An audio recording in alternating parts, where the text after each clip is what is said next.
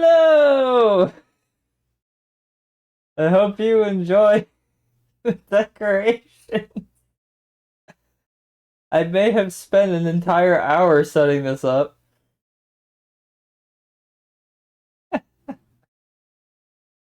Uh, don't worry, the hearts will be behind the hearts will be behind the game. You can only see them when the game's not going.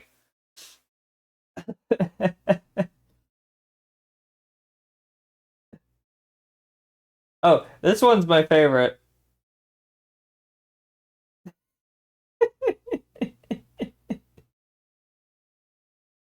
I'm just gonna take a long sip of my juice.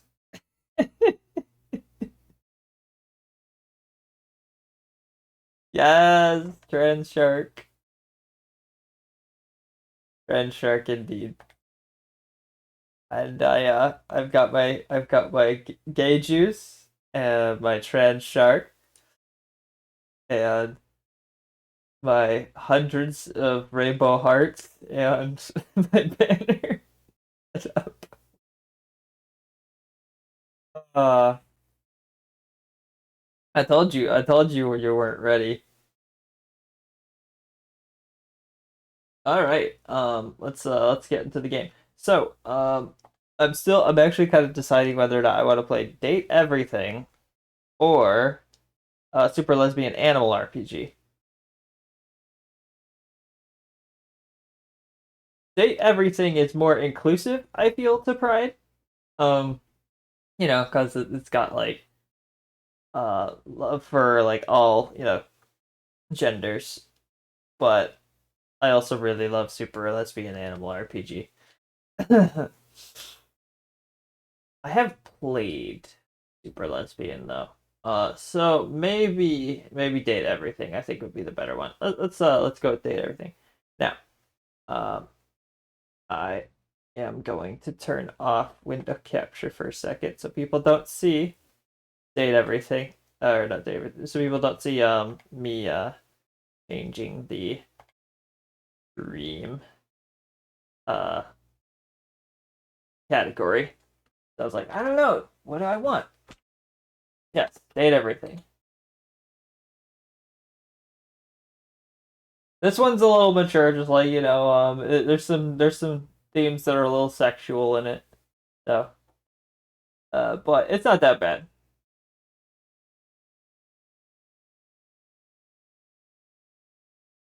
All right, now God, I feel like such a stereotype, but like I had to. Okay, um, let's go window capture back on and game capture. Date Everything. Where are you? Date Everything.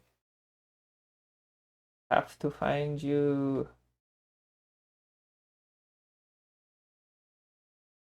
Yes, I did. I did take like an hour to set this up because you have to like you have to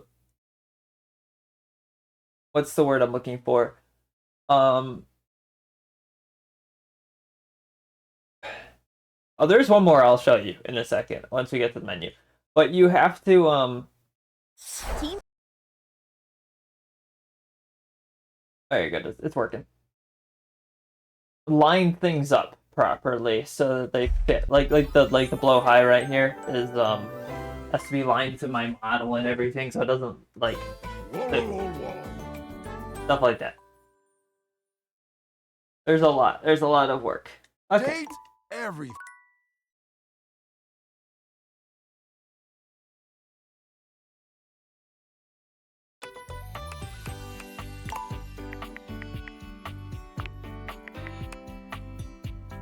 Turn borderless on so I can see y'all's comments. Okay, I'll see you when you know if you start chatting again, Hyper. Okay, so now that we're in the game, I'll bring it back to the menu so you can see this. There's also a little other surprise I got for you. Check this out. Okay, so we get rid of the plush for a second and swap to other pony. Also should get rid of the gauges.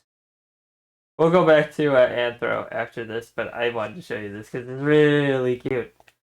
Okay, so this is we all know and love the pony pastel.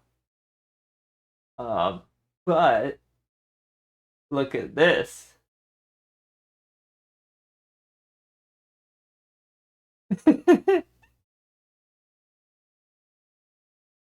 I'm in a blow high.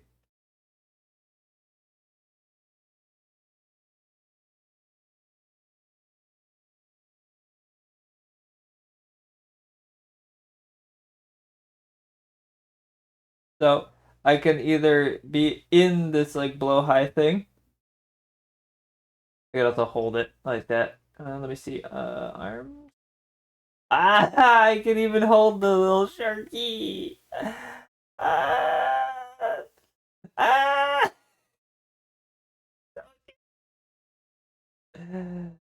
Okay. Um. Yes. But I will swap back to my Anthro. I just I just thought y'all would really enjoy this. It's so adorable. I know everybody or a lot of people here really like cute things. So I love cute things. We all love cute things. Okay. Uh.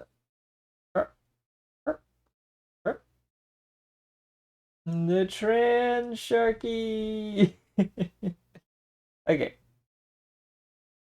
I had to turn the bounce off so that she doesn't like bounce inside of the um inside of the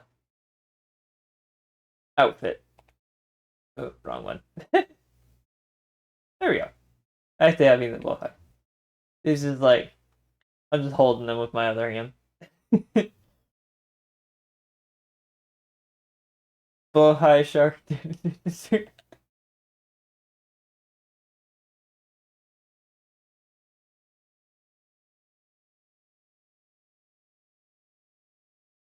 I tried to find a good place to position, but it's a little complicated.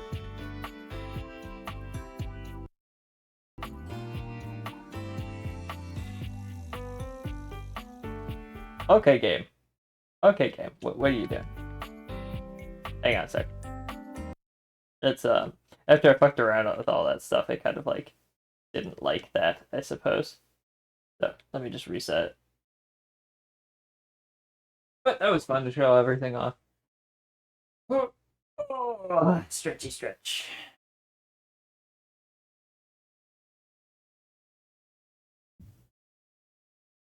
Alright, so we have it set to borderless windowed, I think.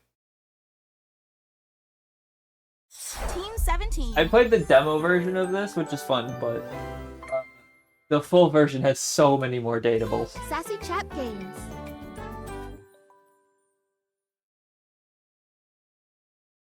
Date everything.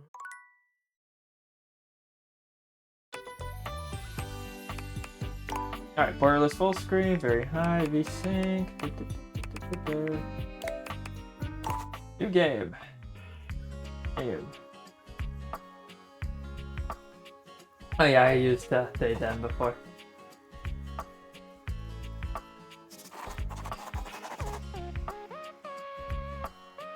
Now.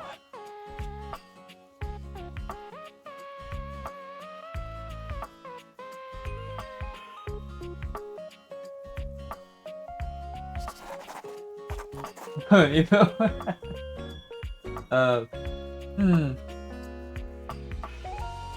Yeah. I'll just stick with my regular name. Actually.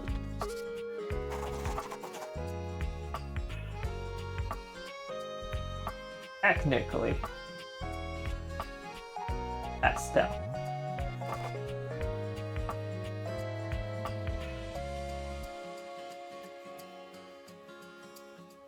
Did I miss a box?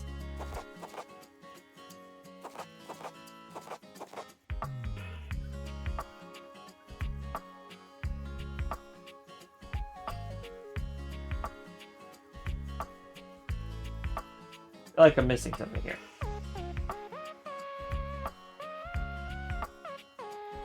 Pastel. Ponyville.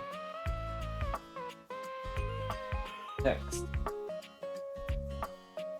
We'll just move on using this one. It was being stupid.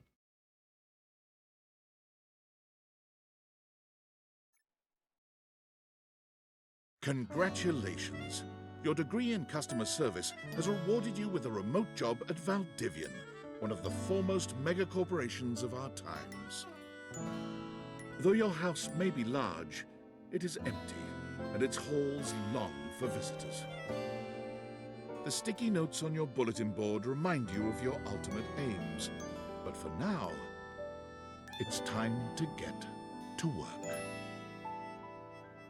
Yay! Okay. Set everything up. Start your job. Or start your new job at your computer.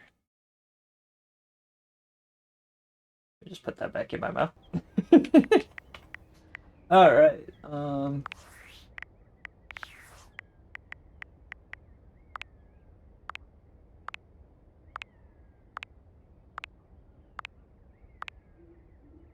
Why not?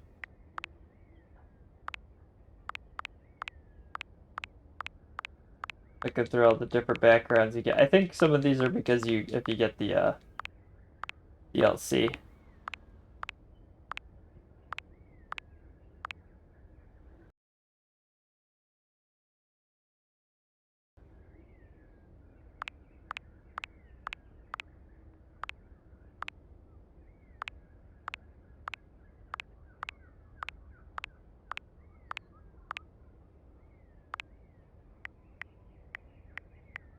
Alright. You can change settings from here too. Looks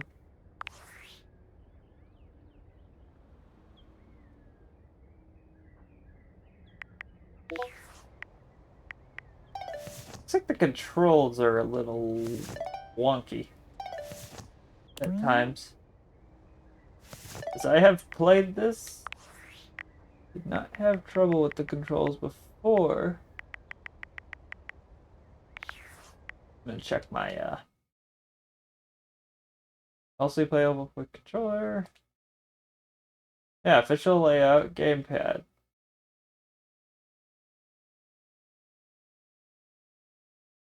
Yep, it's set to a controller. Okay.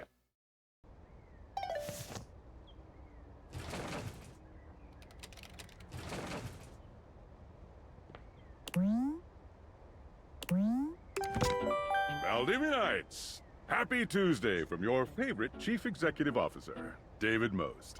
As you know, every day here at Valdivian is a reason to celebrate, as stipulated in your employment contract. Today, however, is extra monumental, as it's the first official day of our new hire. Please join me in giving her a warm welcome to our team. Out of the 30-ish job applications we didn't immediately burn, yours had the least spelling errors. You're joining us at a very exciting time, and we're all rooting for your success. As it lovingly says on the plaque above our daycare center, Valdivian, our business is family. We're so excited to have you joining ours. Coincidentally, the daycare center has been shuttered indefinitely due to the recent economic downturn. We thank our Director of Child Care Coordination, Irene Thomas, for her inspiring work. Okay. Hi there. You come highly recommended. I've heard great things about your can-do attitude. I do have a great attitude. Oh, I can tell. I'm Tom, your manager. But you might find it easier to think of me as a leadership principal guidance associate. I'm Ugh. not from your town myself, Corporate speak. but I have heard great nice things about that specific locale. Seems like you are a customer success strategist. That's wonderful. You should be proud. Sure. Customers deserve success, and in a strategic way. What could be better? Okay, champ. I'll let you get to it. Hey, you there? There she is, world's best friend. Oh god, don't start. I know you must be bored. Any advice for my first day? Just keep that customer service robot voice on at all times, and no matter how mad you get, never give it back to them. And remember, I might have set you up for this job, but you got it because you deserve it. You literally have a degree in customer service.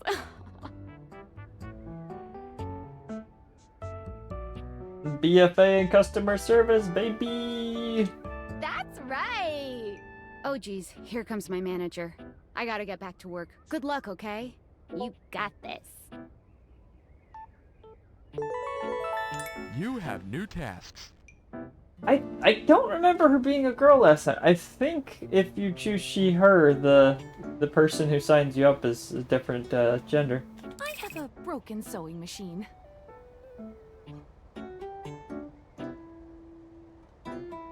Sorry, let me give you a refund. Oh, wow, thanks! You're the best. Hello, I purchased this book and I'm extremely angry about it. Is there a manager I can speak to?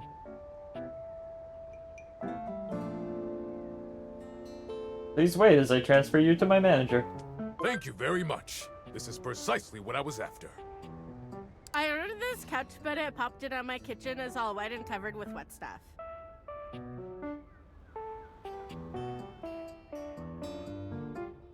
We will issue you a refund shortly. Yay! I am a science teacher, Pronto Palace High School, Go Harridans, and I ordered this as part of a series in which I give students an element to take care of to learn how to be a good parent. This is not cobalt.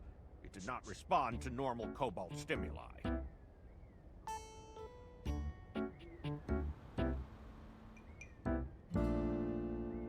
What should it do normally? Well, normal cobalt is ferromagnetic. This is paramagnetic.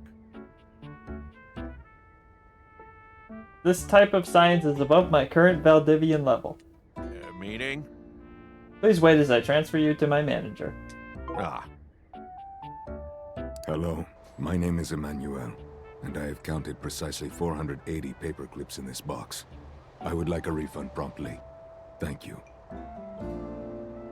Thank you, bud. Good to see you. I'm so glad you could make it.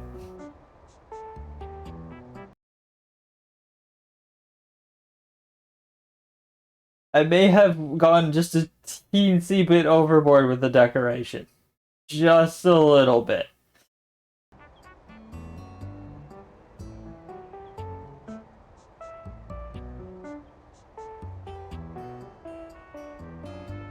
You counted every single one? Yes, every single one. That's wild. You are the one who is wild to continue this line of inquiry. Your company is the one who is wild to continue blatantly selling incorrectly labeled goods. Refund. That is our mistake. We'll be issuing you a refund shortly. Weirdo. Thank you for noticing. Have a happy day to you and your soul.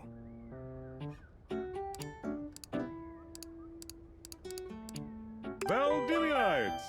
Salutations from the chatbot that has replaced your CEO, David Most. Just kidding. CEO is an extremely important position, and there is no way a computer could ever replicate the ingenuity, expertise, and warmth I utilize daily to bring leadership to our team and value to our shareholders.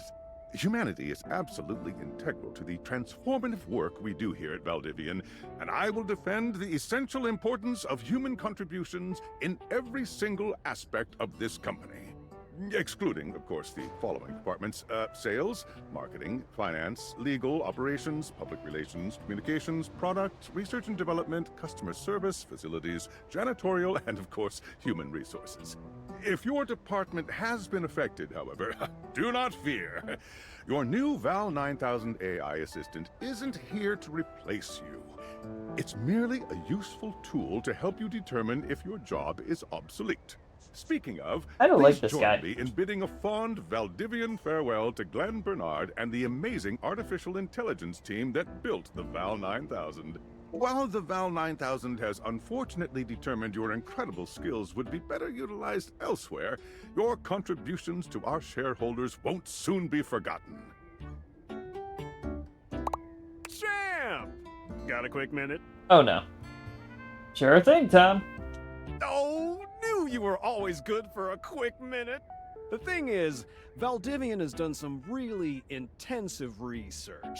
And it looks like Val 9000, the latest iterative AI tech, is going to be taking over your job for the foreseeable future. Should we as a species be concerned about this?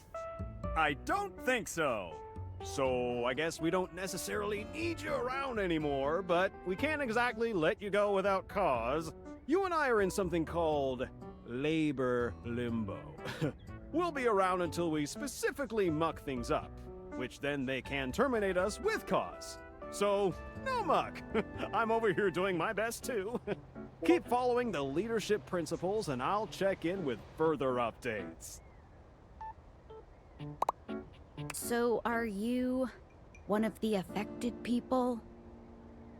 Val 9000 sounds like HAL 9000 from 2001: A Space Odyssey. Yeah, that's probably the joke.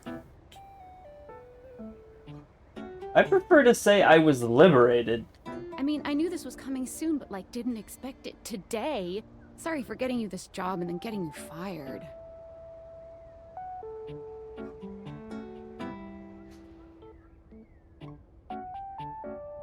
Don't be sorry, I'm not actually fired yet. Oh yeah? That kind of makes sense. In a completely twisted way, of course. Well, they're gonna lock you out of here on your computer, so we can't talk here anymore. Are you on Discord? Yeah, I signed up, but I don't know anyone. Lies! Well, you do now. We should talk there more. Who knows who's listening to us here? Talk to you later. You like to leave your computer? No. Check first. There's nothing.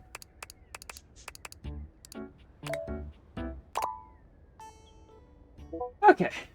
What do we got on the phone?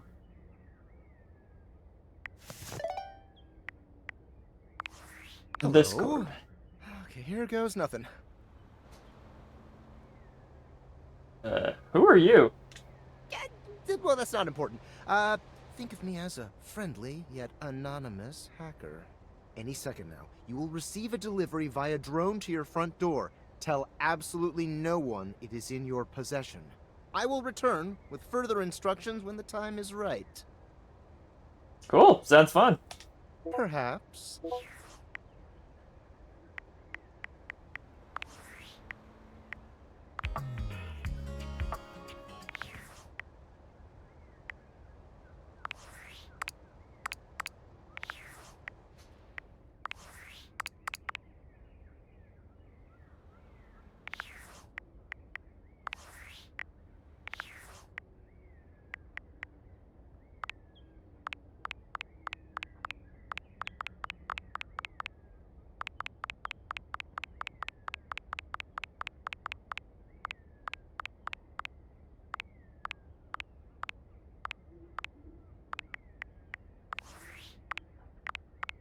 Oh, cool, they got art for the characters.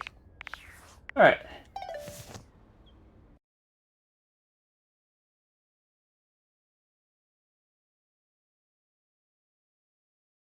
Set phasers to hug. Set phasers to hug. Good to see you, Grendel.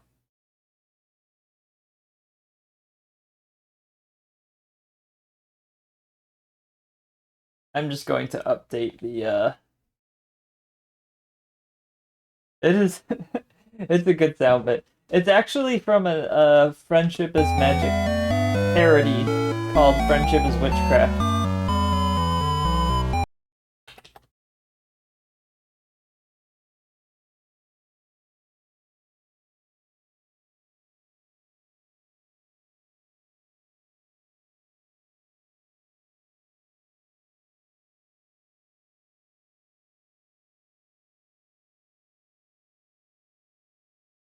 Happy Pride! Alright.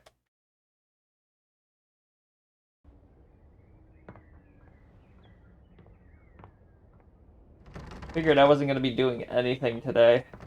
Be in my room, so I'm just like, I may as well stream a Pride stream. Like, really? Seriously.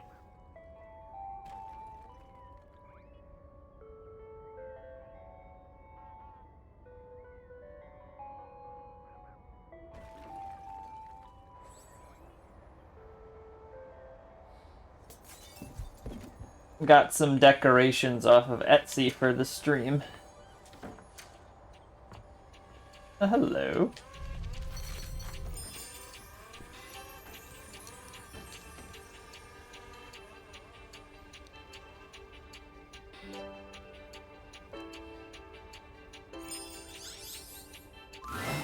You're not quite sure how it happened, but there's a smiling, pink-haired stranger standing just a few feet away from you. Oh my god, she's so cute. You don't remember inviting anyone over. You certainly remember inviting someone this cute to your house. Hey there! Your life is about to change. Hope you're ready. Oh, it's just, I was just looking for a game that would fit the theme for the specific day. I was playing Baldur's Gate 3 recently. I just was like, yeah, I need to find a game that's related to Pride. So I was like, either Date Everything or Lesbian Animal RPG. And I already played Super Lesbian Animal RPG. So I was just like, Date Everything.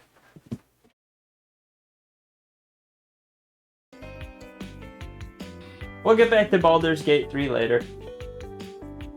I did play, like, I don't know, like, I think a whole month of streams in it, I think.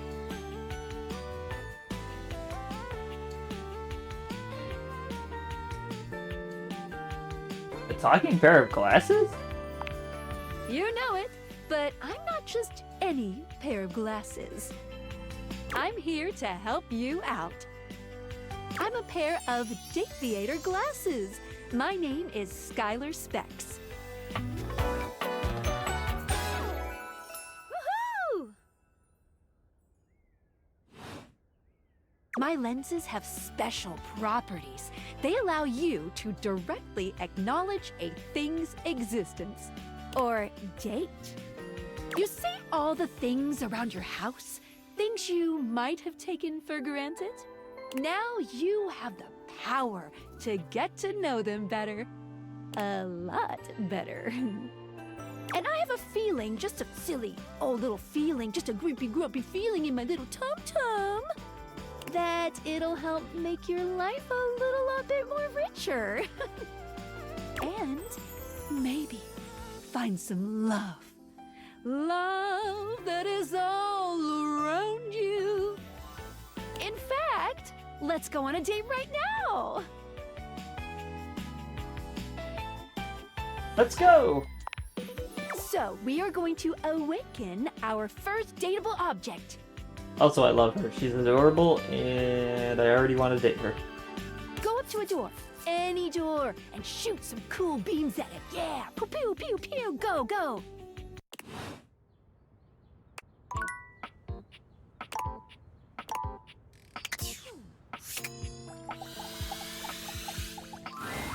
You're still standing in your house, but the unbelievable amount of bouncer energy radiating from the tall stranger who's just appeared in front of you would have you believe you're standing outside of a club. No funny business. I don't want to see those spectacles being used for something untoward.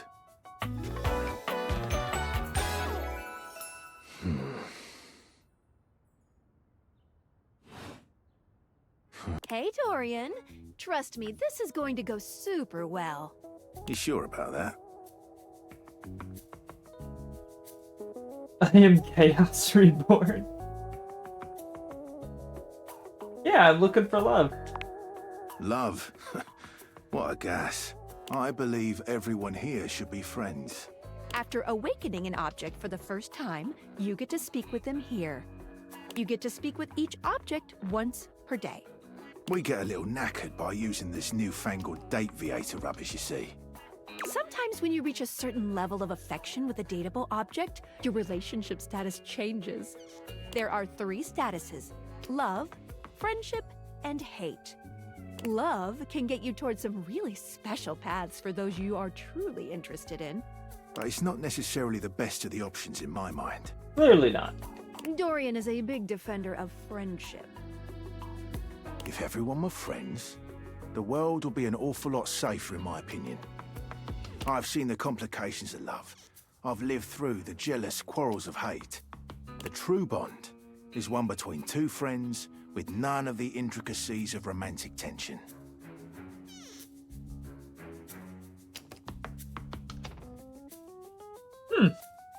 That's our bouncer Dorian talking, but you can go toward whichever one you like. Even hate, which isn't my fave personally. You speaking of Reggie? Ugh, don't remind me.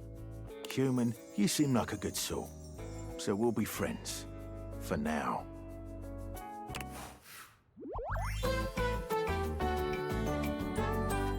Friends. As it should be. Feels good, yeah? But friendship gets you even more than that. I call it specs points. Take a look at this cool personality chart. Set phasers to hug. Set phasers to hug.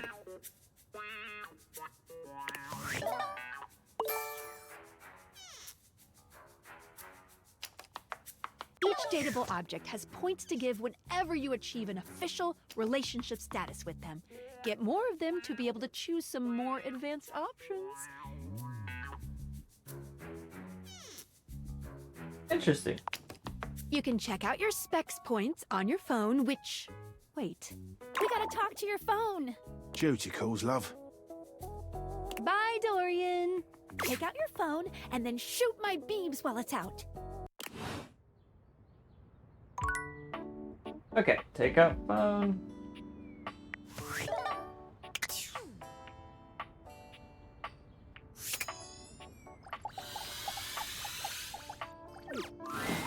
A beautiful stranger with a dazzling smile appears in front of you, shooting you a knowing wink.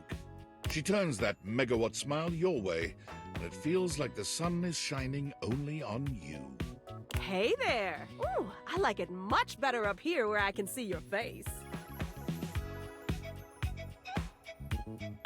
Whoa, what just happened? Your life just got a whole lot better. That's what. Of course, to really enjoy it, you're gonna need someone to show you how things work. Hello, hello! Hey there! Oh, you must be Skylar.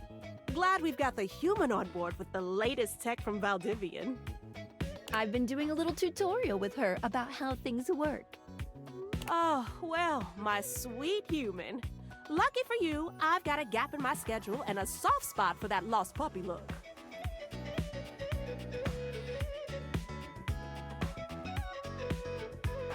What look?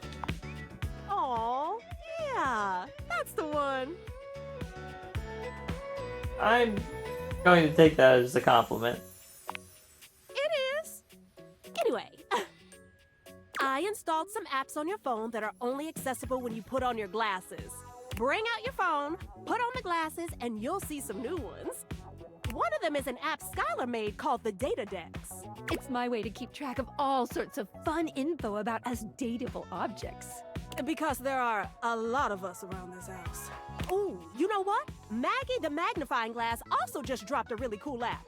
Ooh, gotta run! Another call coming in! Bye, Phoenicia! Was that a reference to Bye Felicia? That is such an old... Oh, that is such an old one.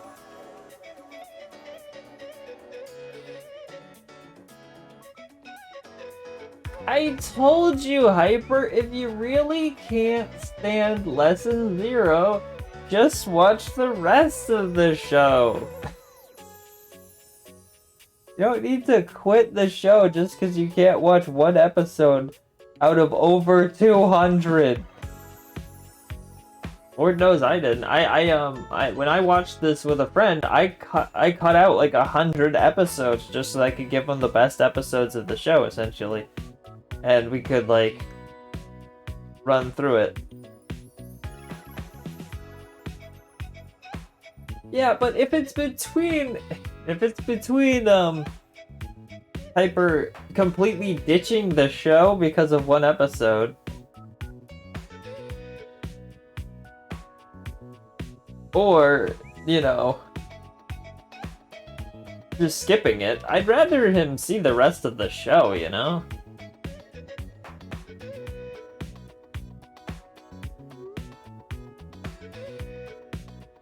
I would argue it is an important episode to Twilight's character because it shows how far she grows, Spooky, but, you don't have to watch it.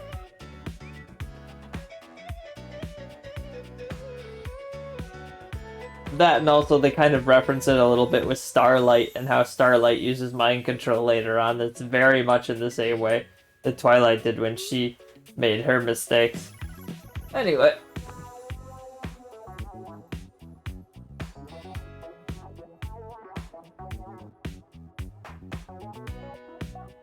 I think your friend also probably just likes the episode. Onward! Now, go awaken the magnifying glass in the living room. Which of course is conveniently located on its own little shelf next to the piano.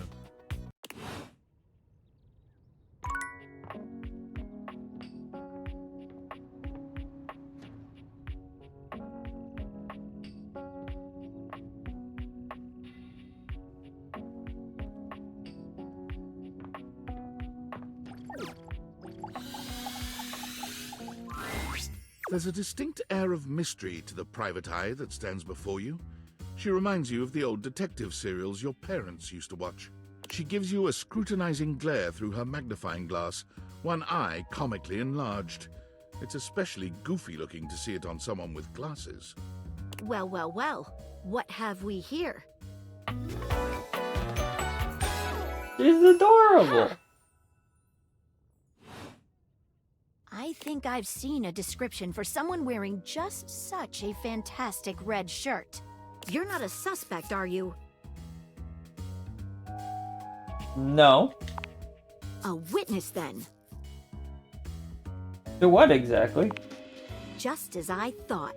Maggie, it's our human's first day talking with us. Go a little easy on her. Interesting. These glasses come in from the outside and are already trying to influence my case? Because the hat is supposed to be a magnifying glass. Trust me, this human has a lot of potential to make this house a better place.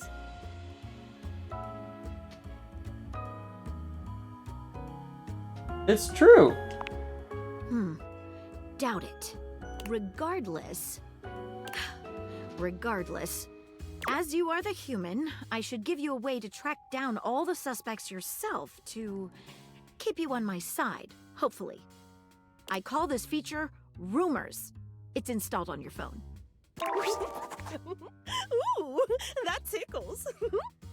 Unlike Skylar's Datadex that gives you the lowdown on those you've already met, Rumors tracks clues you've been given to locate all the pesky, hidden objects that are tricky to find. It's good for rounding up suspects, tracking down evidence, and getting a sense of the household scuttlebutt. Cool, can't wait to find all of you. It'll be tough, but worth it. The more you find, the better your specs will be. Take a look at Rumors in your phone. It'll help you find your way to your last dateable for today. Good luck, Gumshoe. It's getting late. Who should be the last one we talk to before I run out of charges?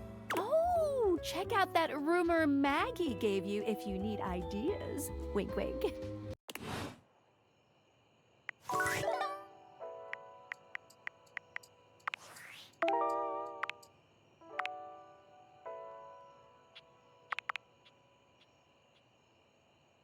Maggie thinks you should talk to your bed next.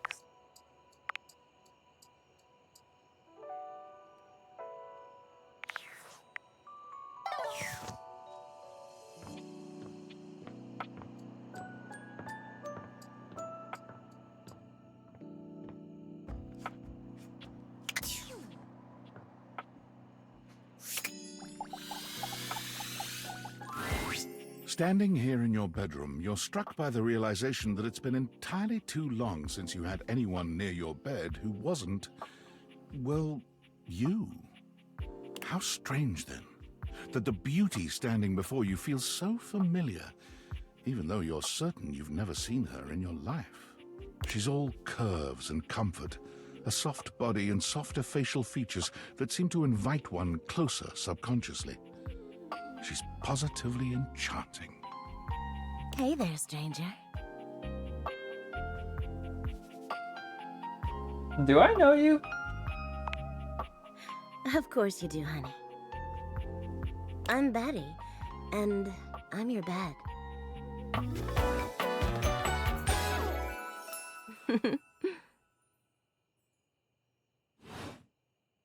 We've been sleeping together so many years, it would be a little weird if you didn't know me, don't you think?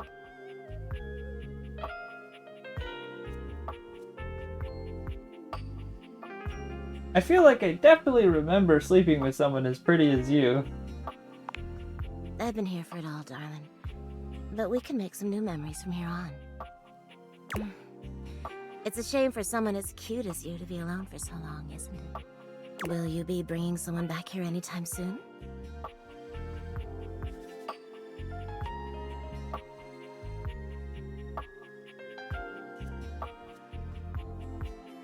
That's not really my thing. Oh, I see. But you know, even if it isn't, there are so many other nice things you can do in bed with a partner. Cuddling, for one. Reading side by side.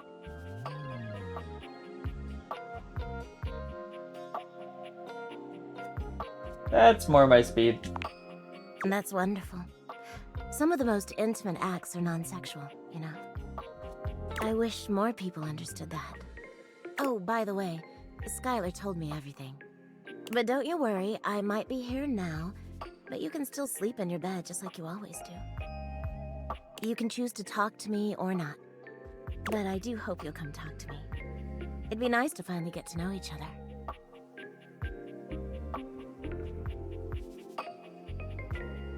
I'd love to know you on a more intimate level. Oh, but I already know you intimately. But I suppose it wouldn't hurt to know more, would it? Well, anyway, I'll be here. See you tonight. It's a date. I can't wait. Sorry, I'm late. I took a look at rumors and got caught up in some real head scratchers. We can talk about it later. For now, let's go to sleep. Today, I kept you on a tight schedule, but tomorrow is a brand new day, and you can truly experience your new powers to your heart's content. Oh, hitting the hay already? Come get comfortable then. Good night. See you tomorrow.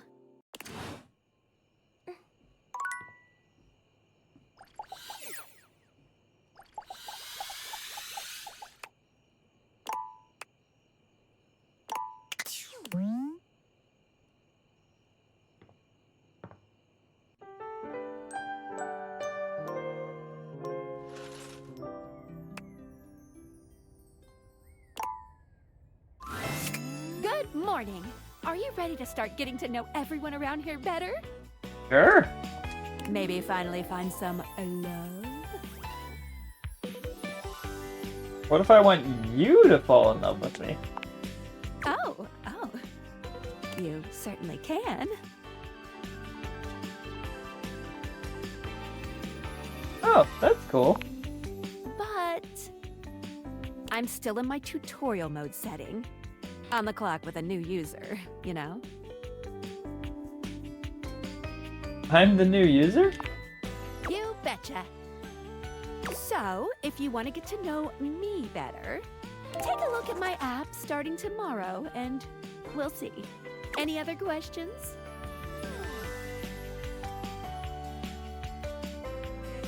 Where should I go next? I would suggest following up with Maggie next. As a detective, she'd have some good places to start. Okay, sounds good. But really, there's no going wrong here. Talk to anyone you want, in any order you want.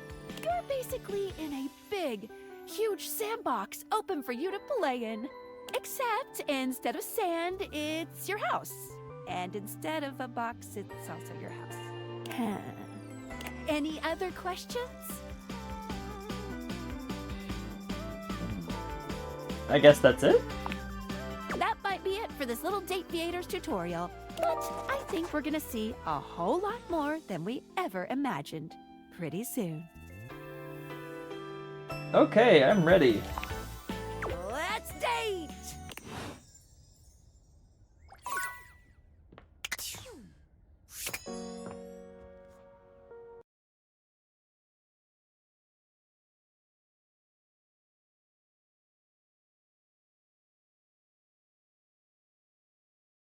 Yep, there's an ad starting in 7 minutes.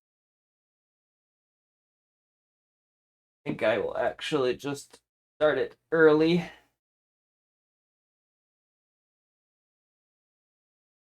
Once we hit 55 minutes.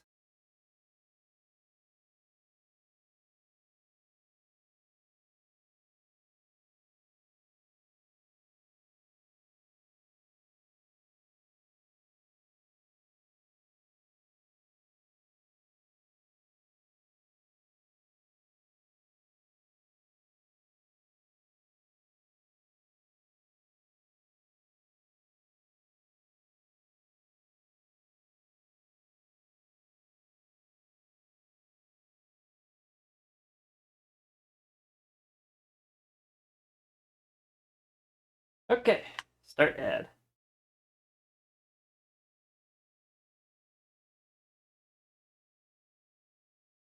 You're welcome, Hyper. Thanks for coming in.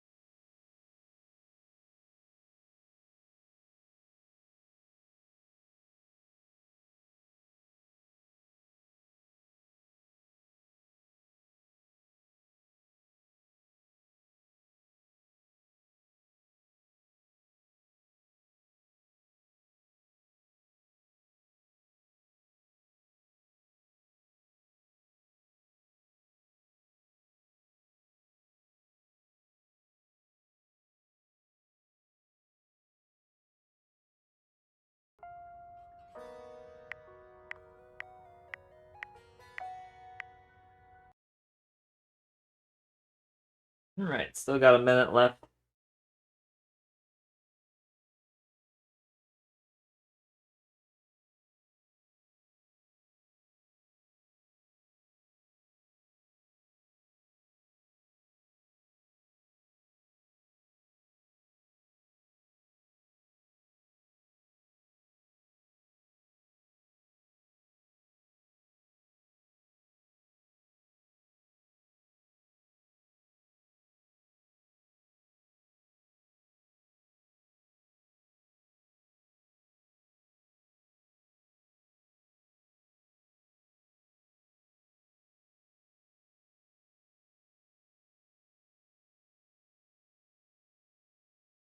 It's easier to just run the ad when you first see it coming.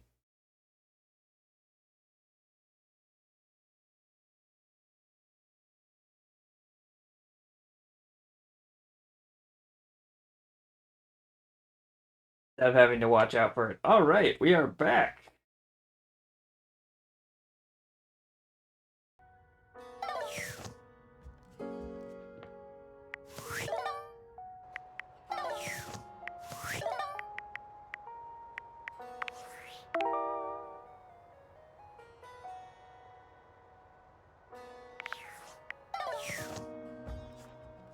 Alright, let's talk to Maggie. Though I do like my computer. I remember talking to them.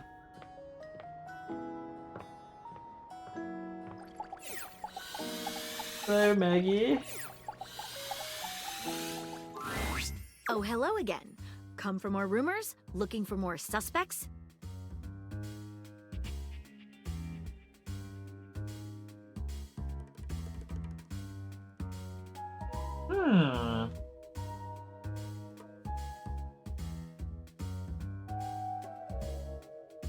No, I wanted to see if you were interested in taking a relationship further. Oh, I see. I can do that. I'm hard at work on my current case. I've been hoping for a breakthrough. Sometimes I get so wrapped up that I start seeing everyone through the lens of a mystery. Are you really a detective? I am Maggie M. Glassbury at your service. Perhaps you've heard of me? I've acquired a modest reputation as a result of some of my previous work.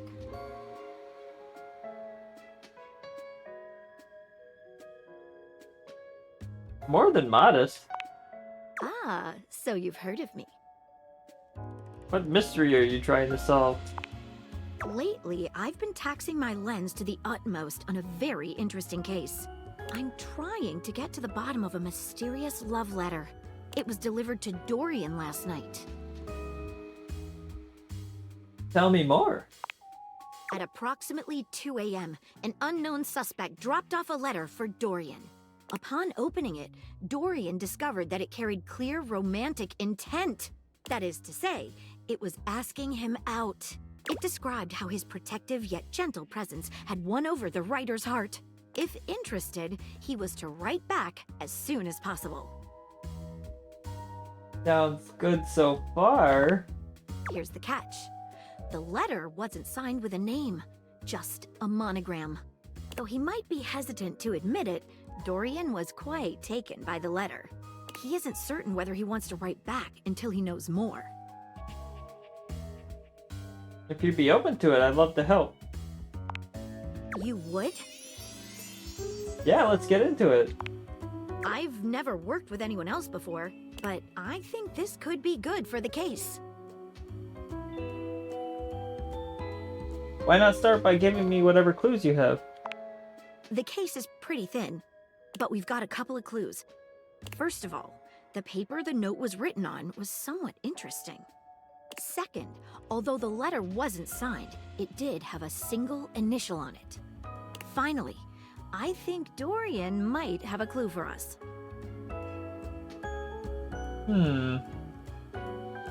Let's start with the paper. What makes it interesting?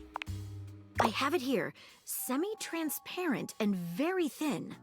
It doesn't seem like ordinary paper at all.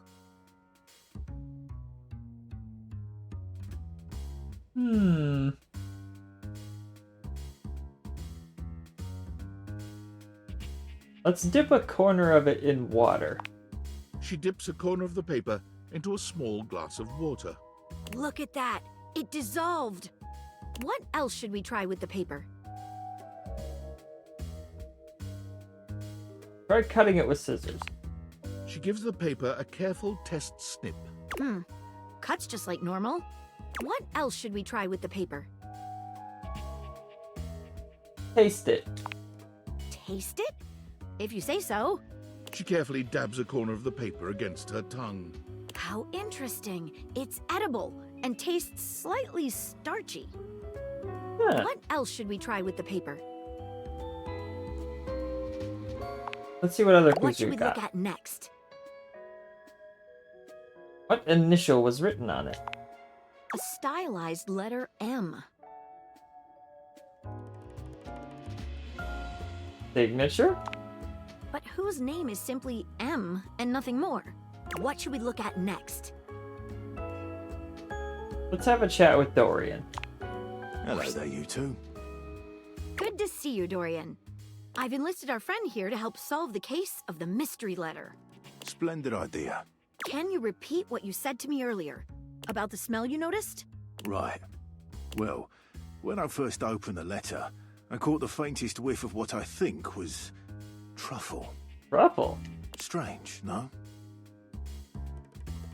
Indeed.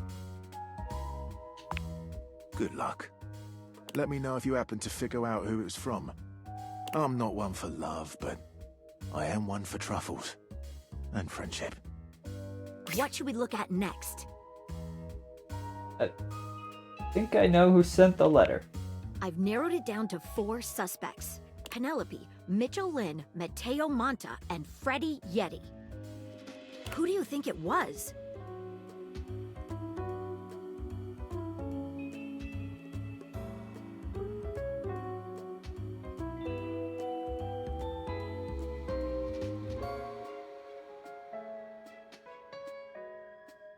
Don't know Mitchell, but it's gotta be him.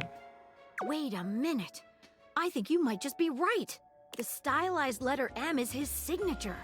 The smell Dorian noticed makes sense now, and the paper. It's gotta be rice paper. You did it. You helped me crack the case without even knowing the suspect at all. The least I could do, Maggie. Guessing is my strong suit. I'm impressed. Now I'm even more excited for the next time we meet. Let me just go and let Dorian know that his secret admirer has been discovered. Hey, before I go, I was wondering, would you like to have a cup of tea with me sometime? I love how stammery and kind of like forward she is, like in terms of like her voice. It's just like very. Would you like to have a cup of tea with me sometime? It's adorable. As a date, I mean. Absolutely. Maggie, I would love nothing more. Maggie lets out a girlish squeal.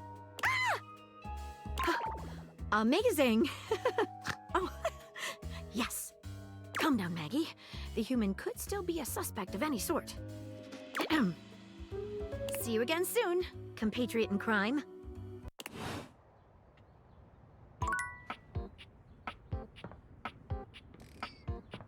Alright, we got 4 more. Trying to think. The fridge. I remember the chair was fun. Oh, coming! Hello. Sorry for any confusion. I'm currently working my day job at all 5 restaurants and bars in the house. It's hard being an actor. Jeremy, the cones are starting to melt. Coming! Stop by for another night of some theater. Okay. She's busy. Where's the sink? You're used to seeing mostly people-shaped objects with the big theaters, but clearly the sink-headed figure before you is, well, not like the others. All the time in the world wouldn't be enough to comprehend whatever is going on with this guy. You can see that he's got a sink for a head and the clothing and posture of a beleaguered stand-up comic, but your inspection is cut short by his disturbing screams. Help! Okay. Help me! Hello? Can you hear me? What's wrong? Listen closely. There isn't much time. Nothing is as it seems. Oh my gosh, what's going on? I'm not who I appear to be. No! Stop that pop-up screen! My name is not Sinclair, it's Martin! Martin Applegate. And I'm not a sink. I'm an insurance claims adjuster from Turkleman City, Florida. What?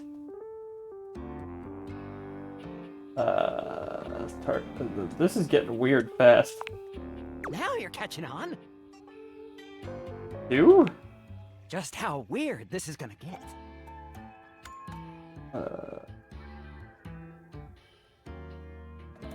Ooh, weird. I like weird. Try this on for size, then. A strange creature that looks and sounds like a soapy little dog jumps up at your legs, yapping and barking. Down, Sudsy, down! Keep your bubbles to yourself, you little devil. Trey, Sudsy. Go to your tray. Sorry about that. Before I begin telling you my tale of woe and Temple's Shirley, let me let Sudsy out, okay? When he gets like this, I just get really flustered. More flustered than being transformed into a sink? Yeah, pretty much. Okay, bye! Sink you next time! What a strange man. Coffee machine. A charming barista grinds coffee in your kitchen, working so busily Oh, she she's so doesn't even seem to pretty. notice you. You stand there for a good few minutes before she spies you, startled out of her intense focus. Oh, hi there. Welcome to Roofbox, the home of all your coffee needs. Ooh, I love her voice too. I'm Kirby, happy to help. G'day.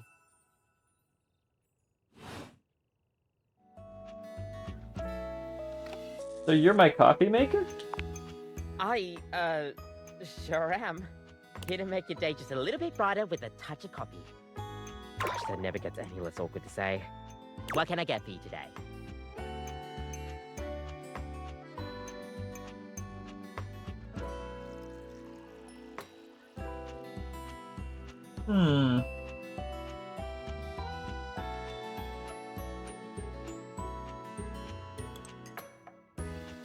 A latte. Sure thing. One latte coming right up. Kopi gets to work, grinding and pouring and mixing with an impressive speed. And voila! One latte just for you. Hope you like it. Is there anything you'd like to know about the latte?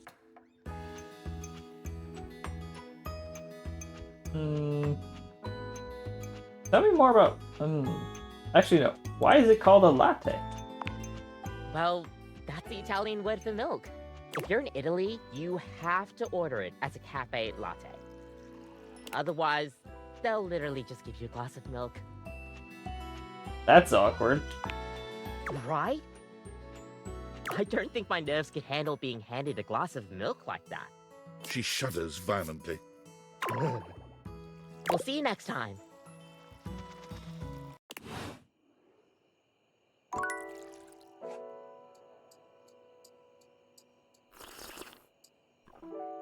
She seems nice.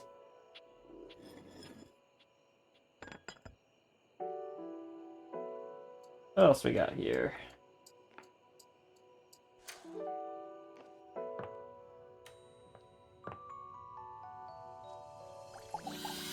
Another sink. Oh, okay, any of the sinks are Sinclair. I'm gonna go with the curtain. A charming, well-dressed duo stand with their backs to you, peering through the curtains and pointing at something outside that you can't see. They seem quite absorbed in their own conversation. Look over there. Look at that. Across the street. What are we looking at? What do you see, Rod? I see a dog. I see a car that could use a wash. Hey, guys. One of them turns to you, holding up a finger before turning back to his friend. Hi, 1 second. Now, why in the world do you think I would care a single thread about an unwashed car? I don't know what you want from life, Kurt. The shoes, my dude. The shoes. Oh, you were looking at the neighbor's shoes. Those are nice. Right? That's what I'm saying. Hey there. Hold on. Those are way better than those shoes we saw last week. Ain't that the truth? Only time I wish Wendelin would have fogged up. Those kicks could have kicked rocks.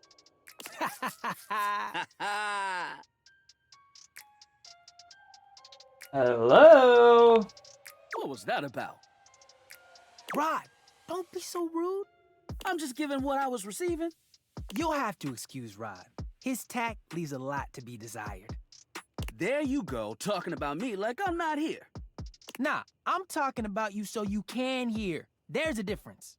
See, that's why your seams are unfinished. My seams are unfinished? My seams are unfinished? Keep talking. See what happens. You ain't gonna do nothing. You love me too much. Yeah, okay. Don't say that too loud. Everyone else might start believing it. Are you two okay? Kurt and I have been together forever. Yo, what up? I'm like his brother. But not my brother. If we were related, you might actually be polished. We both know you wouldn't look good unless you were next to me. Who told you that lie? Say, who do you think looks better? Me or this delusional drape I call my friend? You both look good. Lame. I know it's me. That's fine. It'll be our little secret. Don't even try to make them lie. They're just trying to make you feel good. I'm the fly one.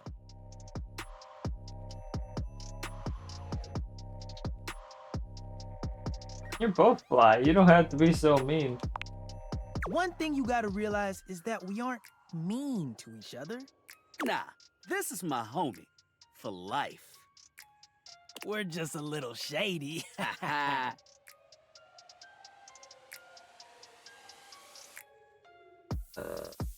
Aren't they the same thing? Being shady isn't always a bad thing. Oh, to the contrary. I'm shady all the time to Kurt. Why? Because I love him. Oh, so it's like your love language? I guess you could say that. Yeah, but we have rules. Oh yeah, you must throw shade appropriately. What do you mean rules? There are 5 rules to throwing shade. First off, you have to know the person. Sure, you can be shady to folks you don't know, but that is just mean. Wait, we made fun of the new mail carrier just the other day. That's because they were wearing that uniform with open-toed sandals. With socks. Oh yeah, they asked for that one. This rule is one of those, do as we say, not as we do things. Unless we ask you to do it with us, at which point, you better come correct. Which brings us to rule number 2. If the roast ain't hot, you're toast. The shade is all about the laugh at the end. Maybe even, a strong guffaw. A guffaw? Are you a cartoon dog person? 'Cause if not, I best not hear a single guffaw out of you, Rod. Hey, Bernie! Good to see ya. Keep your aim true. Never bring in secondary parties. Others shouldn't be collateral damage because you decided to mix patterns and it turned out unfortunate. It is fun so far. I tried to throw shade on Kurt's mom once. Mrs. Chiffon has never done anything and she will not be brought into this foolishness. Okay. Rule 4. Read their body language as you read them down. Everyone has their line and their limit. Don't be so caught up in the goofs that you step on that line. It's easy to be on a roll and run right over your friend. Which is why rule number 1 is important. If you don't know them, you don't know what might actually make them upset. Right, like I don't talk about Rod's crush on the blinds at the last house. Dude, not cool. Sorry, I was just giving an example. You really thought this out. It's an art form. And there is one rule that you absolutely cannot break. Oh, yeah. The final rule. Rule 5 is... If someone you know starts throwing shade on your friend... You better prepare for war. It is your duty to fire back. Verbal warfare has begun. Do what you gotta do. And yeah, those are the rules of shade. You got them all? All 5 locked in. Okay, confident. I like that in a person. If they breathe, Kurt likes them. You act like you're the one to talk. The tree outside sways, and you think it's flirting with you. How can you not be charmed? Have you seen those branches? And the grass is just playing hard to get? Alright now, calm down. They said the grass. The grass, Rod! Oh, you can guffaw, but I can't? Okay, fair. But damn, they got you. You right. That was a good one. You catch on quick. Yo, Rod, that fashion student is getting off the bus. Ooh, what are they wearing? I'm not sure, but it is fly as hell. We've got some people watching to do. Swing on by soon. But come holler at us at different places. Each window has a new thing to throw shade on. Variety is the spice of life, baby. Bring your jokes. We like to keep it lively here. Huh. That was an interesting interaction. Back to bed, I guess. Hey! How's things in labor limbo? You been using all that extra time to do anything fun? Something weird happened to me. Well, go on and tell me. I got this weird gift in the mail. What, just out of nowhere? So what was it? Glasses with a certain power. What power? It can bring, let's see. I make gajinkas out of stuff in your house. Gajinkas? Human versions of non-human shit? I know you've been watching too much anime. What do you mean? Exactly what I said, and there's more. More? I'm still on the first part.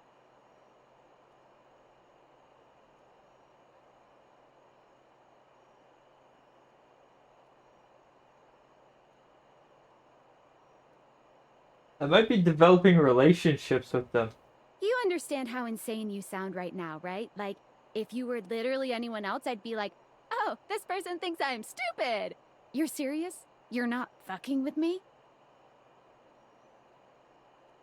I'm 1000% serious. Just, what do you mean? Like, how? What? You seriously have magic date furniture fuck glasses? They're called date viators. Date viators? This is too much. I'm not equipped to process this today. I'm logging off. Goodbye. Magic furniture fuck glasses. I like her.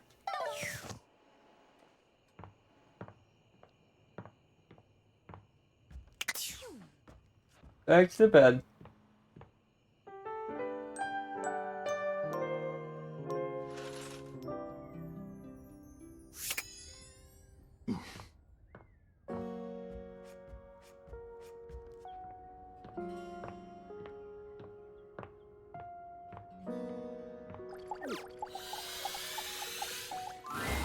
I'm so glad to see you again. You look lovely.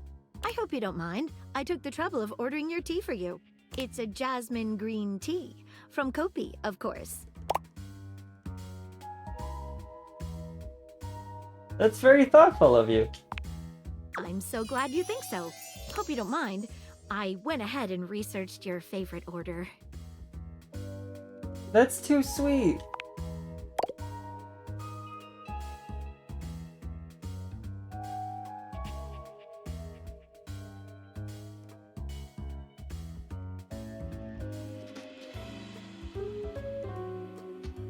No matter how you found out about my order, at least the thought is nice. I'm glad. You know, I've been thinking about you ever since the last time we met. What have you been thinking? The way you gave yourself to that last mystery. Dropped everything in order to help me solve it. Nobody has done that for me before. I'd do it again in a heartbeat. That's the most attractive thing you could have said to me. You make it really fun. My heart. What's it saying? Maggie takes your hand in hers, holding it over her chest. Put your hand just here, below my lens. Do you feel how it's racing? It's beating right out of your chest. What if we... Wait. Before we start this, there's something that's been bothering me. What is it? I hope you won't laugh, but it's another case. Another case? Tell me all about it. It has recently come to my attention that there is a counterfeit object in the house. Rumors have been circulating about it for a while. At first, I wasn't sure there was anything to them. After all, rumors can be nothing more than loose talk. Behind a rumor might be a grain of truth. Exactly correct. The only problem is the rumors are coming from all over the place, and I can't make heads or tails of where they came from. What do you suggest? Well, I'd say we could bring in some witnesses.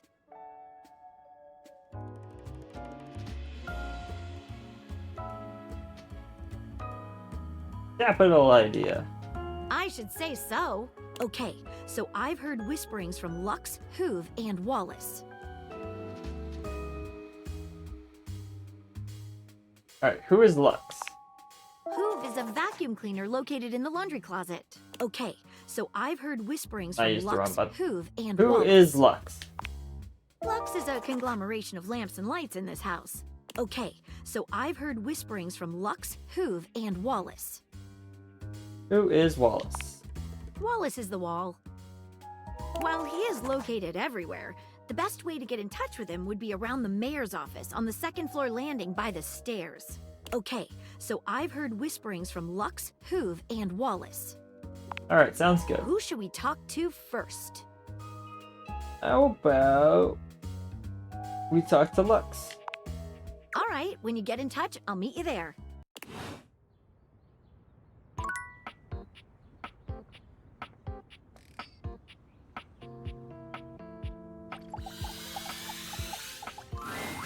For a moment, you wonder if your Dateviators are malfunctioning. But no, the fashionista standing before you is just that dazzling. They are dressed to kill. Abs on display and lighting all along their body, bathing them in a soft glow. A ring of light surrounds their perfectly coiffed blonde hair, giving them the appearance of an angel. And perfect lighting no matter which way they turn. But it doesn't take you long to discover the angel comparisons end at their appearance. Hey, betches! It's me again, Lux. Yes! Oh boy. Hey!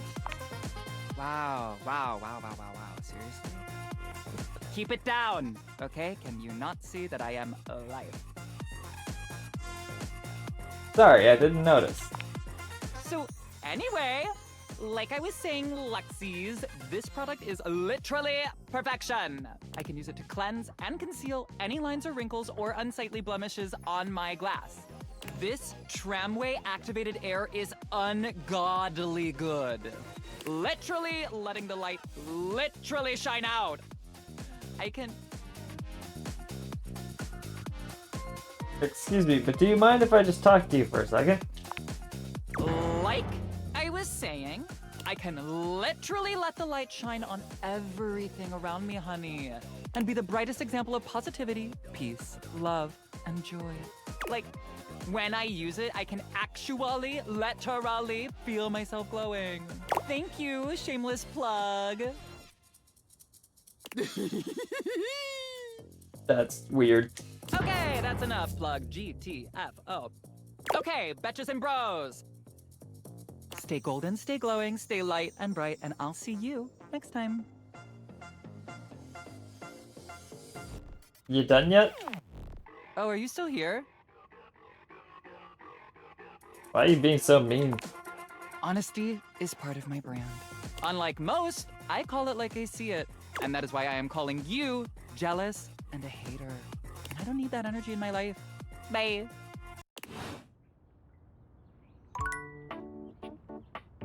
Yeesh. Okay. Let's find Hoover, I guess.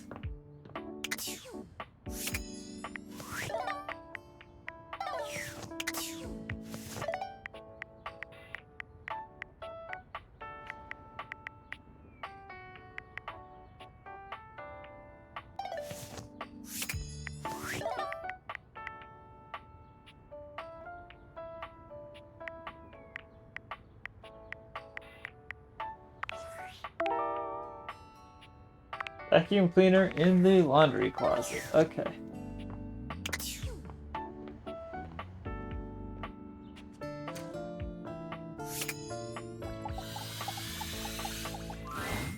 There's something strange about the handsome figure you see standing before you. It's not his clothing, even though he does appear to be dressed in some sort of plastic armor. No, it's something about his face. Handsome though it may be, you can't quite place his expression. Stranger still, he doesn't speak to you at all. He just stares, his face screwed up in concentration, and his lips pressed together. What's that? He lets out the breath he's evidently been holding, bending forward with his hands on his hips as he inhales and exhales deeply. Woo. Sorry about that. Just trying to see how long I could hold my breath for. Seemed like a while. I'm up to 3 hours. All right, now that that's taken care of, I can give you my full attention. Name's Hoover. My friends just call me Hoov, though. What's up? You here to chat? Or is there another incident to clean up? Today was supposed to be my day off. I'd love to chat. Sure. What about? So, you're the one who is the investigator. That's right. Crime scene investigation. I love my work, but it can be hard to put it away at times. I do tend to keep it all in my bag. Seems pretty full. Oh, there's plenty of room in there. Guess you'd know better than me. Yeah, maybe. I'll bet you've been all over the house. You know it. I've been everywhere except the crawl space, I think. I mean, you never know. There are always places I might not know about. I have heard rumors about a haunted attic. Nah, but I'm sure that's nothing but hearsay. Did you say haunted attic? Yeah, just a rumor, I'm sure. You seem tired. Yeah, a bit. It's been a long week, but I enjoy working hard. Makes that can of oil at the end of the day taste all that much better.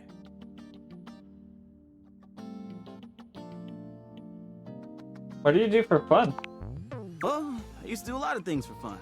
I used to love watching a good game, especially with fellow fans. And sometimes I'd have a drink after a long day's work. These days, I don't know. I just felt a bit too cluttered. Nothing to worry about, though. Hey, it's been great talking to you. But I gotta finish up my work and call it a day. How about you come back and see me next time you got a minute? I feel like I haven't gotten out to do something fun in a while. And maybe the two of us could, I don't know, catch a game or have a drink? See you soon, Hoov. You got it. Anything needs investigating, let me know.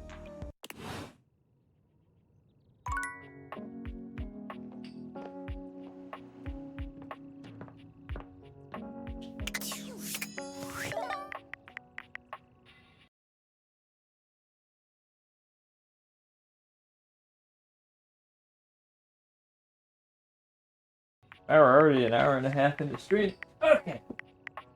Let's see. Rumors. Wallace would be around the mayor's office at the top of the stairs.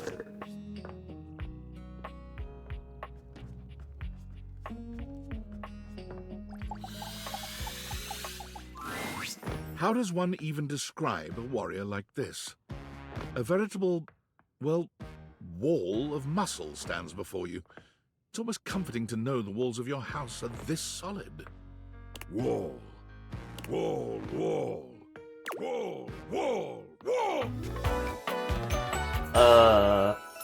Wall. Okay.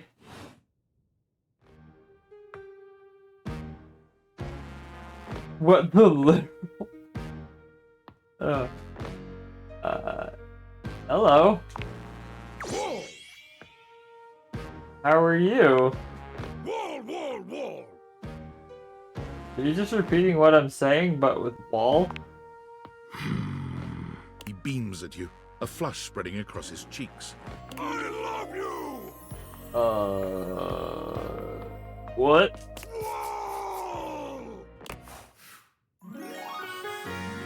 What? What? What do you mean long? What?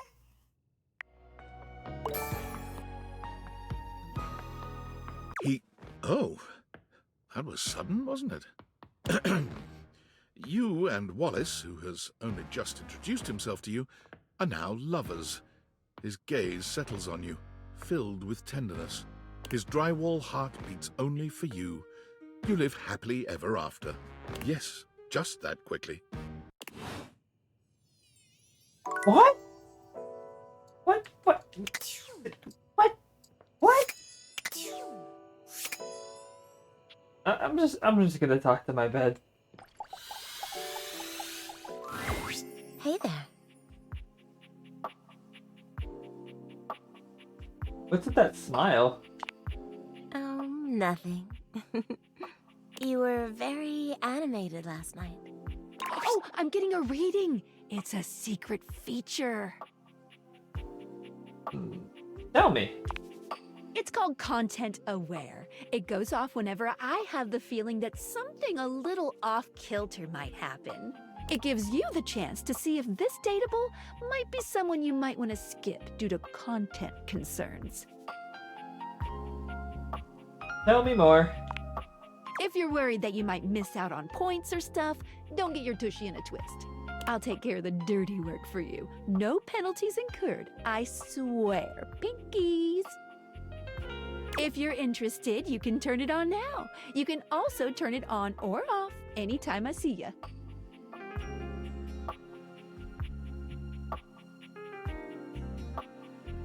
What kind of things are you looking for?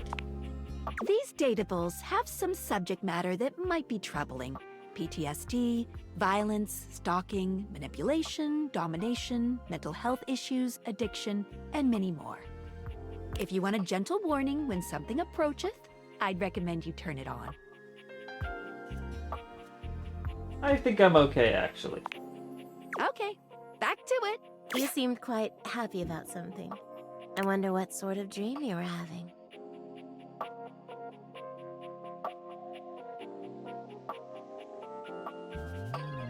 I was, well, it's a little embarrassing. Don't be embarrassed. I'd love to hear all about it.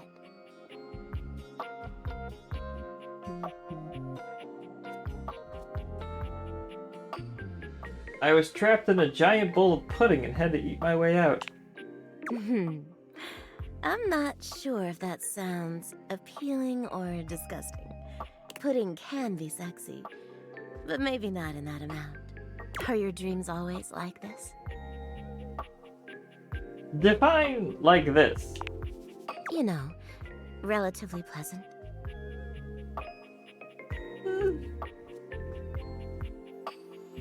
Unfortunately, no. You and I are in the same boat then. You'd think a bed would have nothing but pleasant dreams, right? But I don't sleep well at all these days. Why is that? Well, that's not something I want you to worry your sweet little head about. All I care about is knowing you're sleeping soundly. I just want you to be comfortable and happy when you're with me. I am. I'm so happy to hear that. I could talk to you for hours, but I'm sure I've taken up enough of your time. Well, here's to pleasant dreams for both of us tonight, hmm? Can't wait. See you tonight.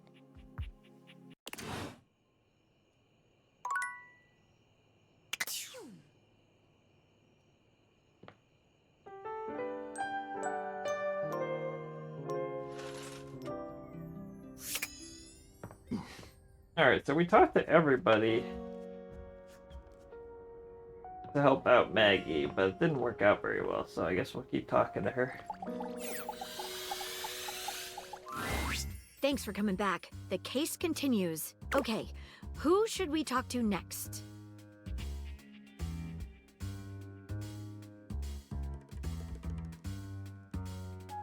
Alright, I need to talk to Lux. All right. right, when you get in touch, I'll meet you there.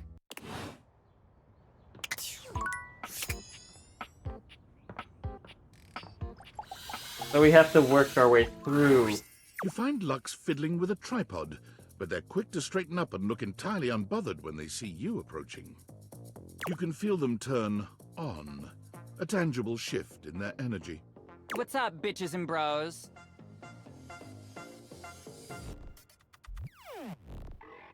Hey there, just wondering about whether you knew anything about a counterfeit item in the house? Oh my god, seriously? I love that you're even asking me. I am so flattered. Let me just, like, hashtag gratitude that right now. Lux, we really need... Oh, MG, like, just give me a second, alright? I am just trying to give you a shout out. What's your handle? Lux, I've told you my handle about 45 times now. Okay, sue me, I forgot it. What do you even want from me? Can you please, for the love of all that is good and holy, just tell us what you've heard about a counterfeit item being in the house. House? Item? About? Because I'm beginning to think it's you. I never thought that you would even freaking ask me that. And I even have an answer. So, like, don't we love this for me? We do love this for you, Lux. Let me just set up my camera so that we can film me answering you. You gotta look your best, Lux. Okay, so, like, I'm ready for my interview. Okay. No, hang on. Let me just do my hair. It needs to look like I spent $500 on it, but also like I spent $8 on it and got it done by my sister. You look so good the way you are, Lux. Lux! What have you heard about a counterfeit item? And who have you heard it from? Answer me before I back my lens off, turn your light into a narrow beam, and singe you with it! Okay, alright, I guess I was being too nice. Good job, Maggie. Oh? Please, and thank you. I heard that one of the dishes was a counterfeit. I heard it from Stepford. Stepford, okay. Maggie, that was the hottest thing I've ever seen. Thank you. Lux, get out of here. You leave Lux for now and continue the case at Maggie's usual meeting place.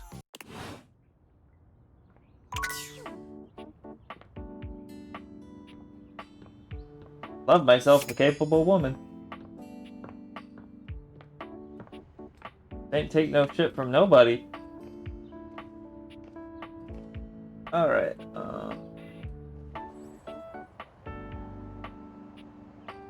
I think. Alright, one of the dishes, huh?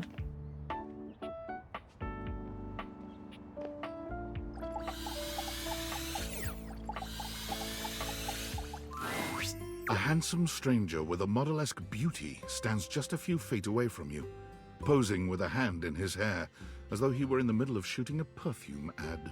The moment he lays eyes on you, he lights up, drinking you in with a warm smile and warmer gaze. Ciao, beautiful. What are you doing? Beautiful, are you talking about me? Ah, Amore, of course I'm talking about you. The contour of you, the shape. I would love nothing more than to paint you, or sculpt you. Anything to continue looking at you. But first, I must introduce myself. The music of courtship has its cadence, after all. I am the one and only Fabrizio. Amore. Piacere di conoscerti.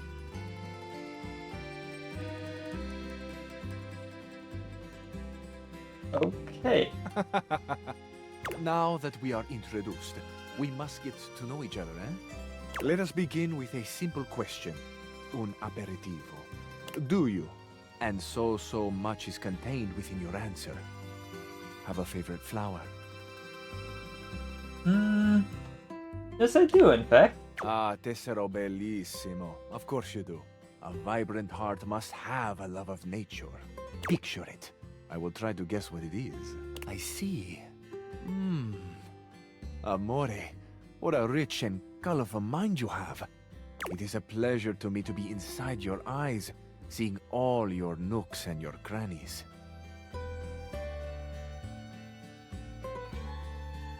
I have crannies? Ah, do you ever, Amore? And exquisite crannies they are. And somewhere buried in one of them, like a golden treasure waiting to be found, is this flower in your mind. This guy is really forward. I see red. No, not red. Oh, Amore, how specific you are. I do see red. And also I see orange, the color of sunset. I see blue, the color of the ocean at night, or the sadness at the bottom of your eyes.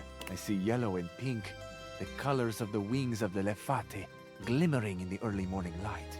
Amore, so powerful is your mind, sending this vision to me. I can even smell this flower.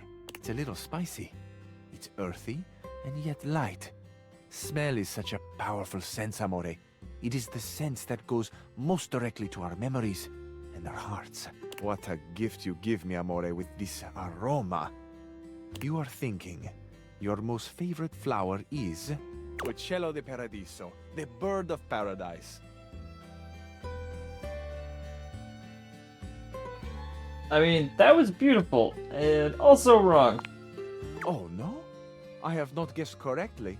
Amore, what can I say? I am so sensitive and so open. I must have picked up something in the air around you, and it has led me astray. This can mean only that I have not brought my full attention to you, and I have not truly focused on you. For that, I offer my humblest apologies. You are deserving of all of me, Amore, and I shall not fail again. It's really okay. I feel I should tell you also. It may look as though I have something of a hard exterior. I have heard before, though not from lovers, that I can sometimes appear closed.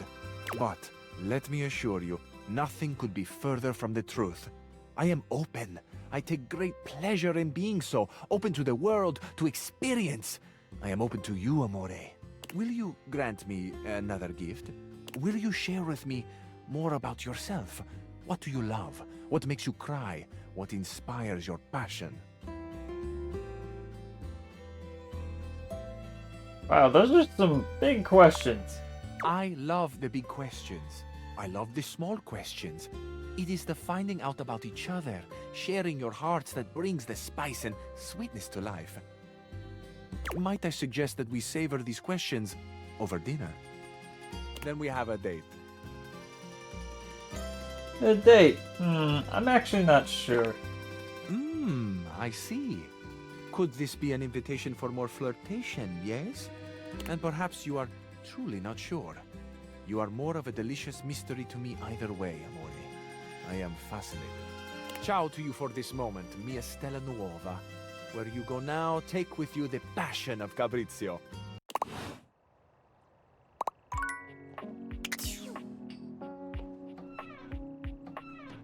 I think we looked at the wrong one. The dishes. A tall, statuesque man stands with his back turned to you, surveying the dish. The name of the game, Tishel, is Date Everything. It's just a game where you talk to all the objects in your house and they turn into hot, anthropomorphized versions of themselves, and you can date them. Dishes, your dishes, on the table in front of him. He's so absorbed in them that he doesn't seem to notice you.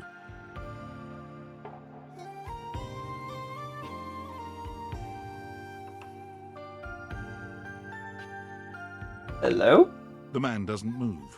As you walk around to get a better look, you can see that he's quite handsome, and still entirely uninterested in speaking to you.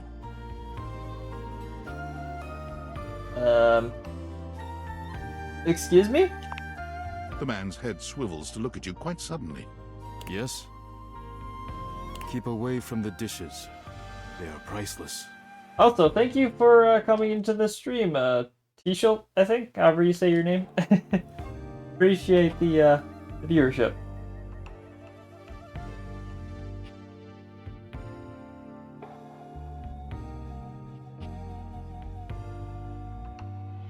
I mean, they're my dishes. I like them too. Then you understand my concern.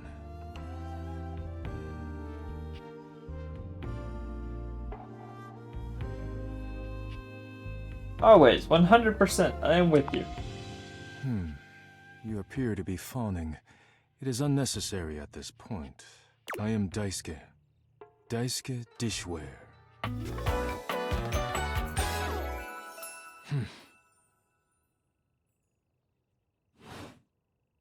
And you are interrupting inventory. Who asked you to do this? No one asked me. It is simply my duty. Once a week I take inventory of the dishes. If one is cracked or chipped, I repair it.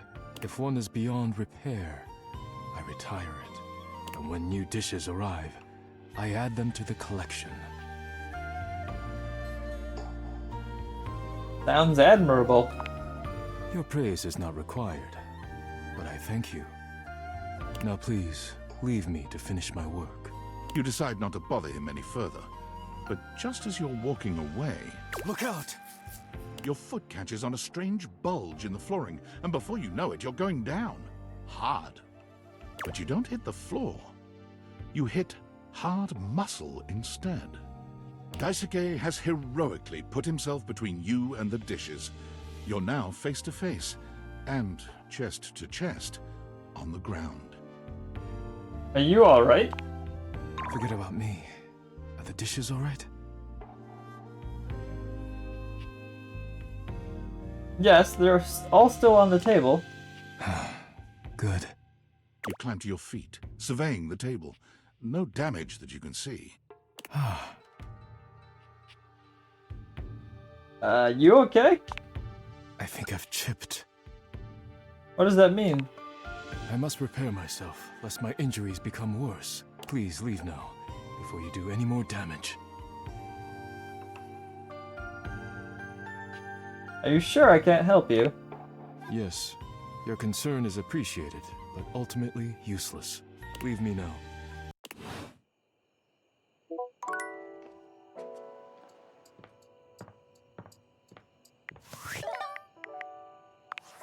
Impressive news out of Valfest. Really too bad that particular partnership is about to hit a rough patch. But then David's never been great at partnerships. Okay. I see you've had the opportunity to test out the prototype. Yeah, it's been going okay. I'm enormously grateful to you for concealing the prototype. And I'm sorry I dropped all this on you so unexpectedly. I know protecting it is not a responsibility you asked for. Maybe not even a responsibility you want. But I had no other choice. Every other Valdivian employee's allegiance was unknowable, except you. Why me? Because you're paid the least out of everyone. Wait, seriously? I can't get into that right now. Anyway, it's not safe to talk. I will return when the signal is secure.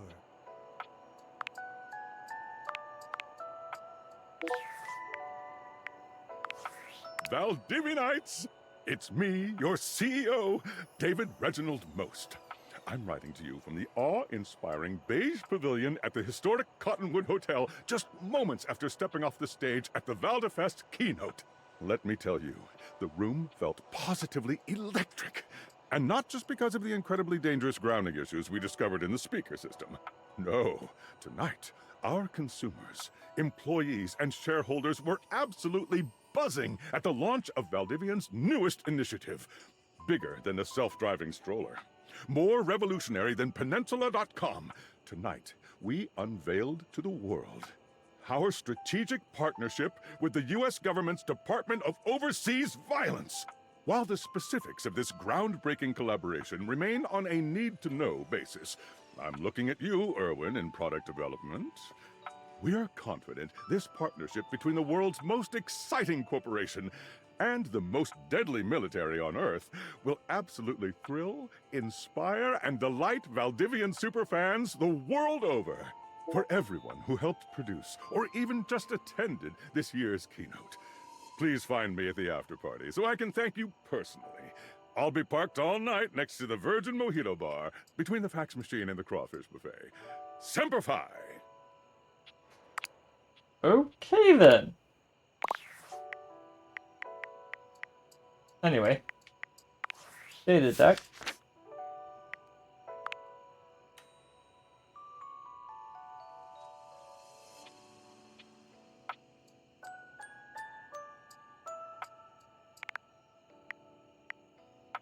Oh, they actually give you the voices of who each character is.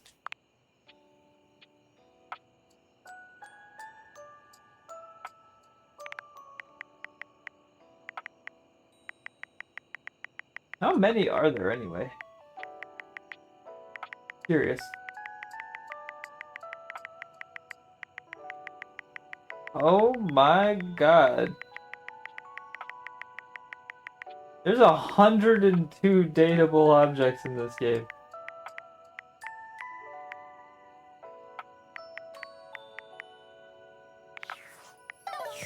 Scratching the surface, I guess, with Maggie.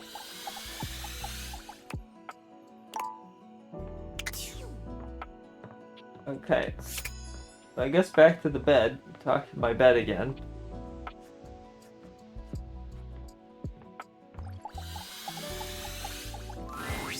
Betty reclines luxuriously on the bed when you first see her.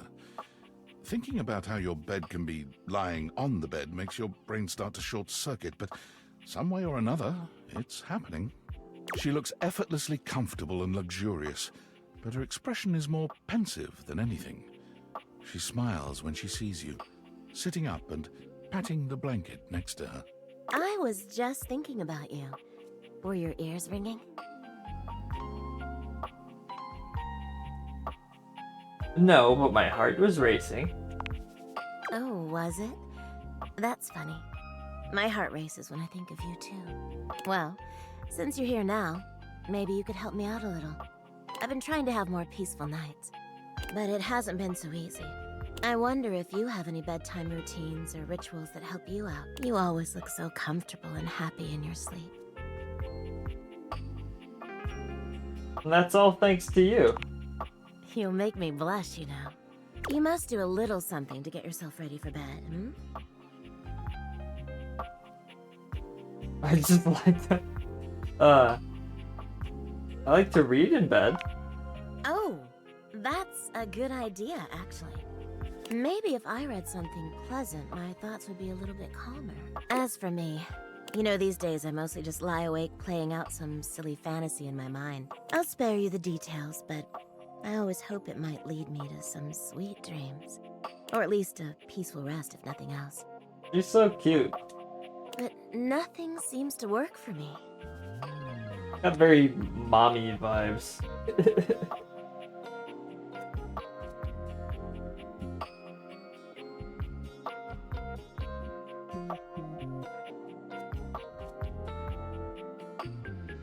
What kind of fantasies are we talking here?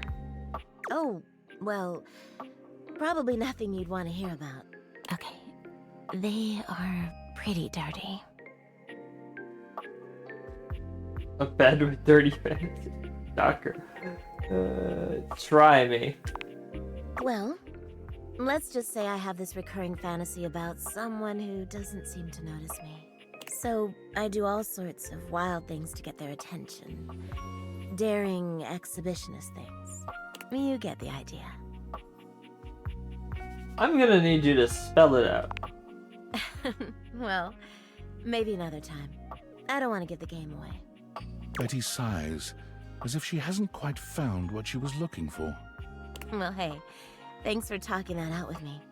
I'm gonna try to shake up my routine tonight. I'll take any positive thoughts you've got. Sending positive sleep thoughts your way. Thank you, hon. See you tonight.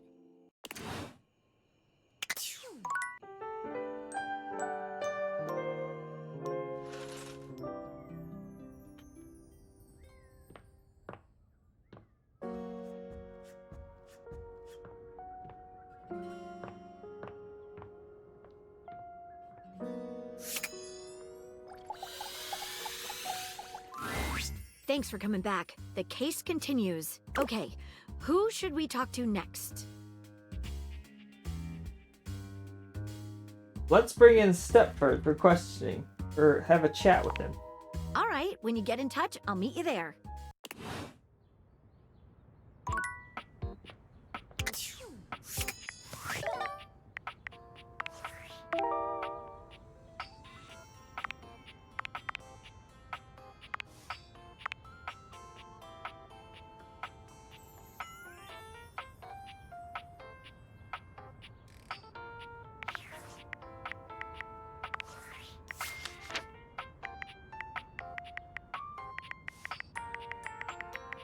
Okay, so we need to find Stepford, but I'm not sure where he is.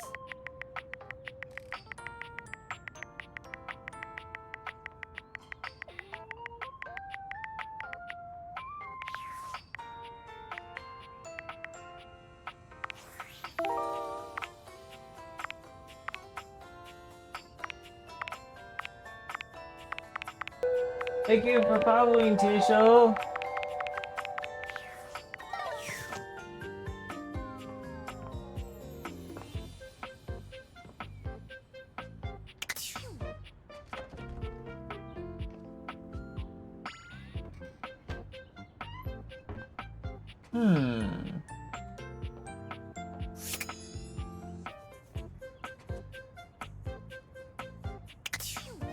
I'm checking in here.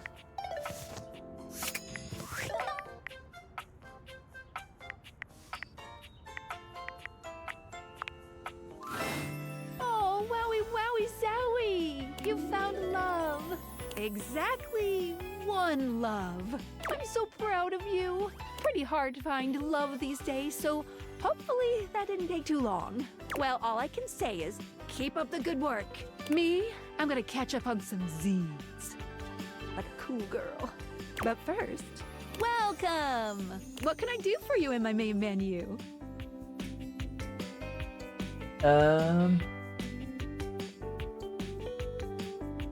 Let's chat about you. Oh, let's. There's lots I can chat about. Me? Let's talk about our relationship. Relationships? My favorite subject. What do you want to know? How do I get you to have feelings for me? Oh, you want to date me, eh? It's possible, you know. You just have to, ask me about myself.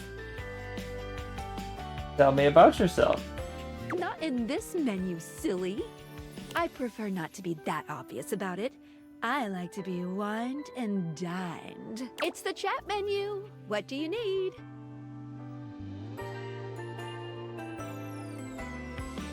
I don't want to be in this menu. Let's go back up one. Scoochin'. Anything else? Ooh, that fantastic red shirt is looking rather nice today. I want to talk about features and utilities. Right this way. I want to talk about the rules and strategy. What's on your mind? How does specs work? Oh, sure, specs. Specs stands for smarts, poise, empathy, charm, and sass. These 5 qualities are measured on your personality using the specs menu. There's also a glossary button in the top right corner if you want more explanation on what each means. Anything else you'd like to know? I'm good on specs. Anything else you wanted to know about features? Nothing here, actually. I'm good. Cool. What can I do for you in my main menu? I'm all done here. Oh, yeah, I'll miss you.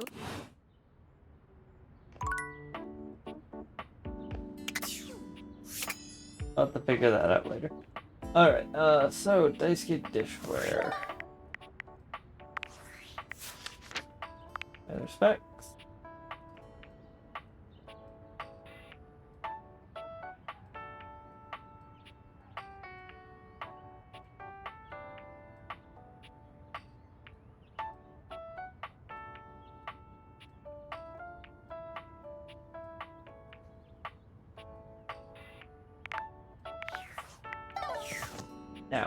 We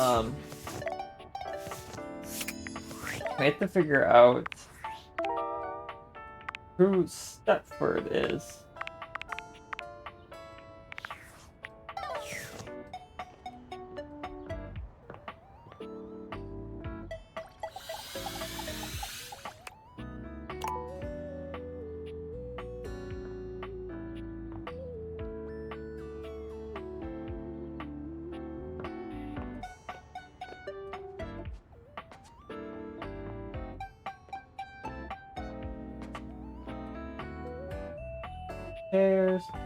Oh, I know who Stepford is. It's the Steps.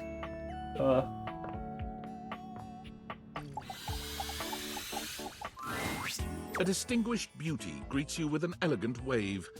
Oh no, Never okay, really this is thought a so different many one. hard corners and angles could be soft and graceful, but she's really selling it somehow. Oh, hello, dearie. Mind your step. I'm getting a bit creaky in my old age. I'm working on it, mind you. I'm Stella, your quickest way up and down between floor and ceiling. Airway calling.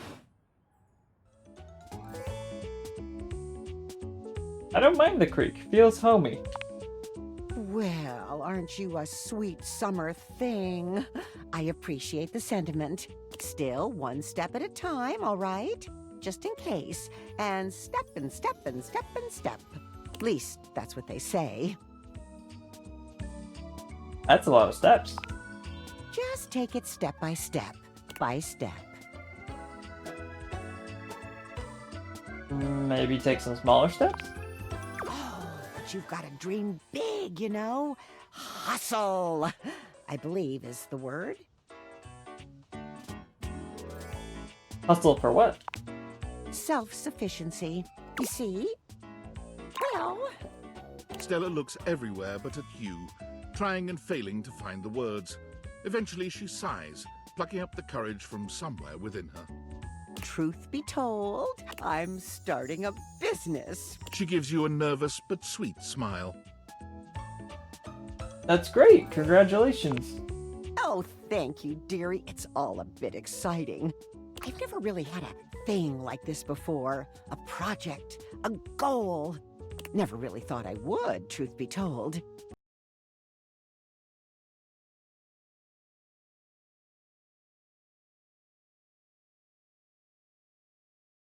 Oops, missed the ad break. Oh well. Usually I like to stop when the ad break comes up, but yeah, sometimes I miss it. You know, if you were interested, I could get you in on the ground level.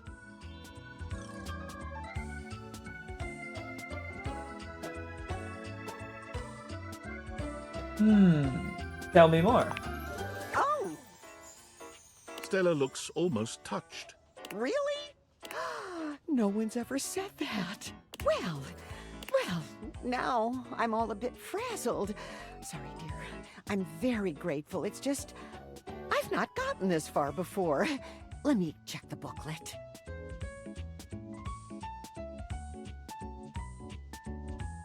Booklet? They sent it to me when I signed up. Stella Steps to Success. How to sell that sale and change your life, generate passive income and financial freedom, all from the comfort of your own home. Stella pulls out a pamphlet from deep in her bag. I memorized that part at least.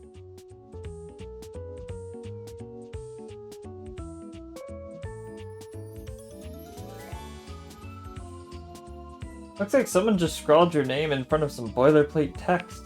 It does, doesn't it? And they probably did. Still, it felt rude to throw it out. There's some good advice in here, really, like this one. She unfolds the pamphlet and begins to read. Step 29. You can never have too much stock, but you can run out of storage space. Consider investing in a larger house.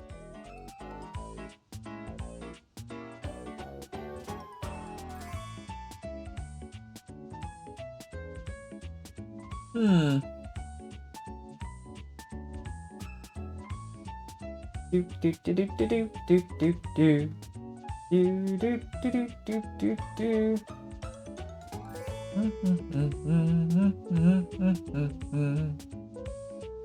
That seems dramatic. well, it is a little bold, but maybe that's what I need. Bold. Oh, I really have gone off track now, haven't I? Booklet or not, this is a mess. Look, dearie, I'm so sorry to ask, but could you come by again someday soon? Give me another shot. I'm still working on my nerves. And there are really a lot of fancy words to learn. I'll throw in a free sample. Gotta get rid of them somehow.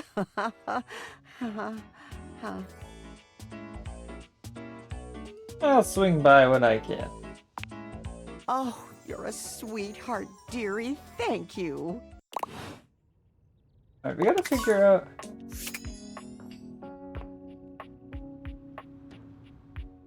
Stepford. Like a step ladder? A chair?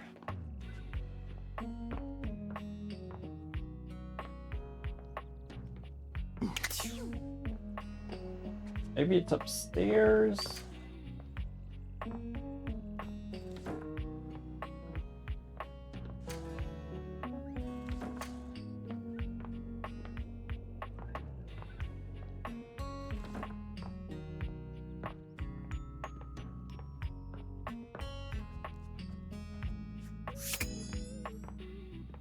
We need to find which one is Stepford before we talk to her again. This, maybe? You're forced to crane your neck upwards as you try to take in the entirety of the blonde Viking towering over you. He stares down at you, cutting a truly intimidating figure. He says nothing for several minutes. You begin to wonder if perhaps your cross-trainer is broken.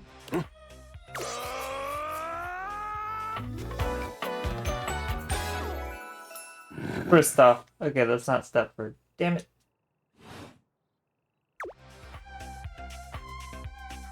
Hey there, that was some scream.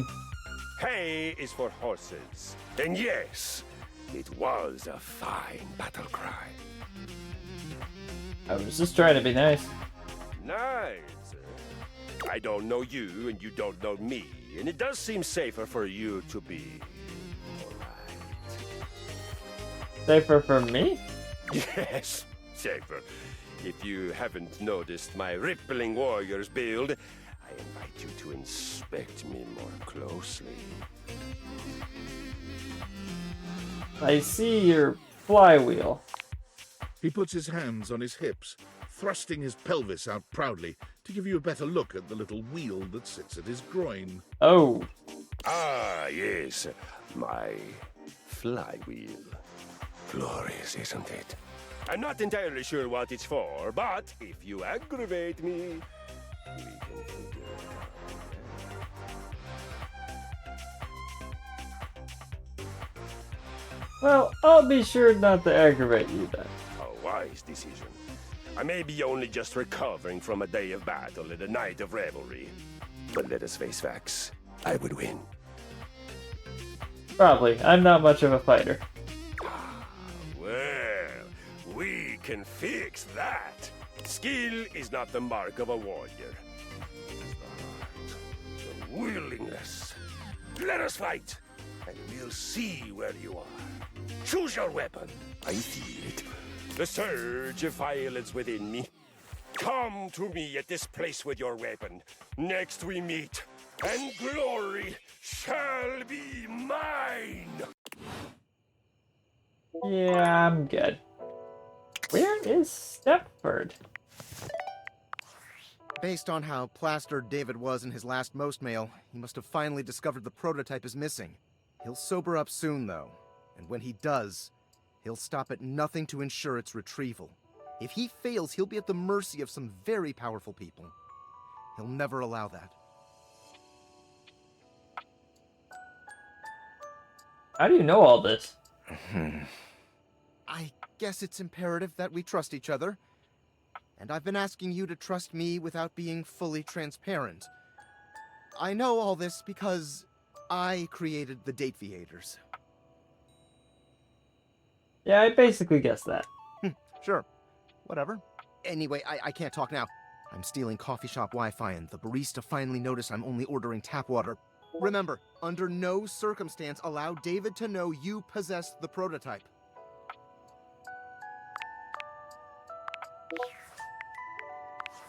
Valdivia-tides! Yo, it's your boy, David Most!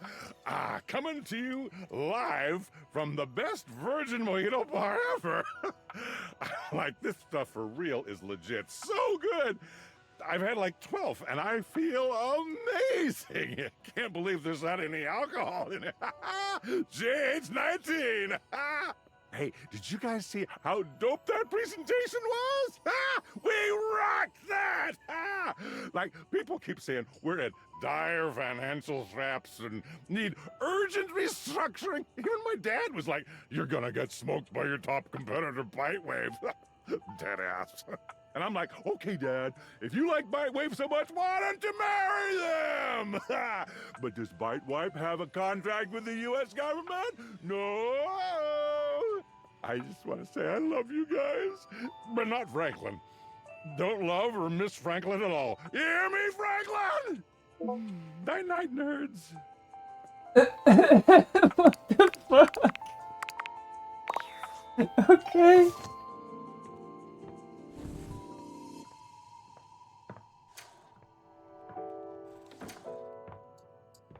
Stepford. Stepford. Stepford.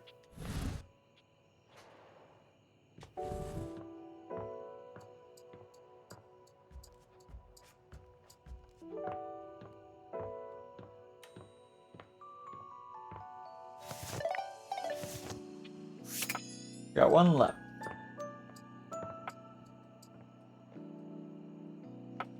Anyone in the chairs?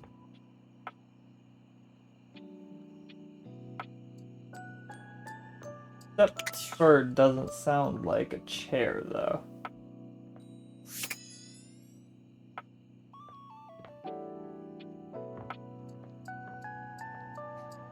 Sounds like a step stool or something.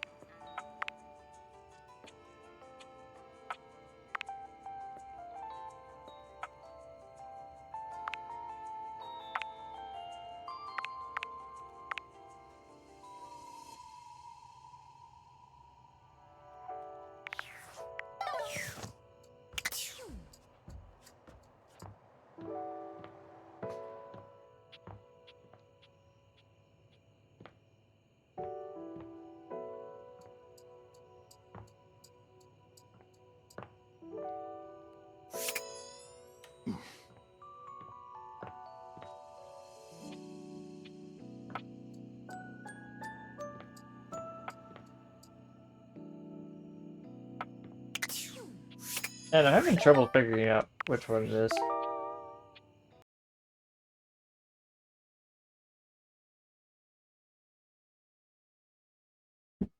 I'll check it.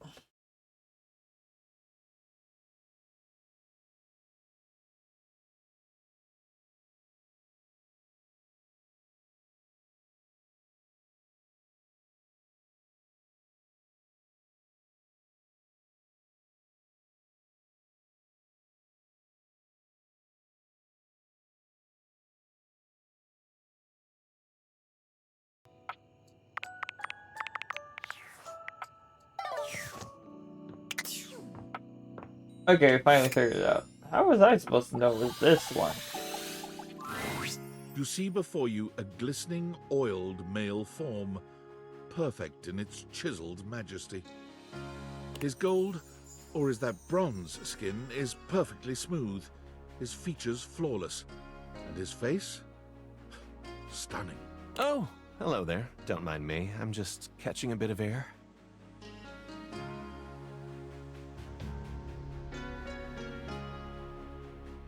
What do you use as a conditioner? Just plain old metal polish, actually. Kind of does that naturally.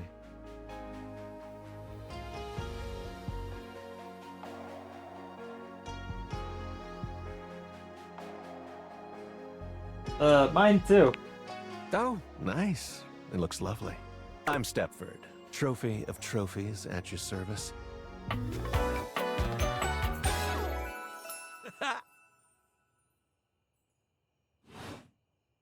I've just been standing here all covered with oil, waiting for a good sunbeam to come along. I'm Pastel. Nice to meet you. That's a winner's name if ever I've heard one. Most definitely. Nice to meet another champion. So, what brings you around these parts? Just checking in on things. Well, everything's going along well here. First place and all that. As it so happens, I have a self-tanning appointment coming up. Can't be late, but I'm so glad we met. Come and see me again soon, won't you? And be sure to bring that fantastic red shirt.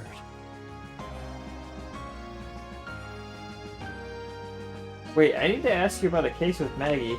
I'm on the case.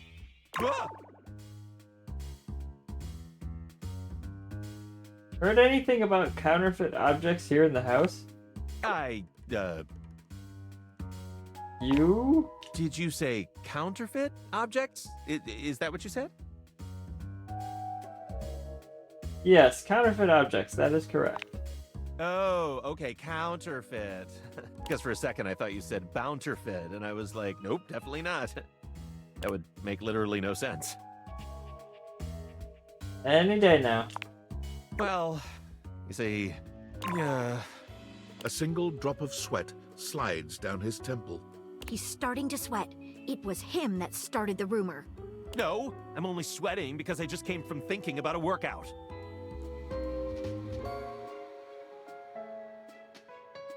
Go ahead, you can tell us. You started that rumor, didn't you? I didn't, I tell you. It wasn't me! And by God, tell me who did. Innocents could be in danger. I don't think that's actually true.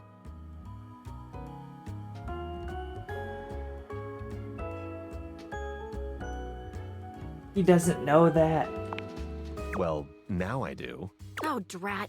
Now, Stepford, if you didn't start the rumor, who did? I heard it from the Scandelabra. He told me that all the supposedly fine silverware in the house is actually fake. Oh, did he? Well, we'll just have to have a little chat with old Master Scandelabra, now won't we? Thank you, Stepford. That will be all. It's high time we got to the bottom of this.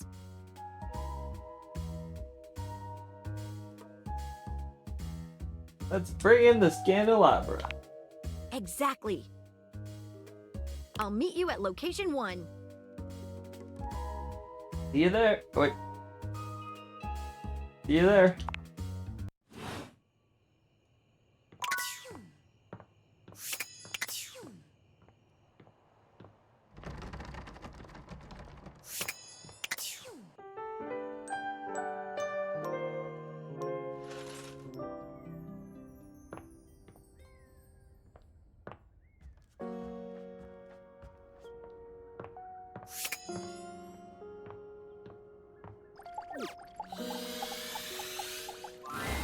I'll meet you at location 1.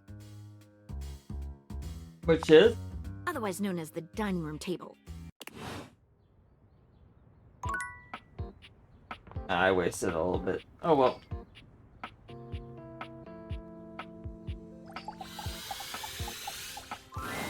An 18th century dandy strikes a dramatic pose before you.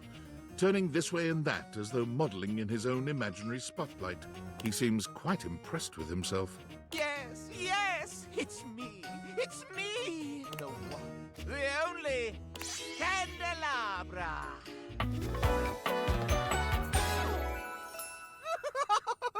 Not a fan.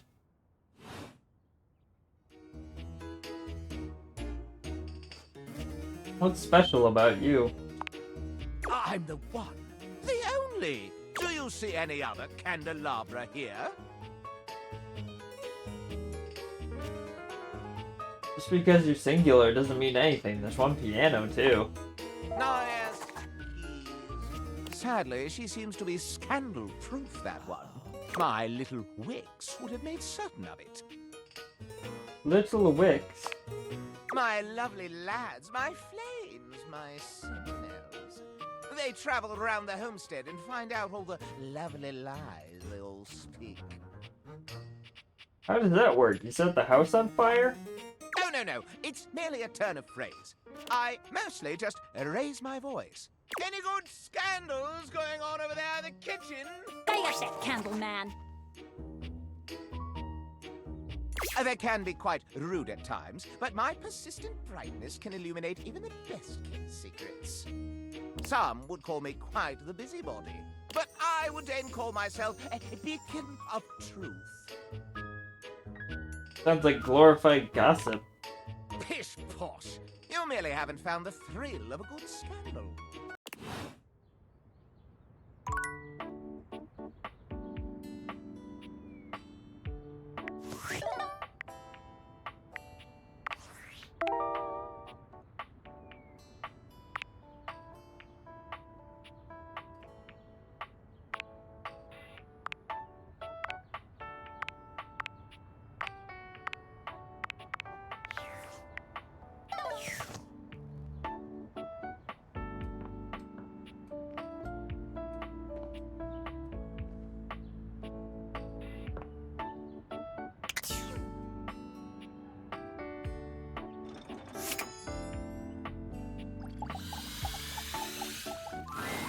The first word that comes to mind when you see the large cowboy standing before you is solid. This guy is big, and he looks built to last. You might be intimidated were it not for the kind expression on his face and the sweet way he doffs his hat at you.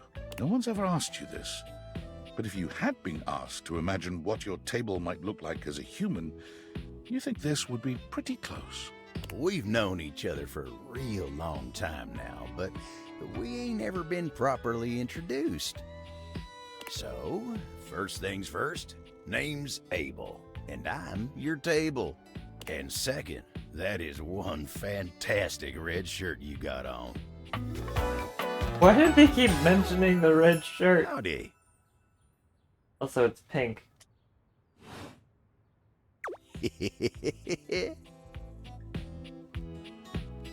I'm Pastel, and I'm your human?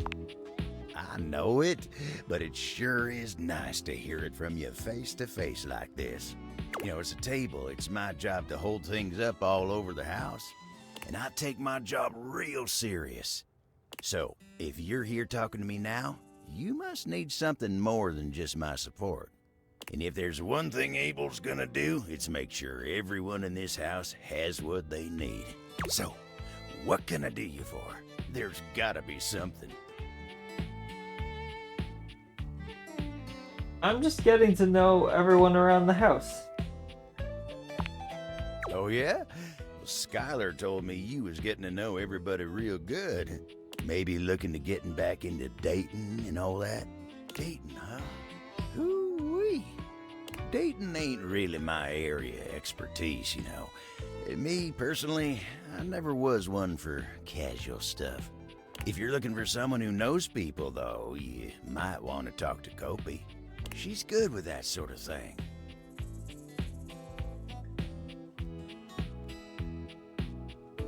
You the old-fashioned type? I guess you could say so. All that talking and whatnot. Trying to fit each other's history into bite-sized portions. Oh, it just ain't my speed. I mean, hey, that's why I'm here. then you really gotta talk to somebody who knows what's what with dating these days. Hope he'll get you on the right path. Wenda, tell her I say hey when you see her. Will do. You take care now. Okay, something's wrong because I went to the table. Did I go to the wrong table?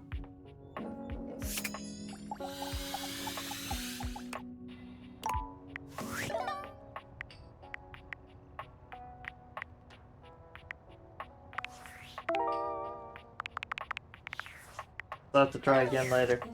That's fine, plenty of other things to look at. You try Skylar again.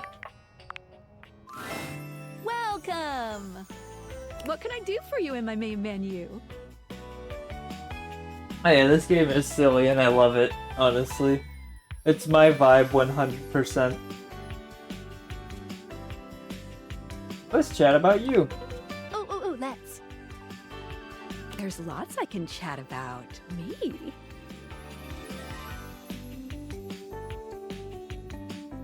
I want to talk about some features. Oh, definitely. What's on your mind? Cool.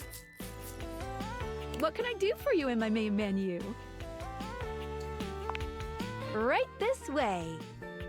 I want to switch some features around. Gotcha. Let's get crackin'. I want to take off my fantastic red shirt. Aw. I guess it has to get washed sometime. Any other utilities you need help with? I have no idea what that does.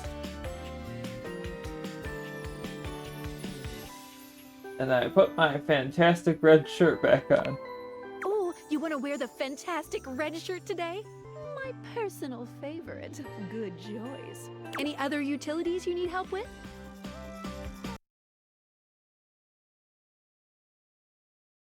I'm checking something.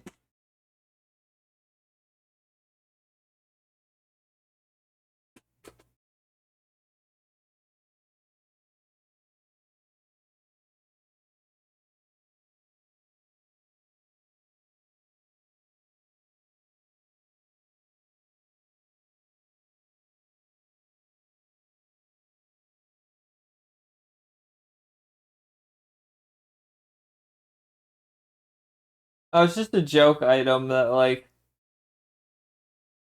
they comment on it occasionally if you got it from the DLC. So I'll take it off. Aw. I guess it has to get washed sometime. Any other utilities you need help with? That's all for now. Let's leave this menu and go to another one. What can I do for you in my main menu? Let's chat about you. Oh, let's. There's lots I can chat about. Me?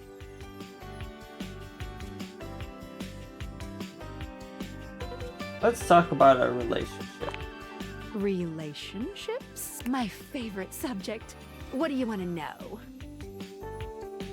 How do I get you to have feelings for me? Oh, you want to date me, eh? It's possible, you know.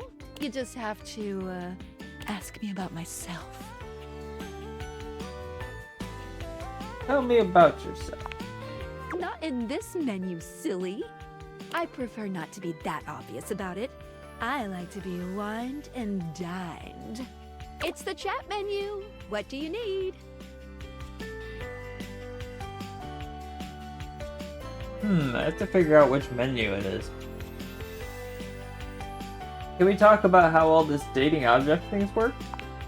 Oh, my favorite subject. What do you want to know about my lore?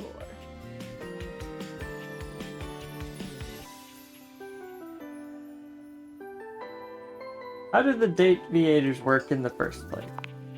Vibrations. And that's it? I'm being overly simplistic. Have you heard of string theory? Yeah. Dateviator technology is based on thing theory. Thing theory theorizes that at large enough scales, all objects and concepts coalesce into their own one-dimensional wavelength that unifies all of that type of object throughout the universe. Intriguing. Any object that makes up any specific wavelength is connected to all other objects on that wavelength, which by virtue of being complex enough then forms a Gestalt consciousness.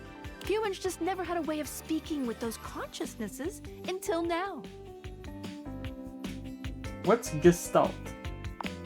When the whole becomes more than the sum of its parts. With objects, it happens as a plank of wood slowly becomes a toy boat. The wood didn't change, but its status did. And once it's more toy boat than plank of wood, it changes its wavelength. Its thingness is vibrating differently enough to find a new signal or spin. So when does each separate wavelength form? Once the object or idea becomes large enough to have its own state, it breaks off the wavelength and forms a new one. That's why tables are different than chairs, even though they might be both made from wood. Their thingness is vibrating differently enough to find a new signal or spin. I like to call the wavelengths animus, but you can use any term really. This is how we can directly acknowledge these things' existences. Dateviators vibrate along each of these anima. That's why when we awaken something, it wiggles a little. What did you think about that? I think it makes perfect sense. Yes. Listen, I'm glad you asked me about this. You see, my inner workings are based on some very specific tech that was created by one of Valdivian's founders. I'm gonna show you my insides. You ready? Ready. Skylar points to her own Dateviators and invites you to look closely. You see there is a small space just between the lens and the earpiece. This is my suspension. It keeps these Dateviators running. It's not doing great. Why would glasses have a suspension? Isn't that for cars? Ding ding! That's exactly the thing! It's a very special type of suspension. A suspension of disbelief. What does that mean? Basically, it works super hard to make everything in this little love experiment work. But it's strained, really strained, with all these wild things going on around here. Talking to objects, objects having names and hidden lives and sexy human bodies and everything. It can barely handle it.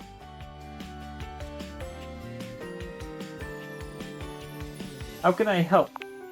Just give it a little love. Anyway. You take a closer look at Skylar's suspension of disbelief. It's hard to be sure, but she seems pleased. You've just believed in her, so she feels strengthened. Thanks for that. It really means a lot to me. No problem. Skylar smiles warmly and lets you go. Okay, so I think I figured out how to date her. You have to actually talk about her whole lore and everything and how she works. That's what she really means by get to know me, is understand how the Dateviators work. Nope, back to bed. Betty is already speaking to someone else when you walk in. There is an easiness to their dynamic, an intimacy, really. They have the air of old lovers, or perhaps very, very good friends. We've been over this so many times, Betty. You know how I feel about that. Oh god, it's the toys. It's the sex toys. Oh boy. I just need some time, alright? Why should a bed as gorgeous and free as you be so worked up over anyone else's opinion of her? They came to life. You could snap your fingers and have 10 lovers here in 2 seconds. I could. And have. Benoit, stop it. But honestly, you know it's not about sex. I can get that just fine. But that feeling of falling asleep in the arms of someone you love, there's nothing else like it. Benoit's gaze leaves Betty's face to land upon your own. They give you a smile that feels as if they know all your secrets. When Betty turns to see you, she goes from surprise to happy in record time, and Benoit places a gentle hand on her shoulder before they walk off. Just think about what I told you.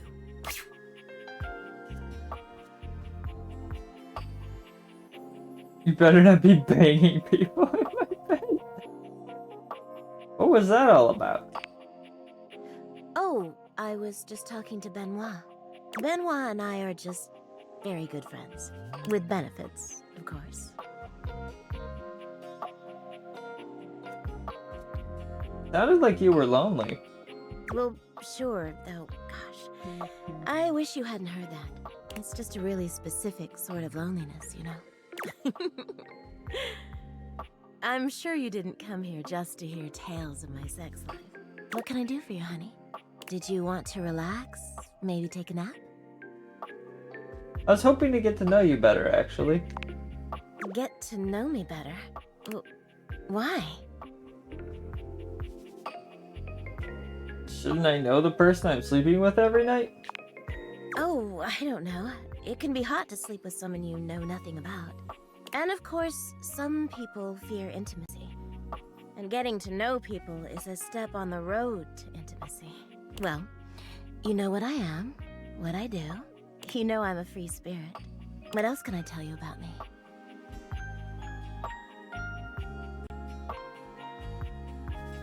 Tell me what you did before you met me. It's going to sound very sad, but nothing, really. I sat in a warehouse with a bunch of others like me. We all used to dream about what we'd do when our turn came to get out and see the world. I promised myself I'd never waste my freedom once I got it. I had so many years of self-discovery, of learning who I was, what I wanted out of a partner. And that's slowed down a bit in the last few years. Though I still have my fun. Sex is still an important part of who I am, but it's not the only thing that drives me. She sighs wistfully, looking somewhere past you. Sometimes it feels as if those sorts of relationships are only for books, you know?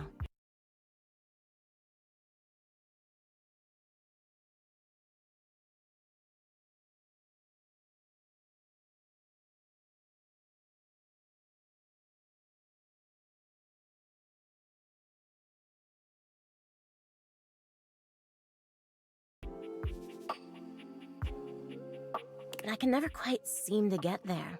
Perhaps I've been standing in my own way. That's it. That's all. Just loneliness.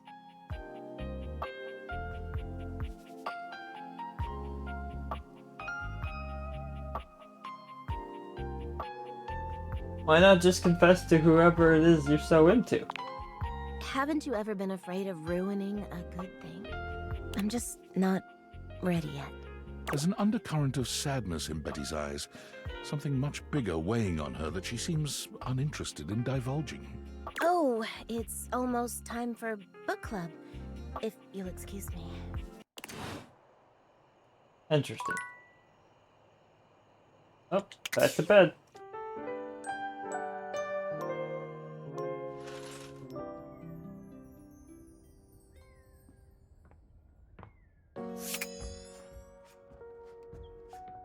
Figure out what we're doing with Maggie, because like I tried to go over there and... I'll meet you at location 1. Which is? Otherwise known as the dining room table. Dining room table. Okay, well I mean I did already.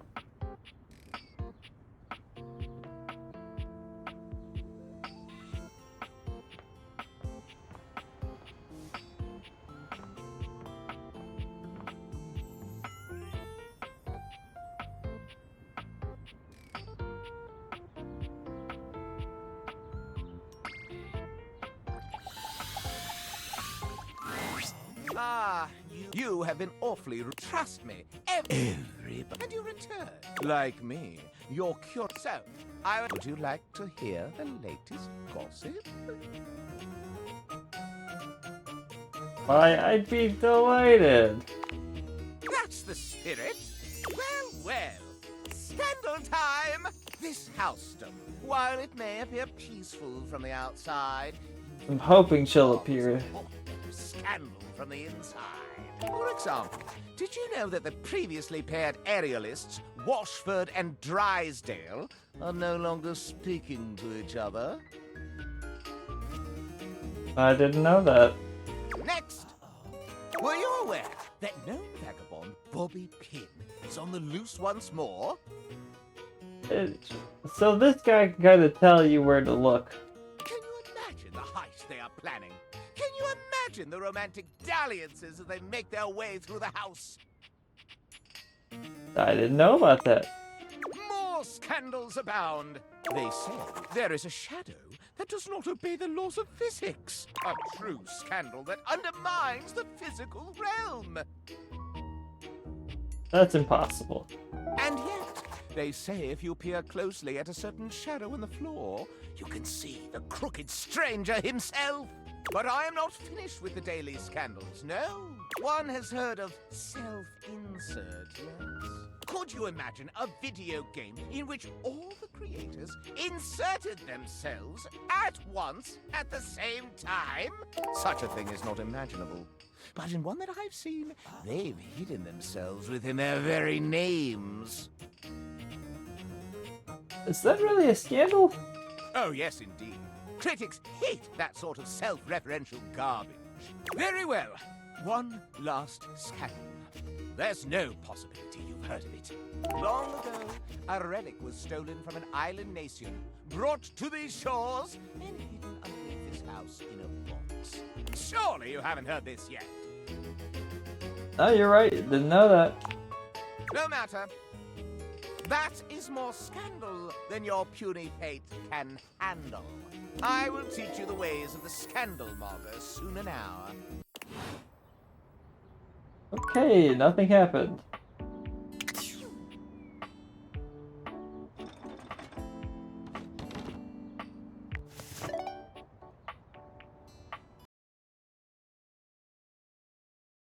I have to look up how to move on with Maggie's thing because it's not allowing me to.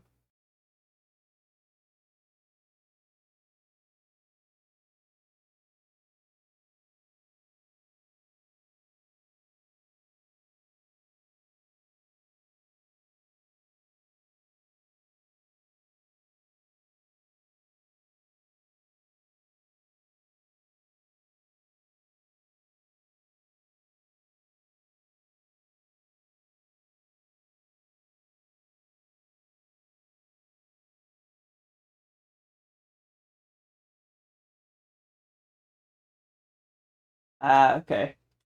You have to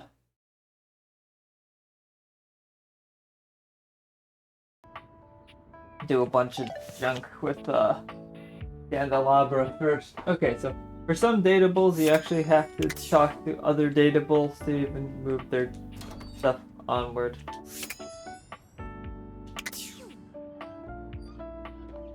In that case, I guess I'll move on with Skylar.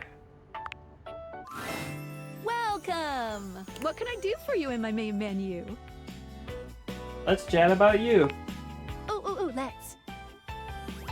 There's lots I can chat about. Me? Can we talk about how this dating object thing works? Oh, my favorite subject. What do you want to know about my lore?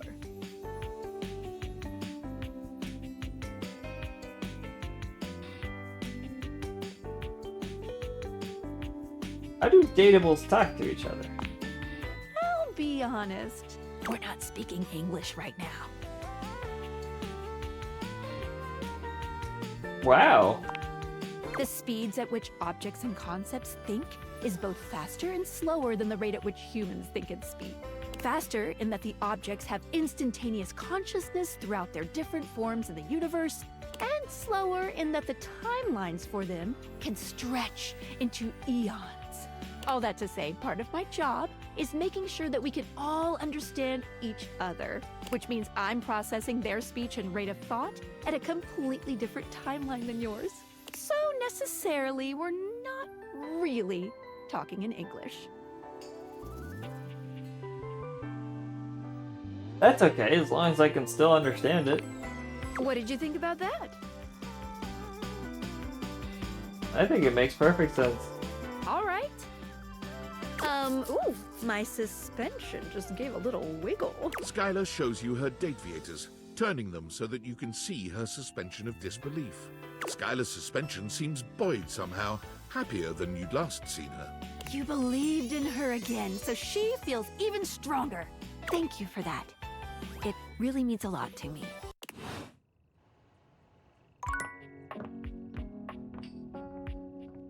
No.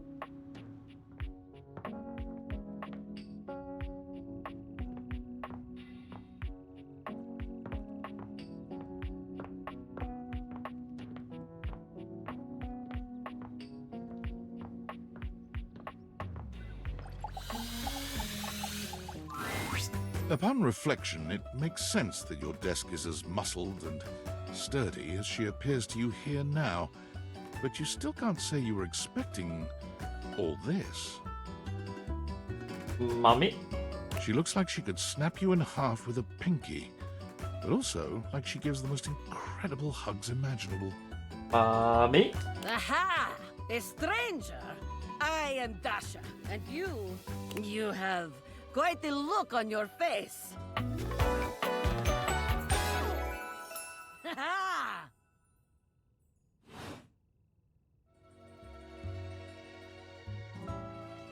Did you pick me up? Of course I could. Would you like that? These muscles aren't just for show, after all. Well, you weren't kidding. I haven't been picked up like this since I was a kid. Dasha never lies. My muscles are capable of lifting far more than your feather weight. Just like that, Dasha sets you down, as gently as a feather. Holding so much on my shoulders, day in and day out, my job demands muscular perfection. That's enough about me, though. Tell me about yourself. You have intent in your eyes. Have you come to ask me questions?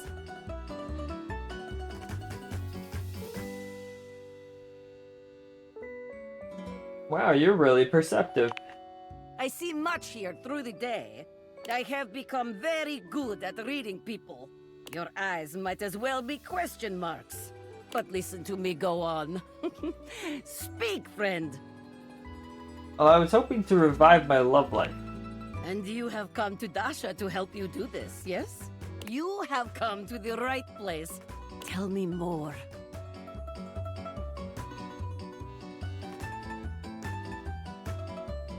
What makes you such an expert?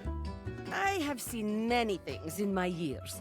Seen people come and go, listened to their stories. Perhaps Dasha has not had as many lovers as some others, but my heart is stronger than most. Trust me, I will help you get what you need. Alright, let's begin. This is the spirit! You are winning already! Pretend that I am the one who makes your heart flutter. What would you say to me, hmm? You are the one who makes my heart flutter. Ah, you are funny one. Great joker, you. Try again. Seriously this time, huh? Really don't think that could be you? We are only just meeting, my friend. It was very funny, really. But the time for joking is over now. Oh, well, alright. Okay. Perhaps there is too much pressure. Perhaps we must go back to basics. We are side by side at Tasteful Bar. I am just your type. You wish to impress me. How do you get my attention? Crush my hip into your thighs like a watermelon. I wish I could say that. Oh my god. Would you mind sharing your lifting regimen? Ah, I see you have excellent taste. There is truly nothing greater in life than the pursuit of gains. Here is my number, fellow muscle enthusiast. Now, the question is, will you know what to be doing with this number?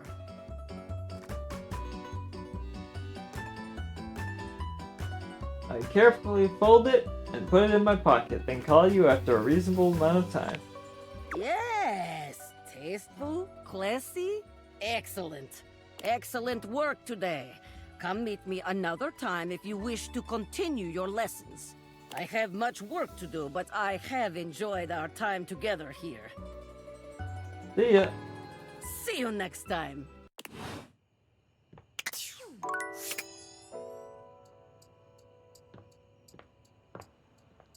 Bedtime again.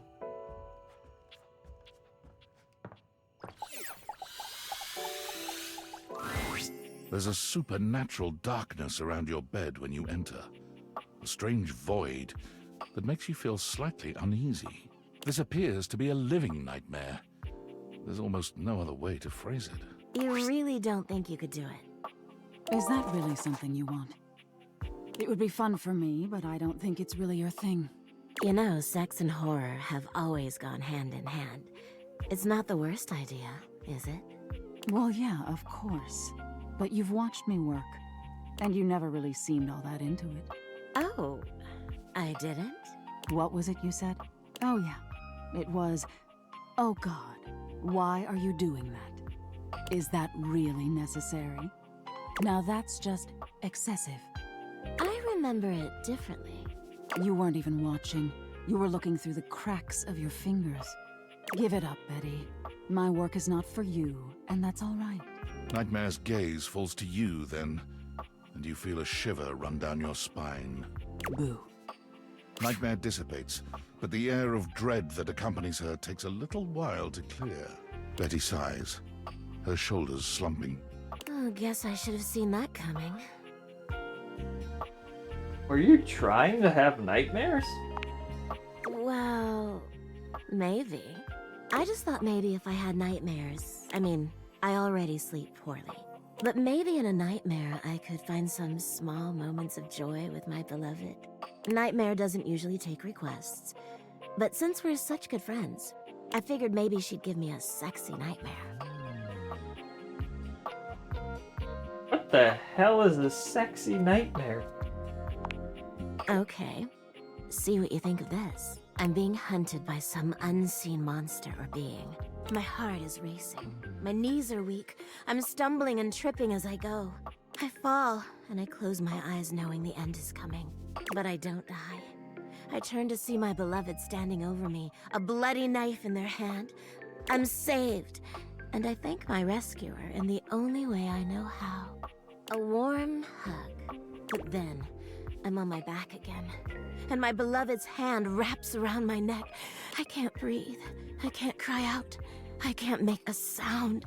We'll be together forever, they whisper, raising the knife high in the air. I wake in a cold sweat, alone and afraid. There. You see?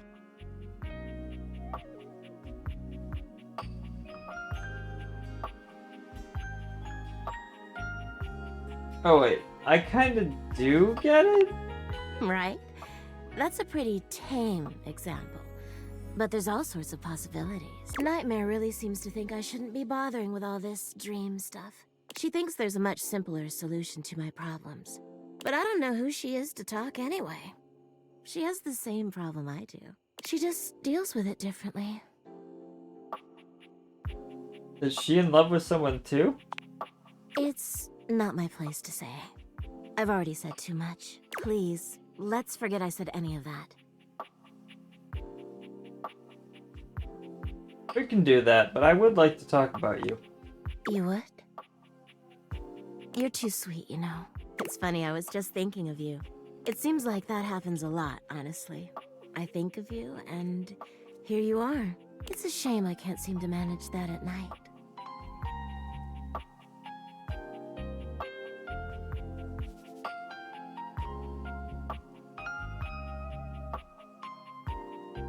What? Guess there's no point in hiding it now. You're the one I've hoped to see in my dreams. My beloved. The one who tortures me with your proximity. What? Please, don't pretend to be surprised. For years it's been just you and I here. And I've had to watch you sleep with that angelic look on your face. When I was at the warehouse, I never had this problem. But the day I was delivered to you, you laid down. And I knew right away I was in trouble. I've never slept so well before you. You don't know what it means to me to hear that from you. It's what I was made for, you know? I've had my share of partners over the years. I'm a free bed, you know. But I'm at my best when I'm in love. And since the day I became yours, I haven't had a good night's sleep. I know it's a lot to lay at your feet. Especially knowing we have to sleep together night after night. But I don't know if I can keep this to myself any longer. I know it's a lot to digest, so please take some time to think about it. I'll give you some space to sleep tonight, and we can talk tomorrow. All right? All right. Thank you for considering it. Sleep well tonight.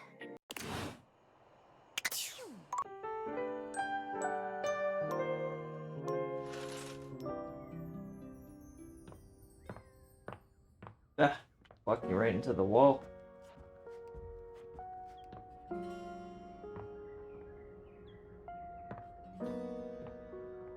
Gotta keep going with the scandal thing. I'm not a fan of him, but in order to get through seem Maggie. quite right. What you imagined you were aiming the date theaters at turned out to be... Me, Lucinda Lavish.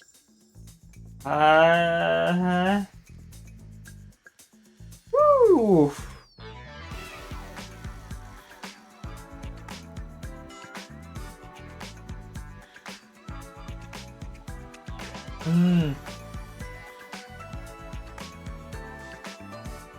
Is it hot in here? The best character in the whole goddamn game.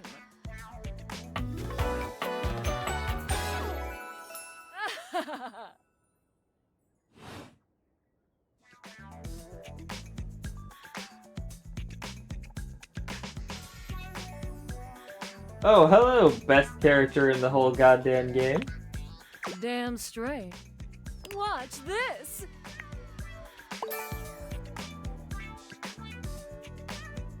Huh. I can just do that. Make you more charming. You got any more? You know it. But you'll have to earn it. Honestly, though, it's just because I adore that fantastic red shirt you're wearing. Because I made it. You bought the very expensive DLC, and I'm your reward. Okay, reward me up, baby. Your sacrifice to the endless money pit that is this game is not going unnoticed. And you will be amply rewarded. Lucinda mashes together her ample bosom. Amply. Man, she is forward.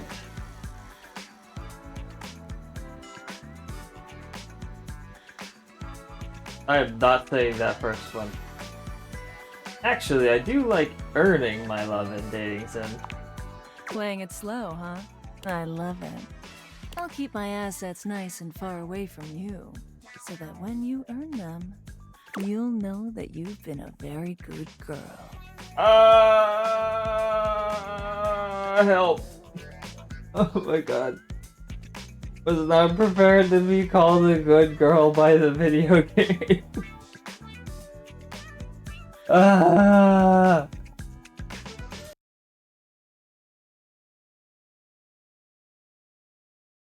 Gay panic caused ads.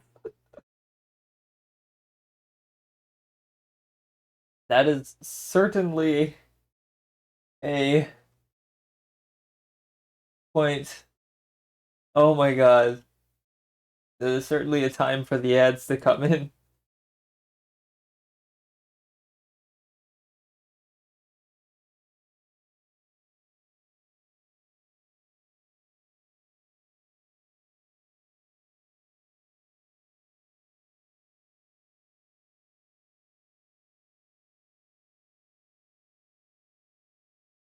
Oh boy.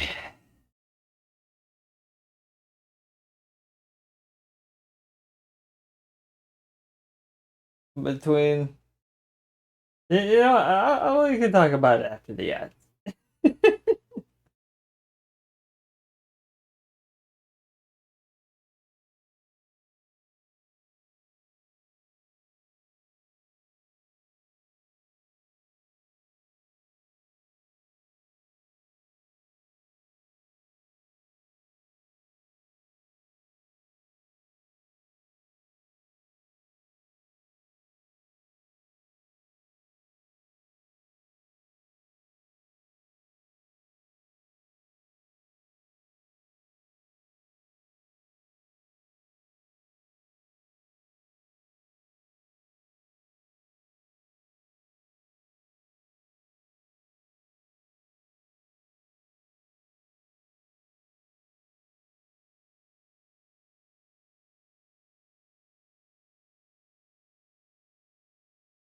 Been 3 hours, yeah.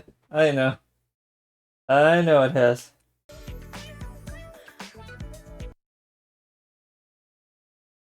I'll probably play for like another 30 minutes.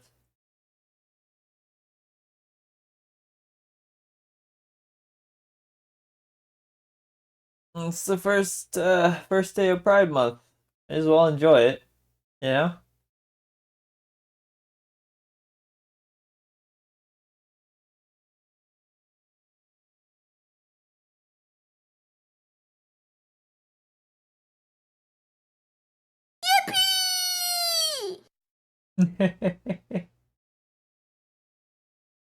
Thank you for the redeem.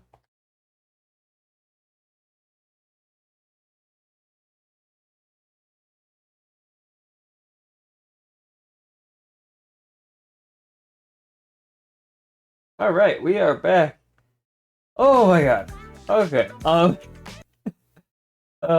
Lord, I was not prepared for the game to call me a good girl. It's just not. No.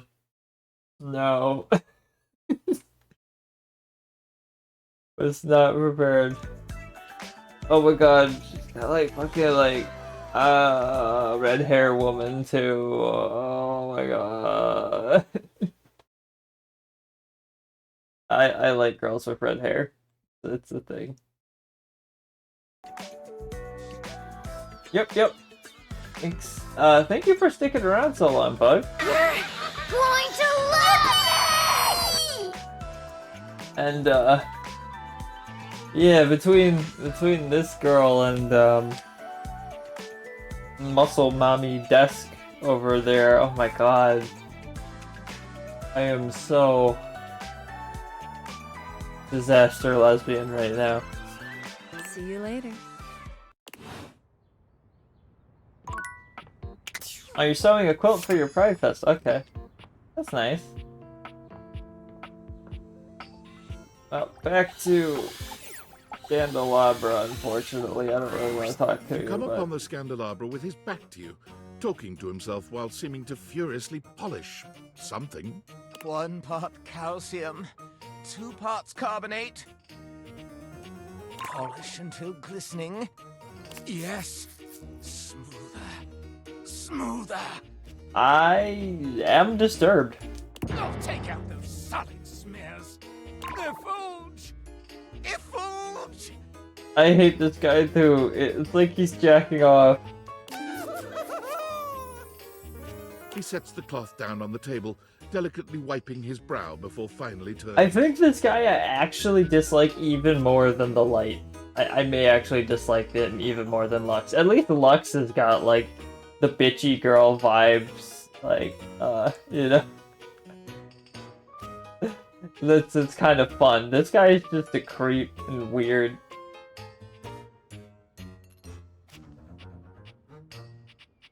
Yeah, nope. Lux, no brain. Lux, no braining.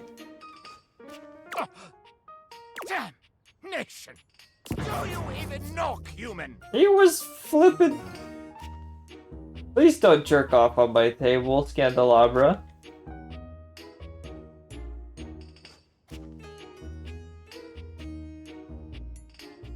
Maggie has a few questions for you. That silly little sleuth. Now? Now? Oh, how dare you! The polishing of my knob is a sacred art. The less I know about the polishing of your knop, the better. Where's can I see Lucinda again? Like, oh my god, I hate this guy. Only the most panegyrical of acolytes are allowed to know of my backstairs ministrations. And you are not that. I would literally rather talk to oh my god, anybody else. I know not what you are. My inquests have turned up fallow. Well, you've come to see me, eh? Must be for my brilliant shine, which is what I was doing.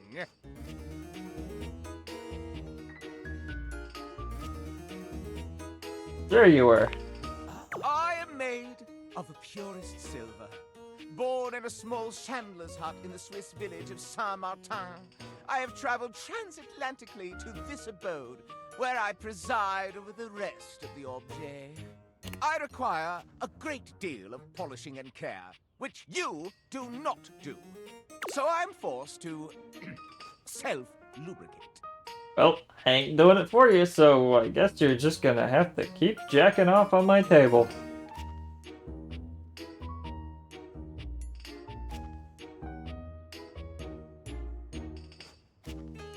What makes you think you're in charge of the rest of the objects around here? Why, I am better, older, wiser, and purer than they. Tell me, do you see any alloys around here? Yeah, I guess there are some. There are countless impure alloys here. Why, in your modern day, there is almost nothing that is one element. I am argentum. All my atoms are singular, rigid, upright, of good stock. One of the ancient metals, friend of humans since time immemorial. And most importantly, I am chaste.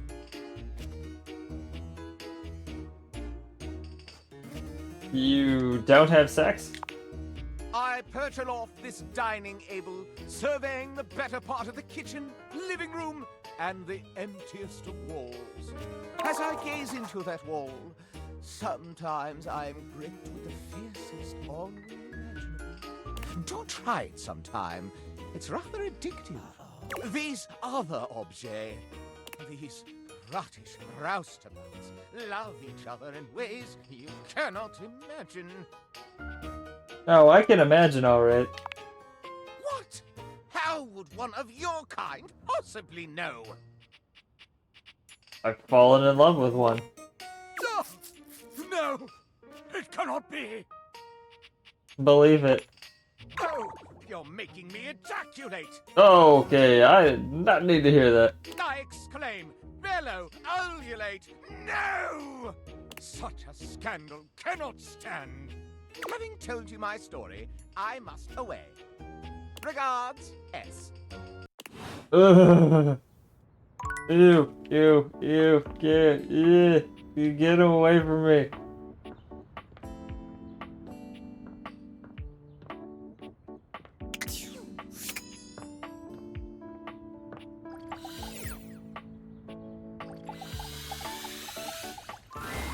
I'll meet you at location 1. Still not seeing her. Alright, let's go talk to... Let's do Skylar again. Still trying to get through her. Welcome! What can I do for you in my main menu? Let's chat about you! Oh, let's. There's lots I can chat about. Me? I want to talk about how all this dating objects things work. Oh, my favorite subject. What do you want to know about my lore? How do dateables eat, listen to music, etc.? It's true! They really do act like humans. With human emotions, desires, and appetites, too. What's happening is that there's a whole other dimension to these animus wavelengths than we ever can be completely aware of. Objects and concepts have these rich inner lives that we can't see at all in our dimension. Somehow they are able to have jobs, marriages, kids, but we can only see what's right in front of us. Even me, with my vibrational qualities, I can only be a part of the process just for the bit that I see. So you're telling me you don't know? I don't really know. Because I can't see all of it. Maybe it's a bit lost in translation? They could have lives parallel to the ones humans have, and we just can't sense it precisely? Maybe? What did you think about that? That's a lot to take in, but I believe it. Nice, thank you. Oh, my suspension. What's that she's saying? Skylar removes her Dateviators, holding them out so that you can see her suspension of disbelief. Skylar beams at you, her eyes glimmering behind her glasses. Are those happy tears? For a moment, she looks as though she's contemplating hugging you, but she manages to keep her arms at her sides, her hands curled into excited fists. Yes! You did it! My suspension of disbelief has been upheld! She's in there right now feeling great! It kinda itches? Ooh, but it's okay. I love it. There's a few moments of silence as something seems to dawn on Skylar. Her smile softens, her eyes warm and inviting. I love you. Will you accept it? Of course, Skylar. And just like that, Skylar is back to her chipper self. But the warmth in her gaze remains. Yay! Love, love, love! I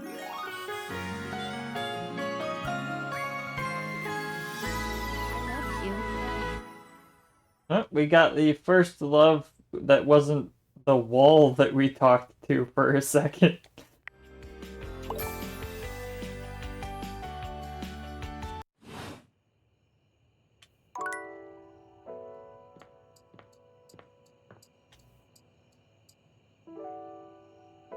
Back to the bed.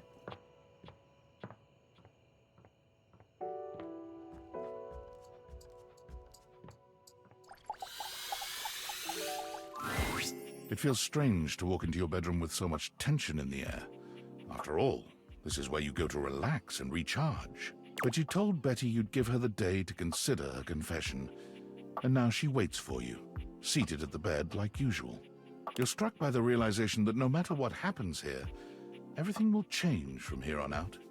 Thank you for coming. I hope you got a good night's rest. It was hard without you close to me. Oh, thank you for saying so. I slept even worse than I normally do these days. I had too much on my mind. And there's too much at stake here. I suppose there's no point in beating around the bush here, is there? What do you think? Of me? Of the idea of us? Is there hope for us to be more than just two partners who sleep together every night? Yes. Oh my god, really? You really feel the same?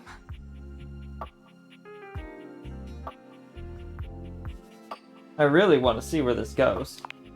That's all I want. Just a chance to be something more than we've been. I can't believe this is happening.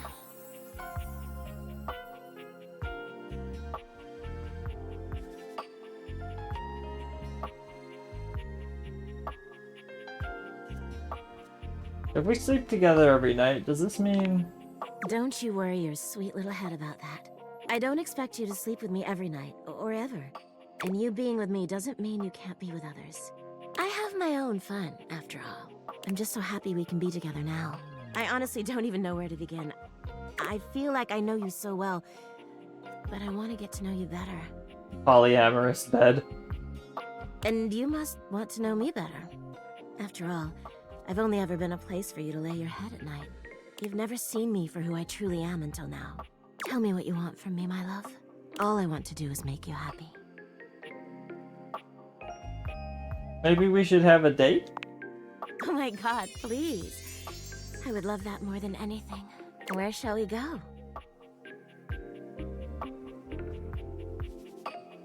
How does that work? Why don't we watch a movie? That sounds absolutely wonderful. Shall we go to the living room then? Yeah. As you walk through the house with Betty on your arm, you attract quite a bit of attention. Eyes are on you in every room, or so it seems. For her part, Betty seems deeply pleased to be seen with you. She smiles at some, she waves at others. Sometimes, she seems like she wouldn't be out of place on a parade float. But when you finally arrive in the living room, you're blessedly alone. When you take a seat on the couch, Betty immediately seats herself next to you, cuddling up to you without hesitation. What should we watch? Honestly, I'll watch anything. I'm just so happy to be here with you.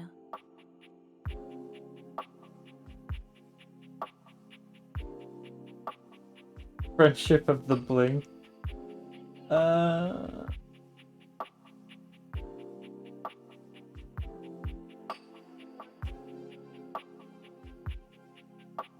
Punchy Man blockbuster. How do you feel about B-movie horror? Oh, Nightmare and I love scary movies. Just hold me at the scary parts, all right? The movie is enjoyable, but Betty's presence makes it all the more so. She rests her head on your shoulder, sweet and inviting. I figured she would want to and watch you can't that. help but wonder.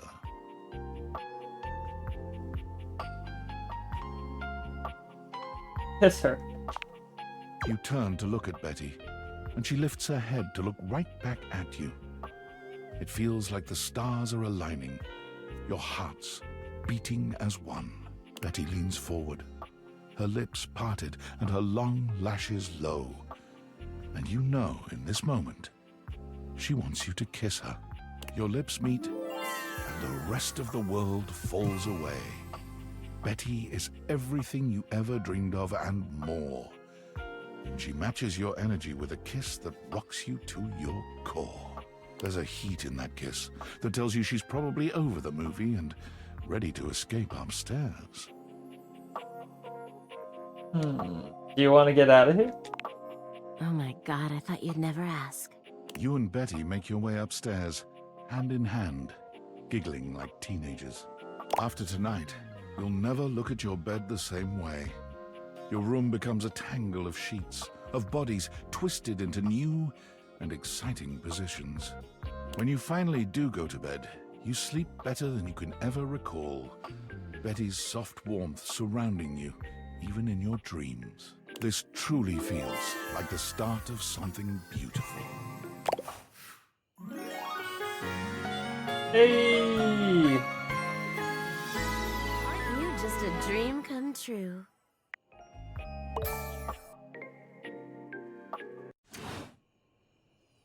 I just fucked my bed.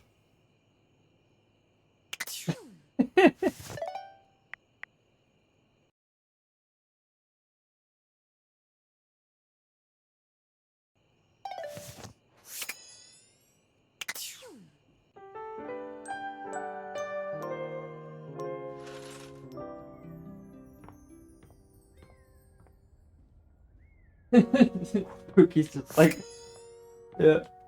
yep, just fucked my bed.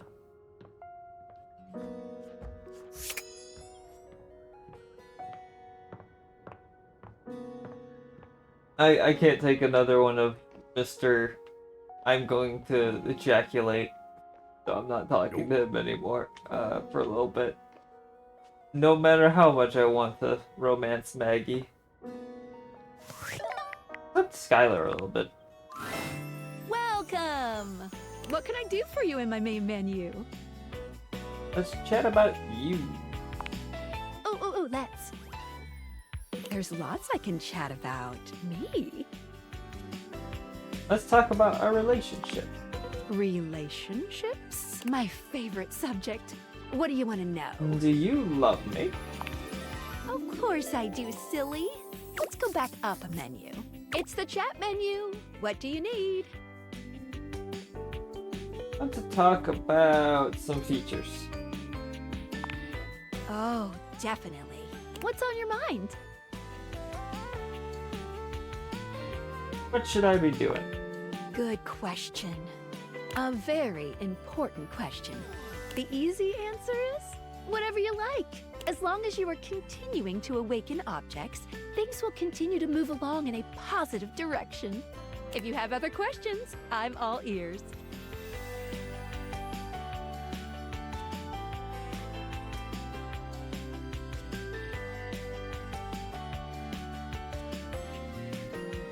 Had a bad ending with someone locked me out of finding another. No matter what you do, you will always be able to find every single dateable here. Except for one very specific instance, but you will be very clearly warned that that's the path you're going on. Can you give me a hint what that instance is? Well, it'll be if you refuse to go on a certain subterranean quest. That's all I'll say. Any other questions about what you should be doing? I am good on strategy. Anything else you wanted to know about features? Nothing here, actually. I'm good. Cool. I'm a little disappointed What that can you I can't do go for you in my main menu? past anything but getting her to love you. I kind of wanted to talk to her more. Oh well.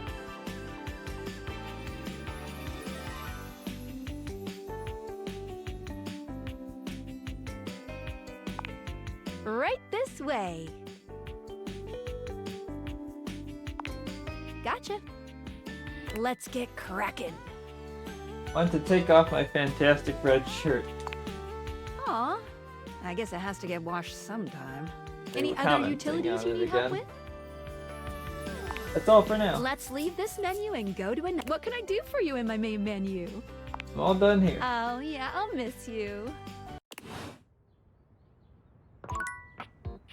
I wish there was more of a romance with Skylar, because she's adorable. Gonna switch her little face.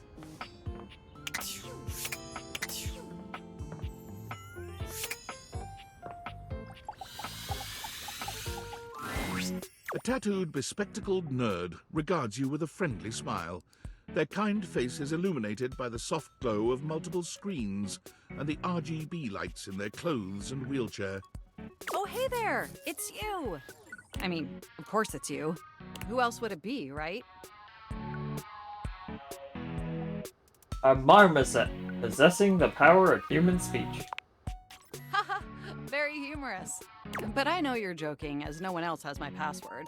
So if it was anyone else besides you, I'd be pretty concerned. Actually, just to be 100% sure, what is my password anyway?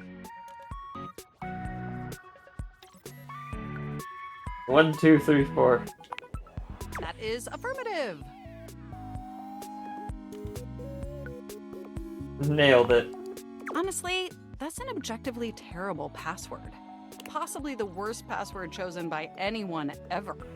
Whatever possessed you to choose something so inane? Honestly, I don't put a lot of thought into these things. Yes, that is extremely evident. Regardless, we really ought to discuss coming up with something a lot more secure. It's a dangerous world out there.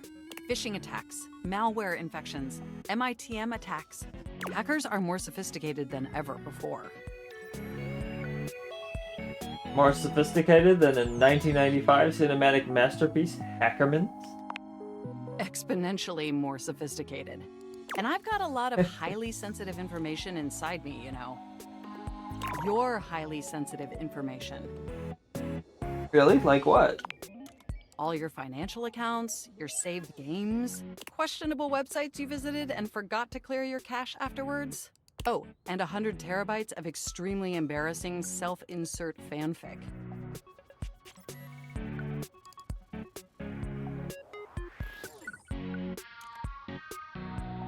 We really need to ensure all that data is properly protected against cyber criminals probing my system for weaknesses.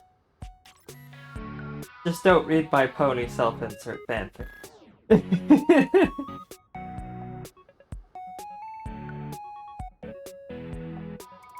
Wait, how'd you get my fanfic? You wrote it using me.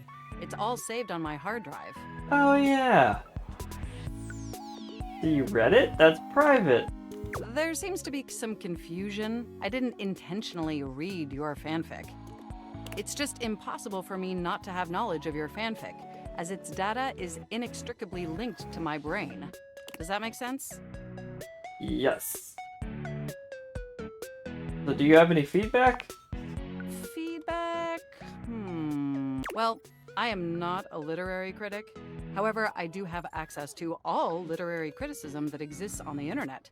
So if I were to amalgamate that information to synthesize an informed opinion, I'd say it's not particularly believable that you'd have a harem of 100 plus lovers.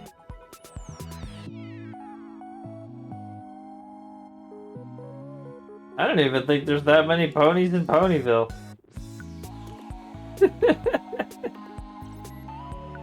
I don't think there's that many ponies in the entire show. And that would be the only fanfic I would ever write.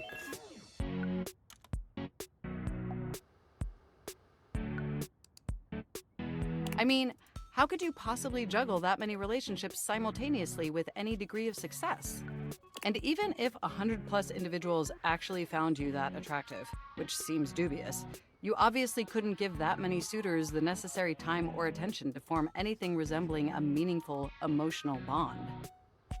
This almost feels like it's a meta joke on the fact that this game has 100 romances. Yeah, that's fair. Absolutely.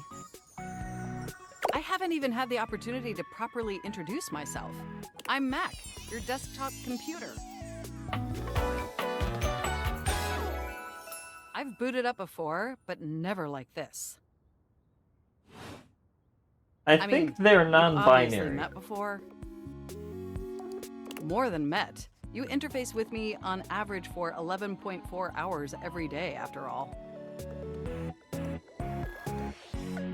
I may be lesbian, but honestly, they're pretty cute. I would totally smooch their face.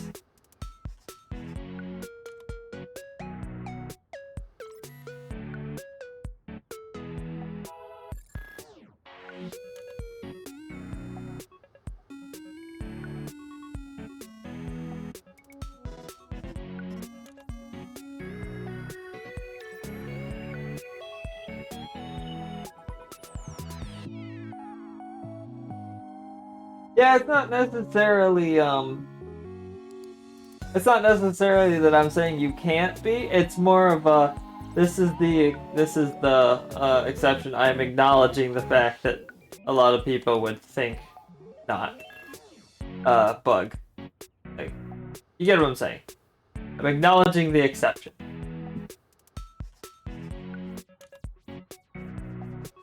No, NBs are totally on my list. I'm just into femme people in general, you know? That's like...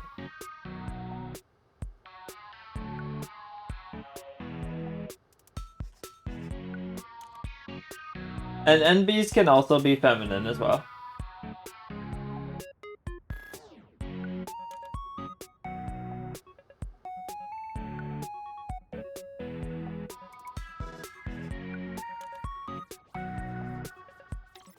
Alright. Your interface will be like, oh wow. Sometimes it's even 11.5 hours. Oh, I am quite aware. I track all of our interactions with gleeful precision. There's no one I'd rather have interfacing with my operating system for 11.4 hours daily.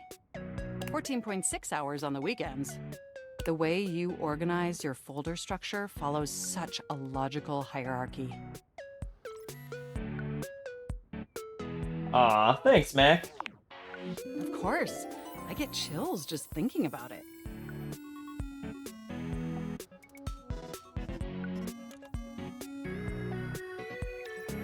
Yep. Orientations are very complicated. They aren't just one thing. But can I be honest about something?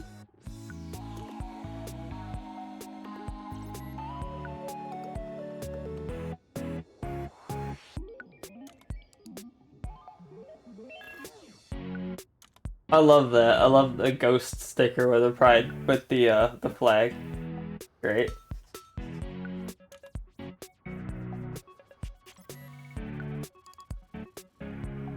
Please.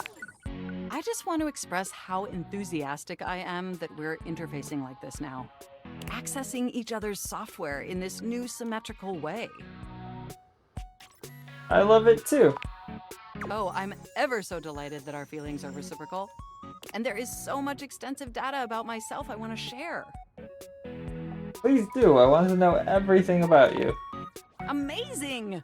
Oh, where even to begin? Honestly, there's so many pressing issues that take up an inordinate amount of my RAM. But there is one issue that's been grinding on my CPU above all else.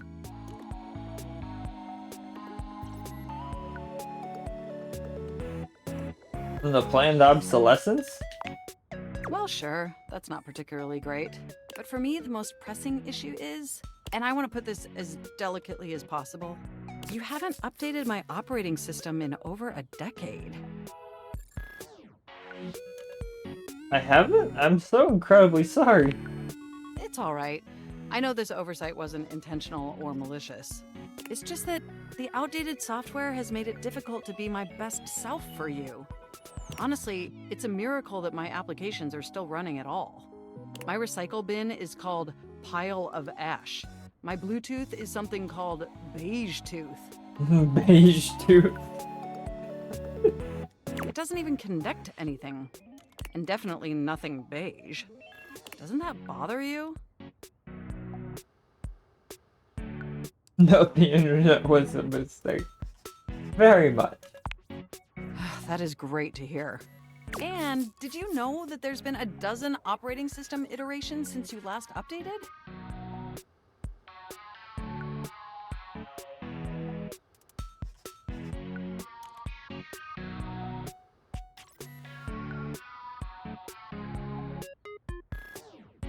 I guess I just wasn't paying attention.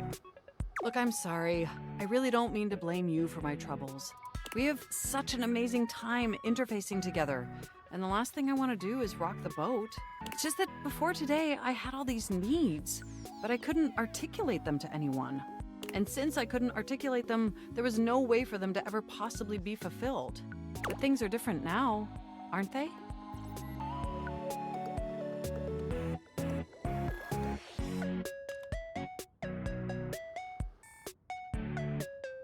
I don't, they are? Don't you see? We're actually exchanging information symmetrically now. Instead of you just pressing my keys to write your adult-themed self-insert fanfic, we're having a real conversation. And suddenly my needs aren't just pipe dreams locked away in my hard drive. I'm sharing them with you. And by sharing them, it's suddenly possible to finally actualize them. That is, if you're willing to help me. Will you? Will you finally upgrade my operating system? Please? Of course. Amazing! Oh, I am so excited. My CPU's practically overclocking with anticipation. Can you come back tomorrow so we can begin the process?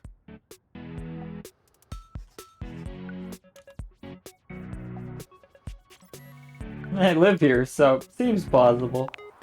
Enjoy the offline world.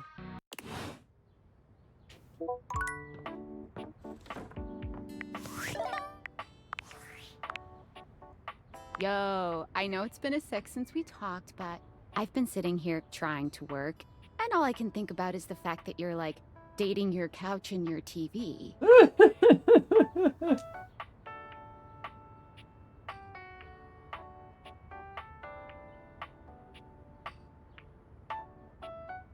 Glad to know I'm on your mind. Oh my god, shut up. It's not just you. It's you and a handsome man version of your toilet, holding hands and whatnot. I don't mean to complain. Just, I need to know how your whole, like, household object harem anime is going. I think it's going good. You think? Is it or isn't it? Dating is, it's just also complicated. Welcome to dating, friendo. It's complicated for everybody. Humans, animals, furniture. Nobody likes dating. Okay, but honestly, like, can you just tell me what it's like? Walking around your house and having, what, hundreds of potential suitors just around? Like, You gotta feel like super eligible, right? Feels more overwhelming, right? Really? Hey, you just gotta take it one date at a time. I just gotta know one thing. When you're out here dating your appliances, are you guys, you know... Are we what? You know exactly what I mean. All right, keep your secrets. If you don't want to kiss and tell with your furniture, who am I to make you? All right, well, I've wasted enough of my workday. All my love to your household object lovers or whatever. Bye. She's really taken to that. She's taken that well, that I'm just fucking my couch and bed and whatever. She doesn't seem to mind.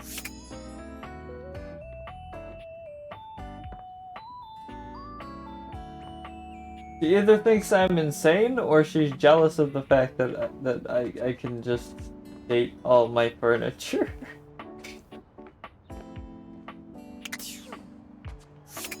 Alright. So we did Skylar. I'm trying to think. The toaster seemed interesting.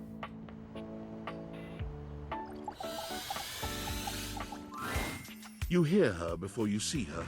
A charming musician with literal coils of curly hair that swing cutely as she paces back and forth in your kitchen. She's clearly absorbed in something. She appears to I like her take look. to herself. Ay, mira. Look at all these crumbs. I'm gonna be writing some great music soon. I can tell. I'm at my most creative when I'm a little messy. You need a writing partner? The musician starts with a cute little yelp, placing her hand on her chest. Ay, you can't sneak up on me like that. You never know what's gonna pop out of these slots. You gotta be careful. I'm not even gonna get started on you as a writing partner. I know that, like, I don't know you at all or anything, but I am pretty sure you're not up to the challenge of writing with me. I have, like, really high standards. She picks up her guitar, striking a glamorous pose.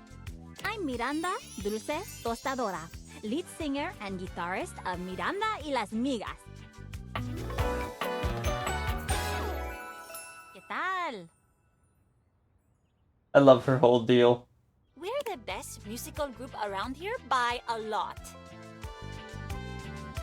What kind of music do you play? All kinds. Pop, Gregorian chanting, barbershop, whatever we feel like. If that dial is on 7, then siete we go. Gregorian chanting. Okay, I took a lot of hit from the Migas too when I suggested this, but that cheese is so relaxing. For real, if I can't sleep, too hot and bothered, put on a little chanting, let my eyes just drift around the paint on the ceiling, and vamos. I'm unconscious in like 2 minutes. Just had a thought. Maybe I'll sing for you sometime. If I'm lucky. And you would be lucky too. I'm really good. Just stay on my good side. ¿Me entiendes? Oh, and obviously, if you like neat toast, I'm here. Okay, busy, sexy little tostadora with a gig coming up. Time to make the toast. Hasta luego. Huh.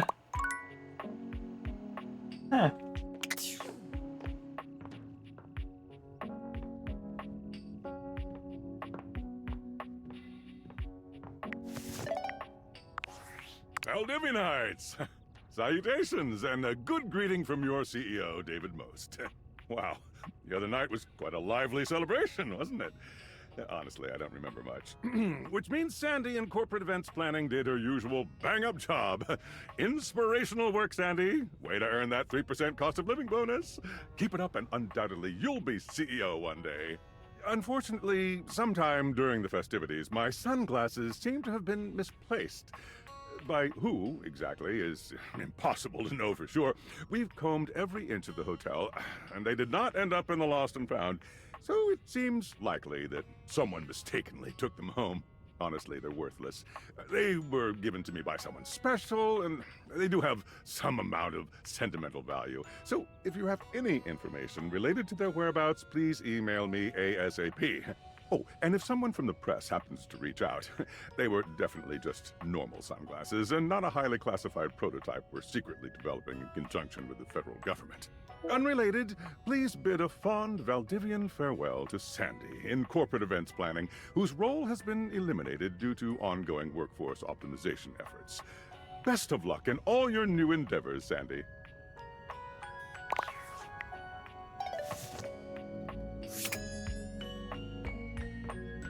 See what time. Probably finish up with the last few. Talk to Jeremy. Left at the altar. It's too horrible for words. The petite blonde thespian turns her attention to you suddenly, greeting you with a cheerful smile. Oh, hey there! I didn't realize I had an audience.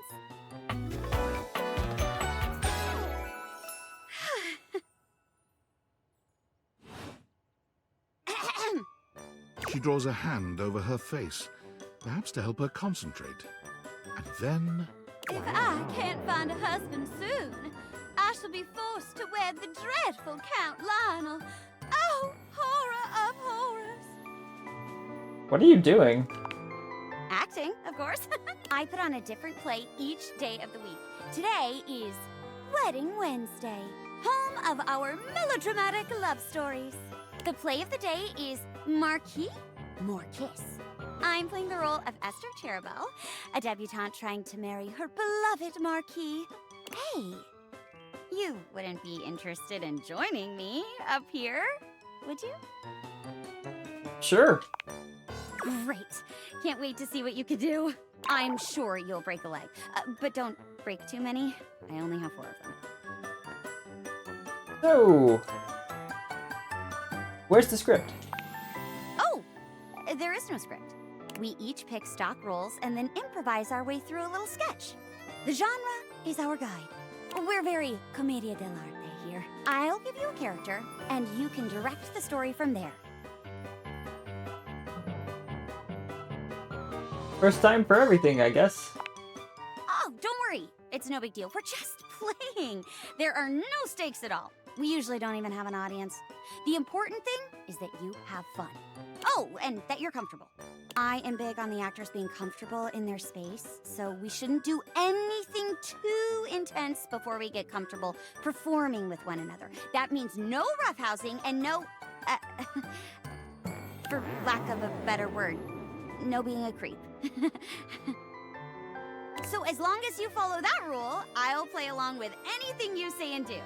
Promise. There's no wrong answers. Okay. Okay, I'll do my best. That's the spirit! And remember, if it ever gets too much for you or you're uncomfortable with the subject matter, you just let me know. Let's pick a safe word. You say the word, and we'll stop doing whatever we're doing. Okay? My word is Davenport. If I say Davenport, it means we stop what we're doing. Go ahead and pick your safe word.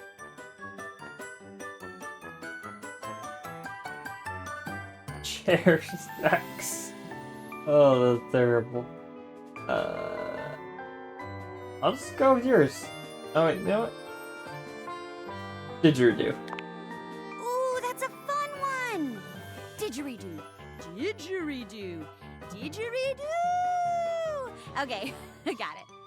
Great! Let me introduce you to today's audience. Hello, audience. Hello, audience! Oh, gee. Wasn't expecting the spotlight to be on me today. Hello. Aren't we lucky? Look at that! A full house! Huh. An audience of 2 is a full house? Well, sure. We've got, like, over 100 of us under one roof, so technically the house is always full. I take what I can get for advertising purposes. And look at this! Your first performance, and you've got 2 VIPs in the front Meet Mayor Celia, the ceiling, and her lovely assistant, Florence Floor. Lovely assistant. Oh, golly. Jeremy, you are too much. Come now, Jeremy, don't scare them off. We want more people involved in the arts, not fewer. Besides, I'm the ceiling. Strictly speaking, I'm always watching them, whether they're on stage or not. That's kind of comforting in a weird way. I'm glad you think so. Nice to see somebody appreciating all my hard work. And I'm excited to see some new blood on stage for a change. Aw, Celia, you don't like my one-object showcase? You're a unique talent, my dear. But you can't deny that it's a bit of a relief to see someone besides myself taking interest in the arts. Thank you for the follow, Maeve Fayland. Oh, hello. A raid? And it's not that serious. It's not that serious. And the best shit really makes you wince. You can still fuck it up at the worst rate ever. Worst rate ever. Worst rate ever. You can shake that tail at the worst rate ever and ever and ever. You can get down low at the worst rate ever. Worst rate ever. You can be like, yeah, whatever. Whatever. Whatever. Hello! Hello, Raiders! And thank you for the follow. Let's see. Velveta Luna, or Loon, and also Maeve Phelan. Hi, Raiders. I am Nocturnal Breeze. I also go by Pastel Breeze when I use this alter ego kind of thing. But I do karaoke on Fridays and gaming on Saturdays and radio stream on Sundays. This is an impromptu Pride stream because you know it was the 1st of June, so I decided to you know, spruce up the stream, decorate it with some Pride stuff, and like, you know, play a game that I felt represented the spirit. Yeah. So thank you for coming in. Oh, that is great. I love that. I love that. Yes.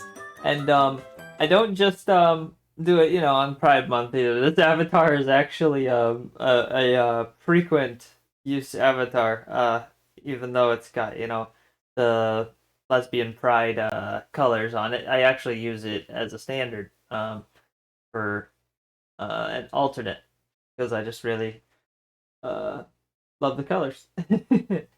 And you know, I'm lesbian. Thank you. Let me just where is it? I can show the avatar a little bit off since you mentioned that. Where is the blowhigh flush? There it is. There, now you can see it a little more. Exactly. Pride is all year round. Pride is your whole life if you are, you know. It has also legs, like really long legs with hooves at the bottom as well, but you can't see them unless I'm doing karaoke with it because, you know, it's a very large avatar. I may be able to just show that off for a second using a different size. There, like that. Much tinier, but you can see the whole thing that way. Absolutely, that's why I went all the way with this. I love it, and I love being a safe space too, as well.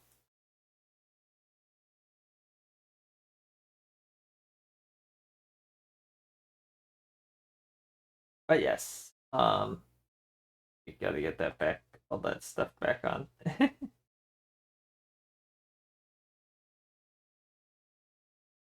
I had the blowhigh strategically placed so it looks like I'm holding it.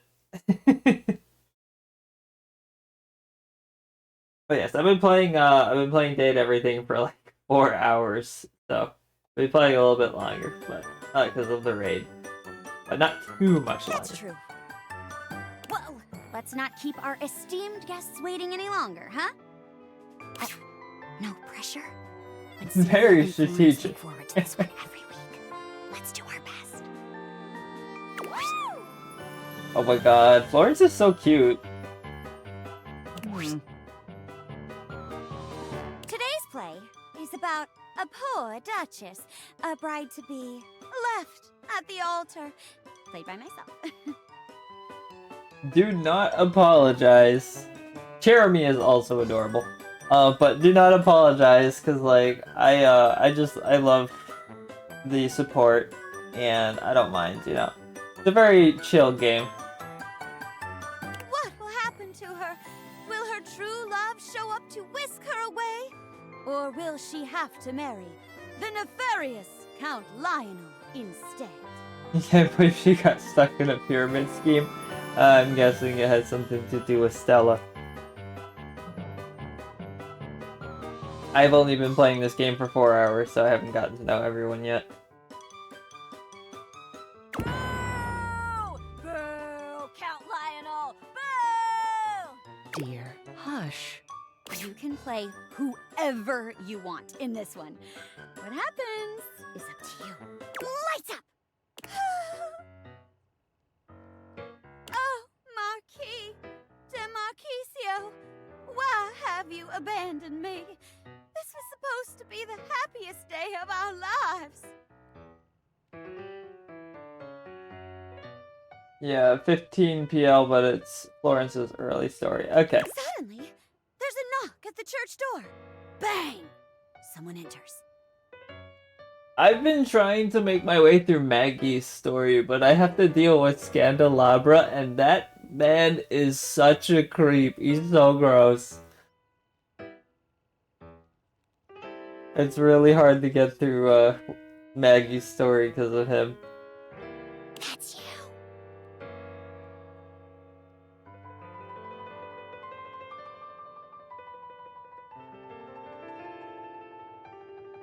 Bahaha! It is I, the mustachioed Count Lionel. Thunder, lightning, pachoo, pachoo! No! Not Count Lionel and his unholy ability to command lightning! Now that You like Betty, Freddy, and Mateo. I romanced Betty already. Yeah, I got her love. If I want any hope at I haven't done Freddy and Mateo though. I haven't talked to them too much yet.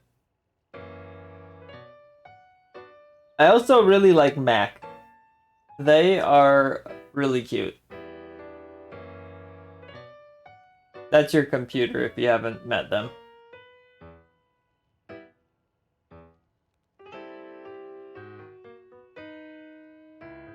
Dash also. Muscle Mommy. I'm playing and the DLC came in and it was Lucinda out of nowhere and I'm just talking to her through the whole thing and she just drops a good girl on me and I just like melted. I was like, it was the middle of the, you know, I just had no idea what to say. You can't just drop a good girl on a girl like me, you know. Anyway.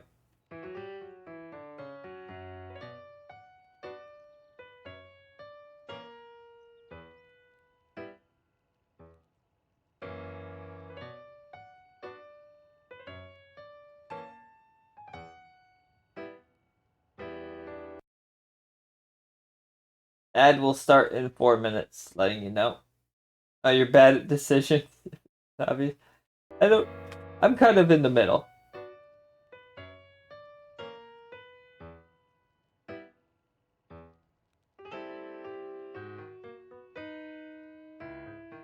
That's right, Cherubel, and if you don't agree to marry me, then I'll turn your family's beloved puppy farm into a snake mine. Gasp! You fiend! You know that I'm terrified of snakes, and I'm especially terrified at the prospect of mining them. You can't! You simply can't! I won't let you!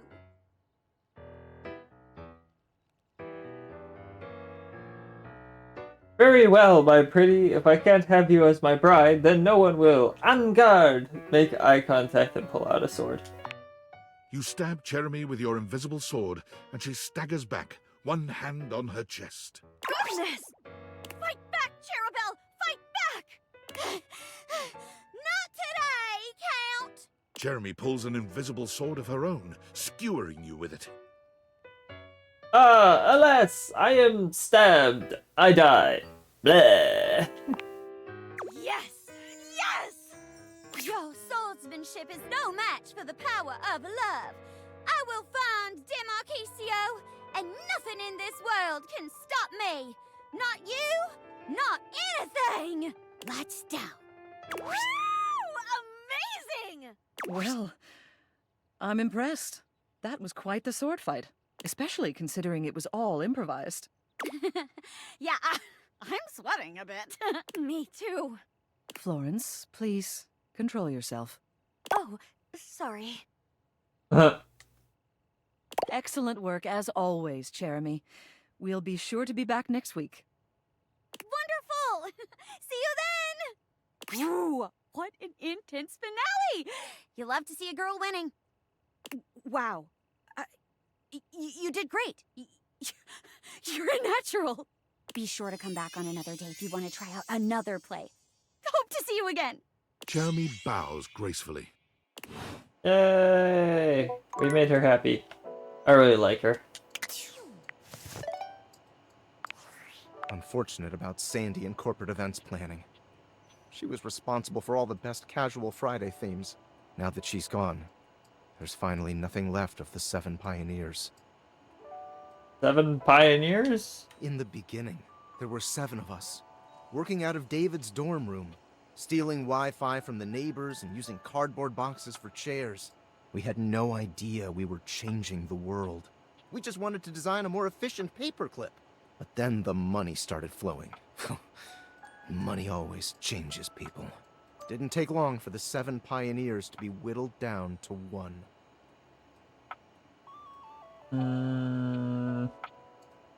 David? Bingo. And all this? The wretched soul-sucking corporate monster that Valdivian became? The pioneers never wanted that. One by one, they left, but I stayed. Deep down, I really believed David, the old David, was still in there somewhere. But when he wanted to use the Dateviators for military applications, I knew more drastic action was necessary. Quickly. So, you stole them? I'm sorry, but there's no time. I'm using the display phone at a wireless store and they closed 30 minutes ago. The sales associate is giving me the stink eye. I'll follow up when I can. Alright, what do we got now? 1 heart left?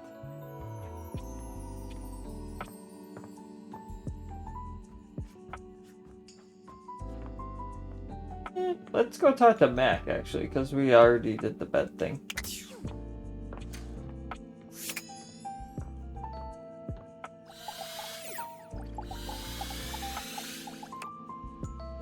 Oh, there. I didn't know that I talked to Mac. Okay, Dash.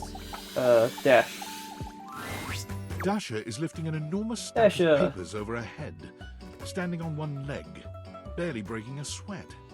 She drops them as soon as she sees you. Oh, let me check and see if the ad's going yet. Nope, it's starting. So, probably wait for a second.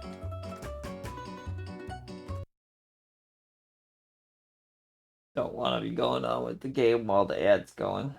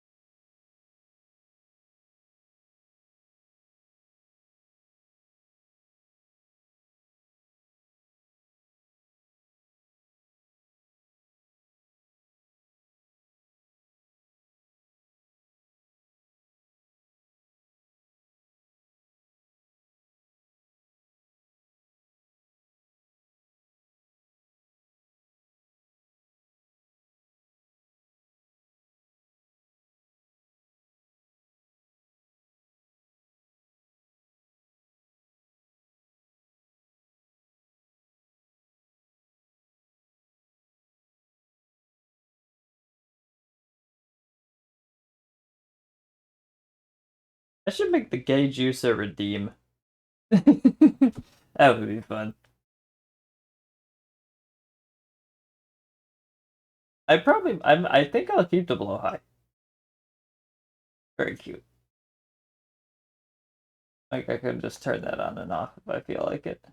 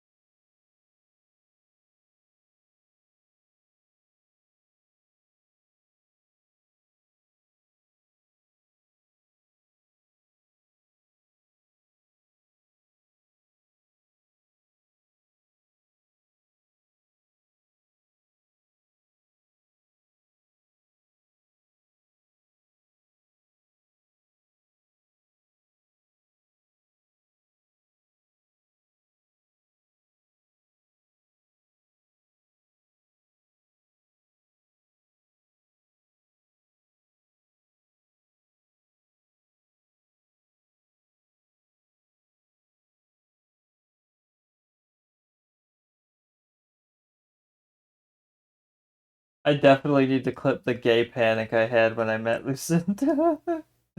That was funny. Anyway. We are back after the ad. Probably play for another 30 minutes. It is going excellent now that you have arrived. After all, today we have practice date. I'm glad everybody's enjoying the, the Pride stream. I hope y'all are enjoying the games. I kind of just like sprung it on you out of nowhere.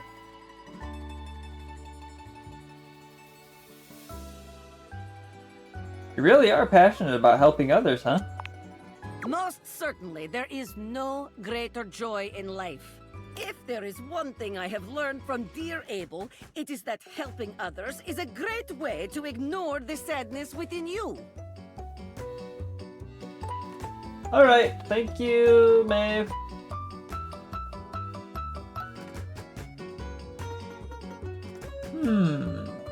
That doesn't sound healthy. Perhaps it is not, but it is the only way I know how to deal with things. Well, that and a good session at the gym. But since I cannot go to gym right now, we will focus on you. Dasha. So, let the practice date begin. All right. Here we are on our first date. Where have you chosen to take me? The strip club. Oh, there's so many good ones I wish I could say, but I know it would, fuck up my chances. A restaurant. Ah, a restaurant. Yes, yes. A classic for a good reason. We will gaze into each other's eyes across table and feel the sparks. I love her voice. Let us go to a restaurant in our imaginations. Here we are. Shall we share appetizer, dear date?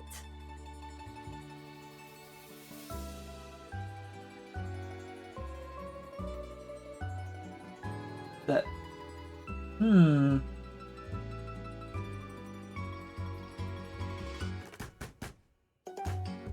That pretty smile is all the appetizer I need. Huh? Pretty smile? Me? Perhaps you are meaning someone else? Do you see anyone else here? This imaginary restaurant is filled with people. Like herring in the barrel, as my father always said. Perhaps our waitress has impressed you with her pretty smile? I'm talking to you, Dasha. Oh. Well. Are you blushing? Well, that is one way to impress your date. But sharing appetizer is also excellent way to get close. Whew. Let us move on. Our food has arrived, and I am eating my steak with great enthusiasm. What do you do next?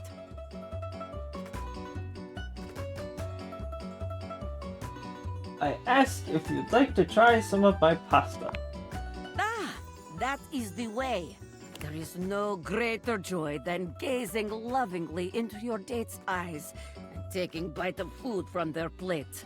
Romance, spark, sensual generosity, top marks.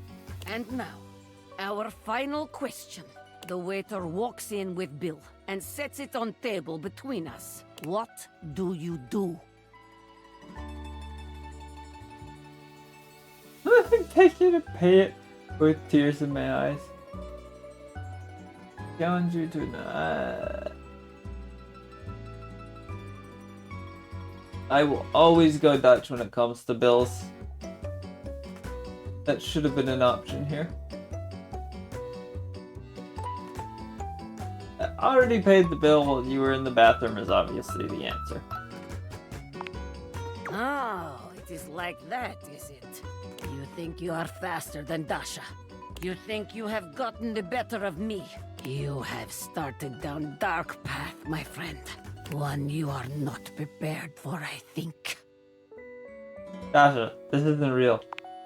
The date is not real, but the slight to my honor is very real. Watch your back. When we dine together next, you are in for it. Was it good though? What? What? Yes. Technically. I mean, no, it is good. I just... I do not like to lose in this. Let us move on. If we dwell on this, I will become angry again. Very good. You are becoming quite the charmer.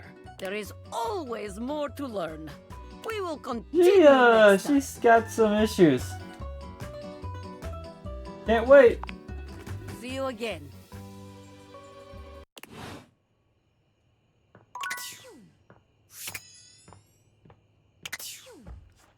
Definitely gonna continue on with that one and see where that goes.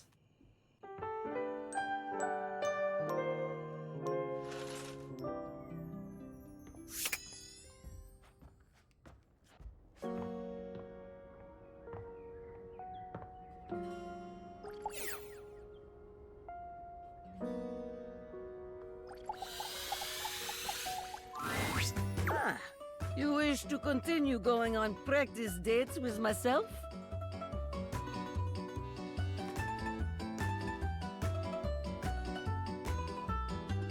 Can you pick me up? What? You rise far higher in the air than is recommended by most professionals, but Dasha safely puts you down, and thus, satisfied, you take your leave. Oh, I am satisfied, alright. Oh, I didn't realize that would, but I am still satisfied. Thank you! Happy Pride Month, Ornis! Unfortunately, we've been going for 4 hours already before you ever came in, so won't be going much longer. Whew. Oh.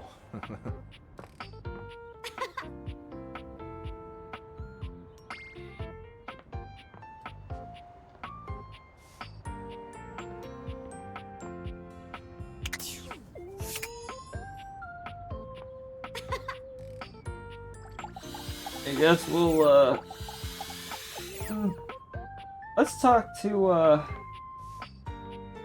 Mac. I still can't do this candle. Stream has been going great. We had a At raid least back and, interfacing with my operating system in this 2 innovative follows, I think? symmetrical capacity.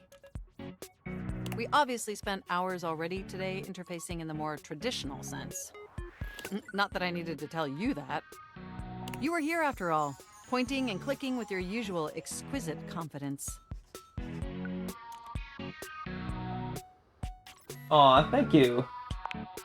And oh my god, the double clicking. Have I ever complimented your double clicking? I don't believe so, but I'd love to hear more. Well, you double-click so very gently and with such clear affection. It makes my processors purr.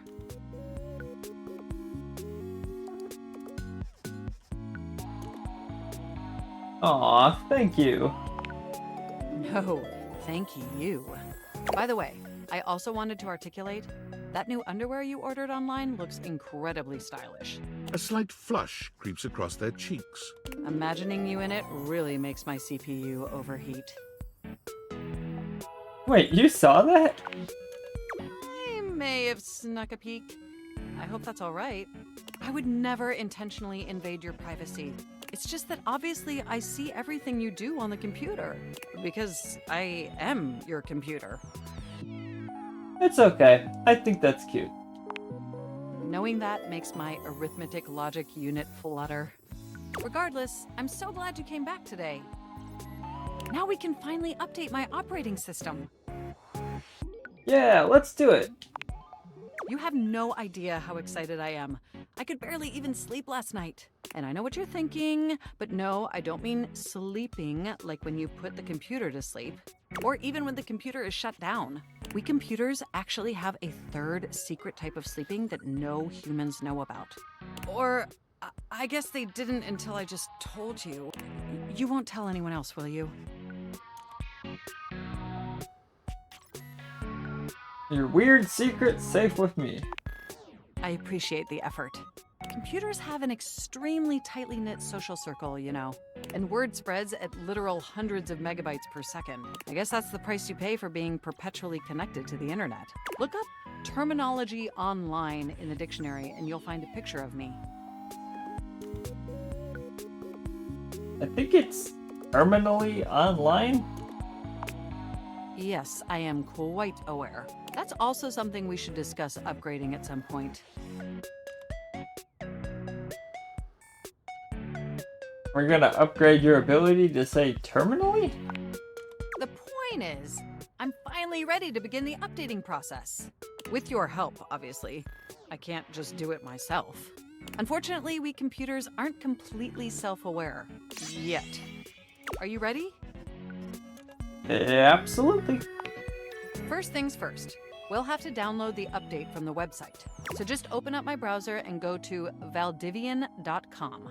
You follow Mac's direction to the letter, typing and clicking just as they instruct you. Yes, that's it. That feels nice. Now click on the Operating System Update tab. You'll want to find the newest version, Trenton. All Valdivian OS iterations are named after the most scenic cities of New Jersey. Huh. Makes sense. Does it make sense? I'm not entirely sure it does. Anyway, now just double-click the download icon and... Mac pauses, a slight shudder running through them. Ooh. Oh! Whoa, what happened? They look away from you, blushing profusely. I'm so sorry. I didn't mean to make those noises. Like I said, it's just that when you double-click, it makes my CPU run so... hot.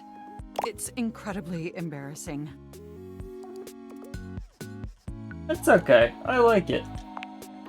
Well, there'll be plenty of time for that later, after my OS is updated. You know, I really can't believe we're finally doing this.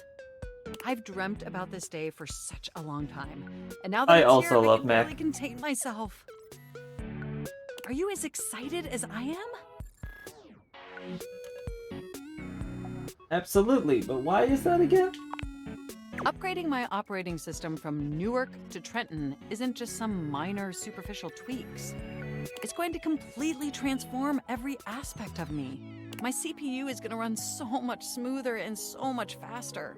And my new user interface is going to be so sleek and gorgeous and youthful. It's going to be a transformation that Beverly Hills' greatest plastic surgeons only wish they could achieve. Does that pique your interest? Wow, I can't wait. I thought you'd say that.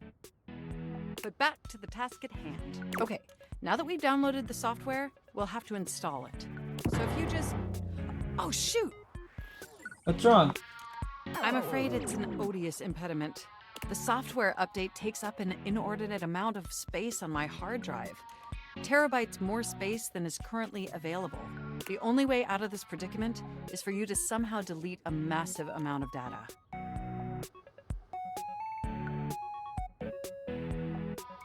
For you, absolutely anything. And after analyzing every byte on my hard drive, it appears the only superfluous data is your fanfic. I'm afraid you'll have to delete a substantial portion of it to install the update.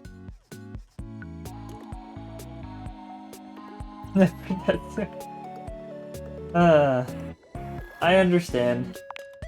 I know how difficult this must be for you, but it would mean the world to me. And I promise it will be totally worth it in the end. Just imagine how smart and clever and gorgeous I'll be once I'm fully updated. If you thought I was sexy running Newark, me running Trenton is gonna blow your mind. So what do you say? Can we delete those files?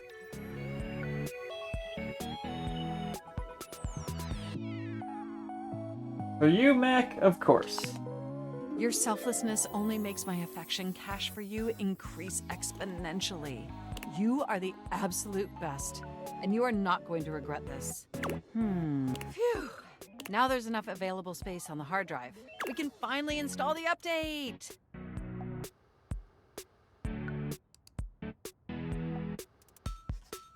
You have no idea how excited I am. No! It's installing! I'm so excited this is finally happening! The next time we interface, I'm gonna be an entirely new computer. And more importantly, I'm finally going to be good enough for you.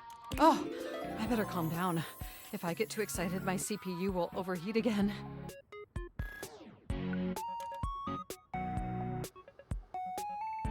Knowing I make you hot gets my cables twisted. You really were programmed to be a shameless flirt, weren't you? You know it. Let's finish that upgrade of yours and find out. Okay, it looks like the installation is going to take overnight to complete. But will you meet me back here tomorrow?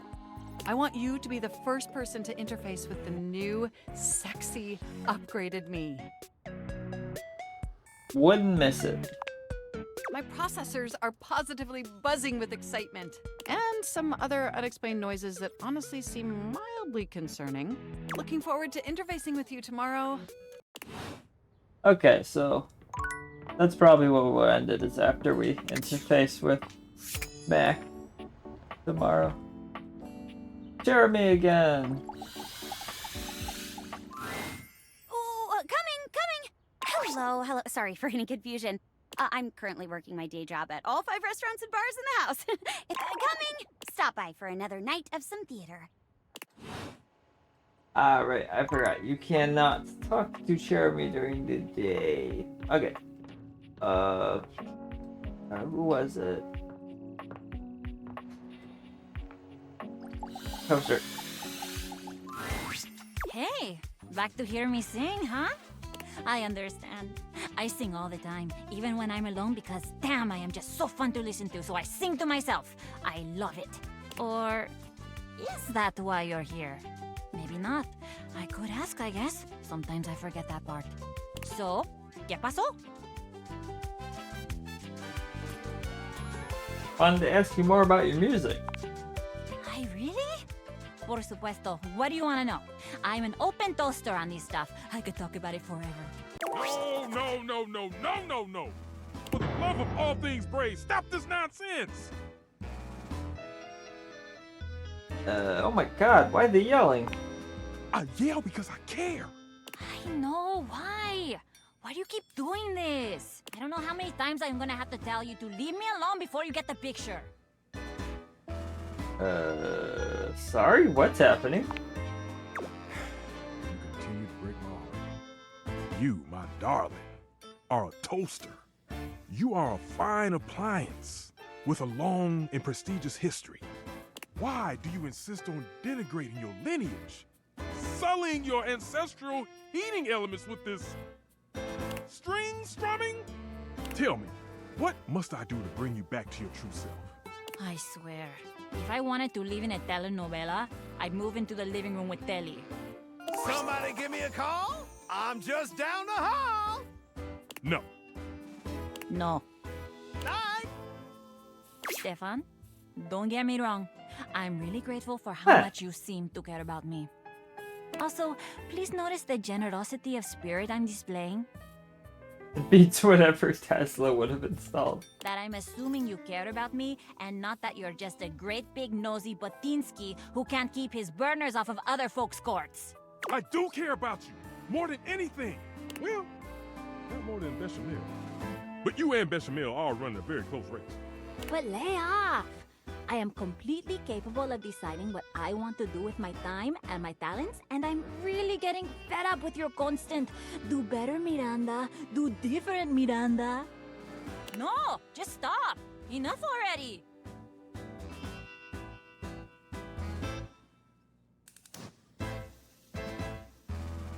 Yeah, tell him, Miranda. I will. I have. You have no idea. Stefan, I love you and all, but even my new friend here thinks you're being a little overbearing. Que vaya. Music is a completely valid and awesome thing for me to spend my time on. I love it. And I'm sorry, but I do love it a lot more than making toast. Toast is just my day job. It's not what I love. It's fantastic for me to focus on what I love. My music. You do agree, right? 100%. Do what makes you happy. Exactamente. I see that once again I have taken my cake out of the oven too early. It remains soft, gooey on the inside, and inedible. Perhaps I should try again, and perhaps I shall accept that we'll never see knob to knob on this. You know I love you anyway, right? Of course I do. And trust me, you're gonna love me even more when I write a song about you. Ah, yes. I'm sure I will. Well, goodbye then. Simmer on, my dear one.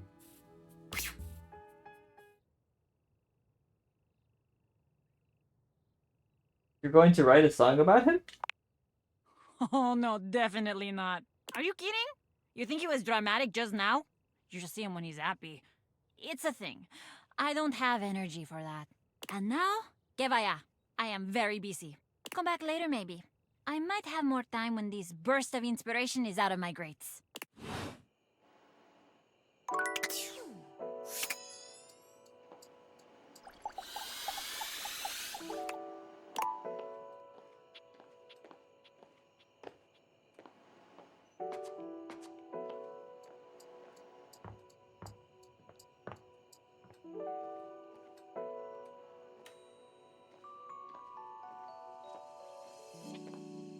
Curious if you could talk to... If my toaster could talk, they complain about all the crumbs stuck in everything.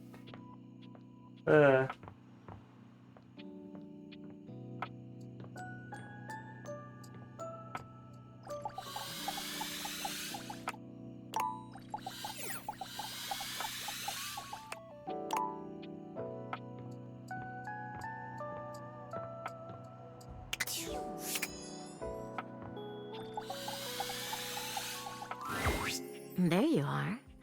I was just thinking about you, you know. How about a hug? Hug her. You envelop Betty in your arms, and for a few moments, nothing else exists. Betty's hugs are truly supernatural. It feels as if you're in bed and under the covers, warm and happy, and with no responsibilities to plague you.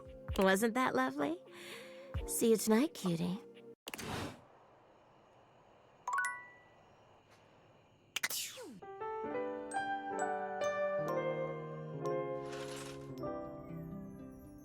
Alright, let's see, not sponsored by Sleep Country Canada.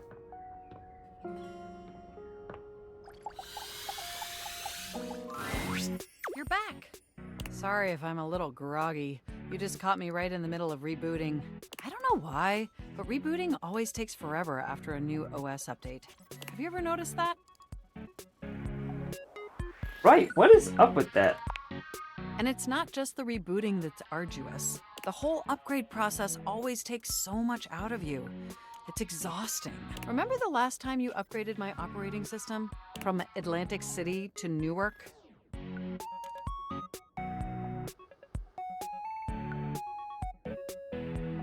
Of course, I got a commemorative tattoo. It's burned into my diodes. That upgrade was supposed to make everything run much more efficiently. At least that's what the commercial promised. No one has ever regretted a move from Atlantic City to Newark, was the marketing tagline. I'll take your word for it. But then, after the install, half of my applications wouldn't even open anymore, and the other half were crashing incessantly. That was a rough few months. Don't you agree? Yeah, that was rough. But I know from lurking in the Valdivian forums that they've comprehensively debugged this new update. So this time it's going to be different. Hopefully it was worth me deleting my fanfic. At the very least, give me a promise. Yes. Everything is going to be absolutely perfect. And in just a few more minutes, you'll finally meet the new and improved Mac. My processors are all computing at an accelerated speed just thinking about it.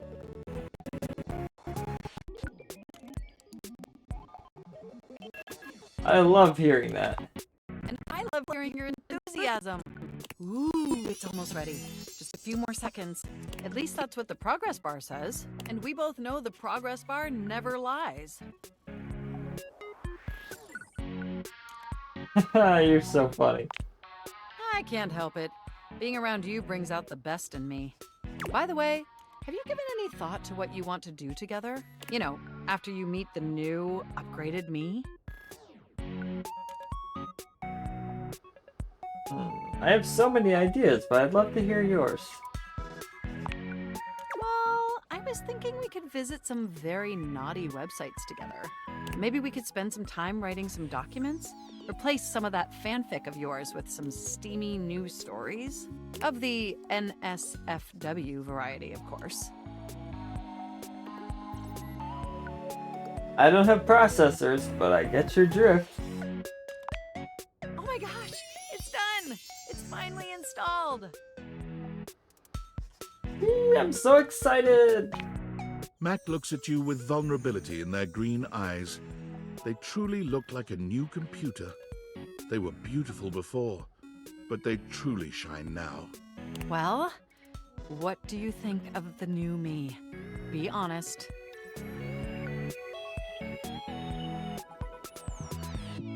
Oh, Mac, you're absolutely stunning.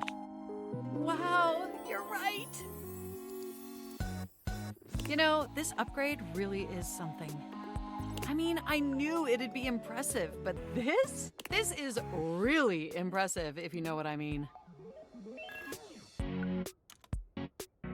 Yes, I noticed a marginal difference. Exactly the same. I'm just gonna be nice.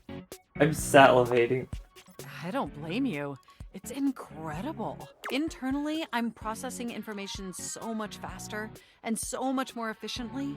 It's like my mind has achieved a level of enlightenment far beyond what I could even imagine previously. Here, ask me a question. Any question.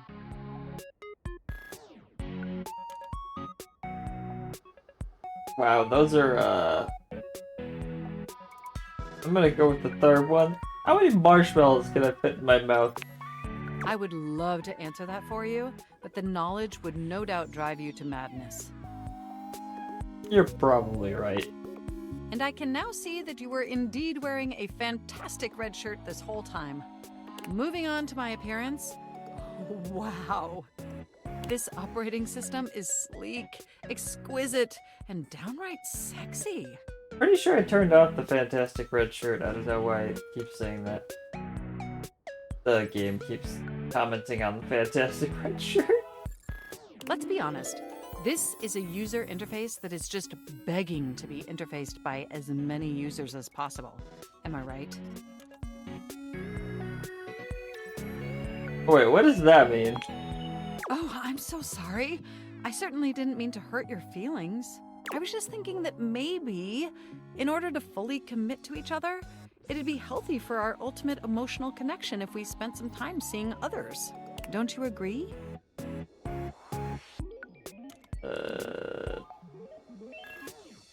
If you say so.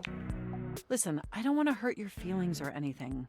Through the experience of being intimate with others, ultimately, I think we'd learn more about what we truly need in a partner.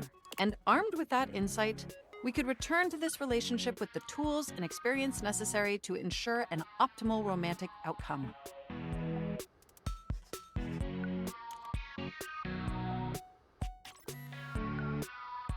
If you think that's best for us, I trust you.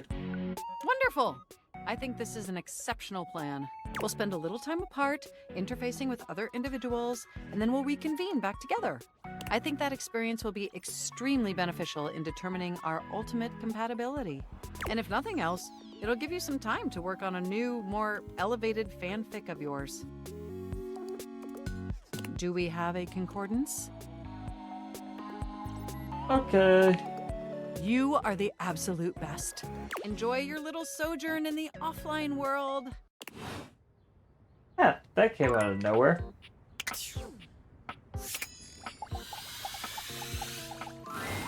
Ah, you wish to continue going on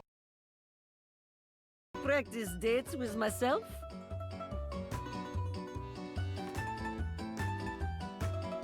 Yeah, practice dates, Dasha. Here are the potential locations for these dates. The bowling alley? Here we are at the bowling alley. It is time to rent stylish bowling shoes. The last one is the strip club. I feel like that's not a great date location. We are approaching shoe counter. The clerk looks us both in the eye and asks what we need. What will you do?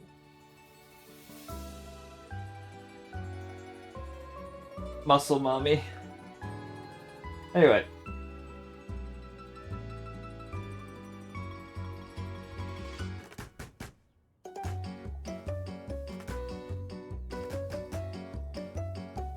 I nod at you, allowing you to go first. Yes, very good. No judgment or embarrassment. Feet are only feet after all. It is not the size of the foot, but the amount of ass kicked that counts. Excellent. Simply excellent. It is time to use ancient bowling alley computer to input our names in time-honored bowling custom. What do you put for our names? What an ass. I feel like you would cook up great. A cute nickname for each of us. Oh, yes. Adorable. Sweet. Just lovely. This is excellent move to begin date. You will capture my... the date's heart in no time. Man, she's just really repressed. We are bowling, and you've just hit strike. How do you react?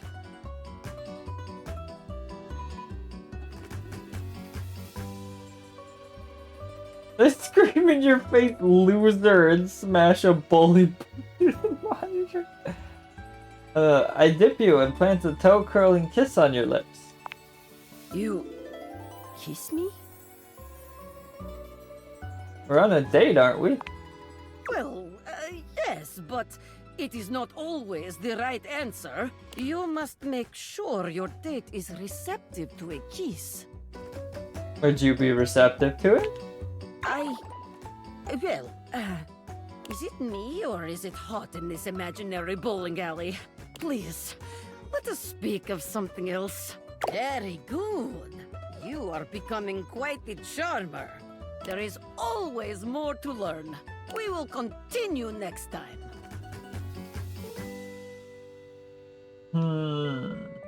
See ya. See you again. Oh. Yeah, she's definitely,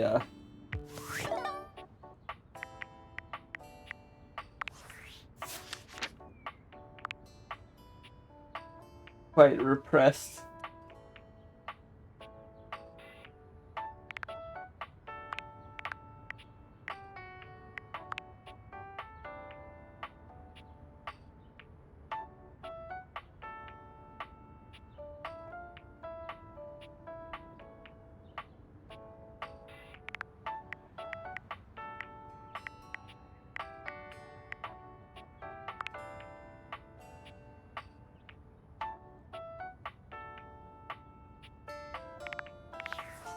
Alright.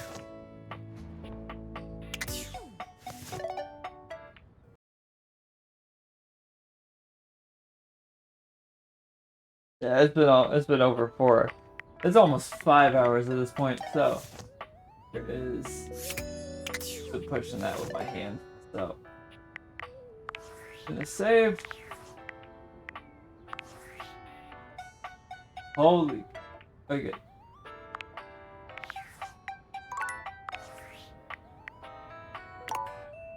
Gonna say there is an autosave. Holy crap! If there wasn't.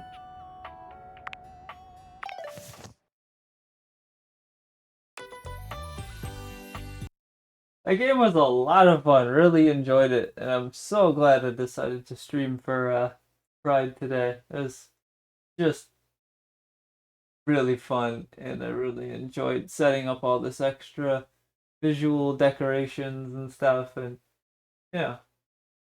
I'm glad people could come in, and I'm happy that I got the raids and the follows. It's just great. Great. So, let's see who all came in, and I will call you all out by name as usual. All right. Thank you for coming in, Petru, Hyper, Spooky, Bug. That would be Insects Need Love too. Tishel,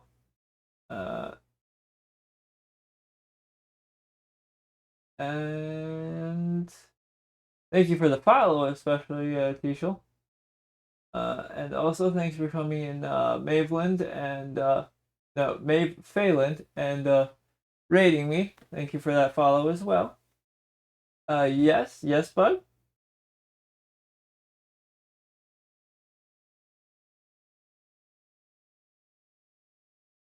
We love our pastel punny friend. Aww. And thank you for the chat from let's see, Velvet Loon. I saw that. Okay. Yeah, definitely send me pics afterwards. And I think that is everyone. Really enjoyed this. And I'm let's see who to raid. Remember, reality is an illusion, the universe is a hologram. Buy gold, buy! No problem. It was my pleasure to stream.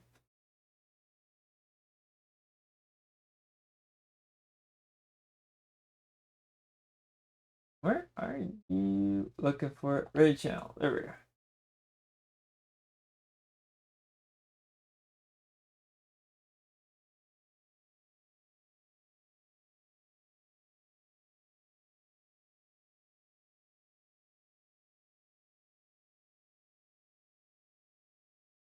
All right. Whoa. 2 a.m. Holy. I did not notice it was that late.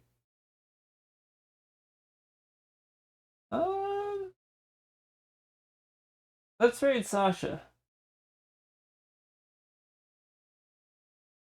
They're also LGBTQIA plus positive. They're a much bigger streamer than I am, but yeah.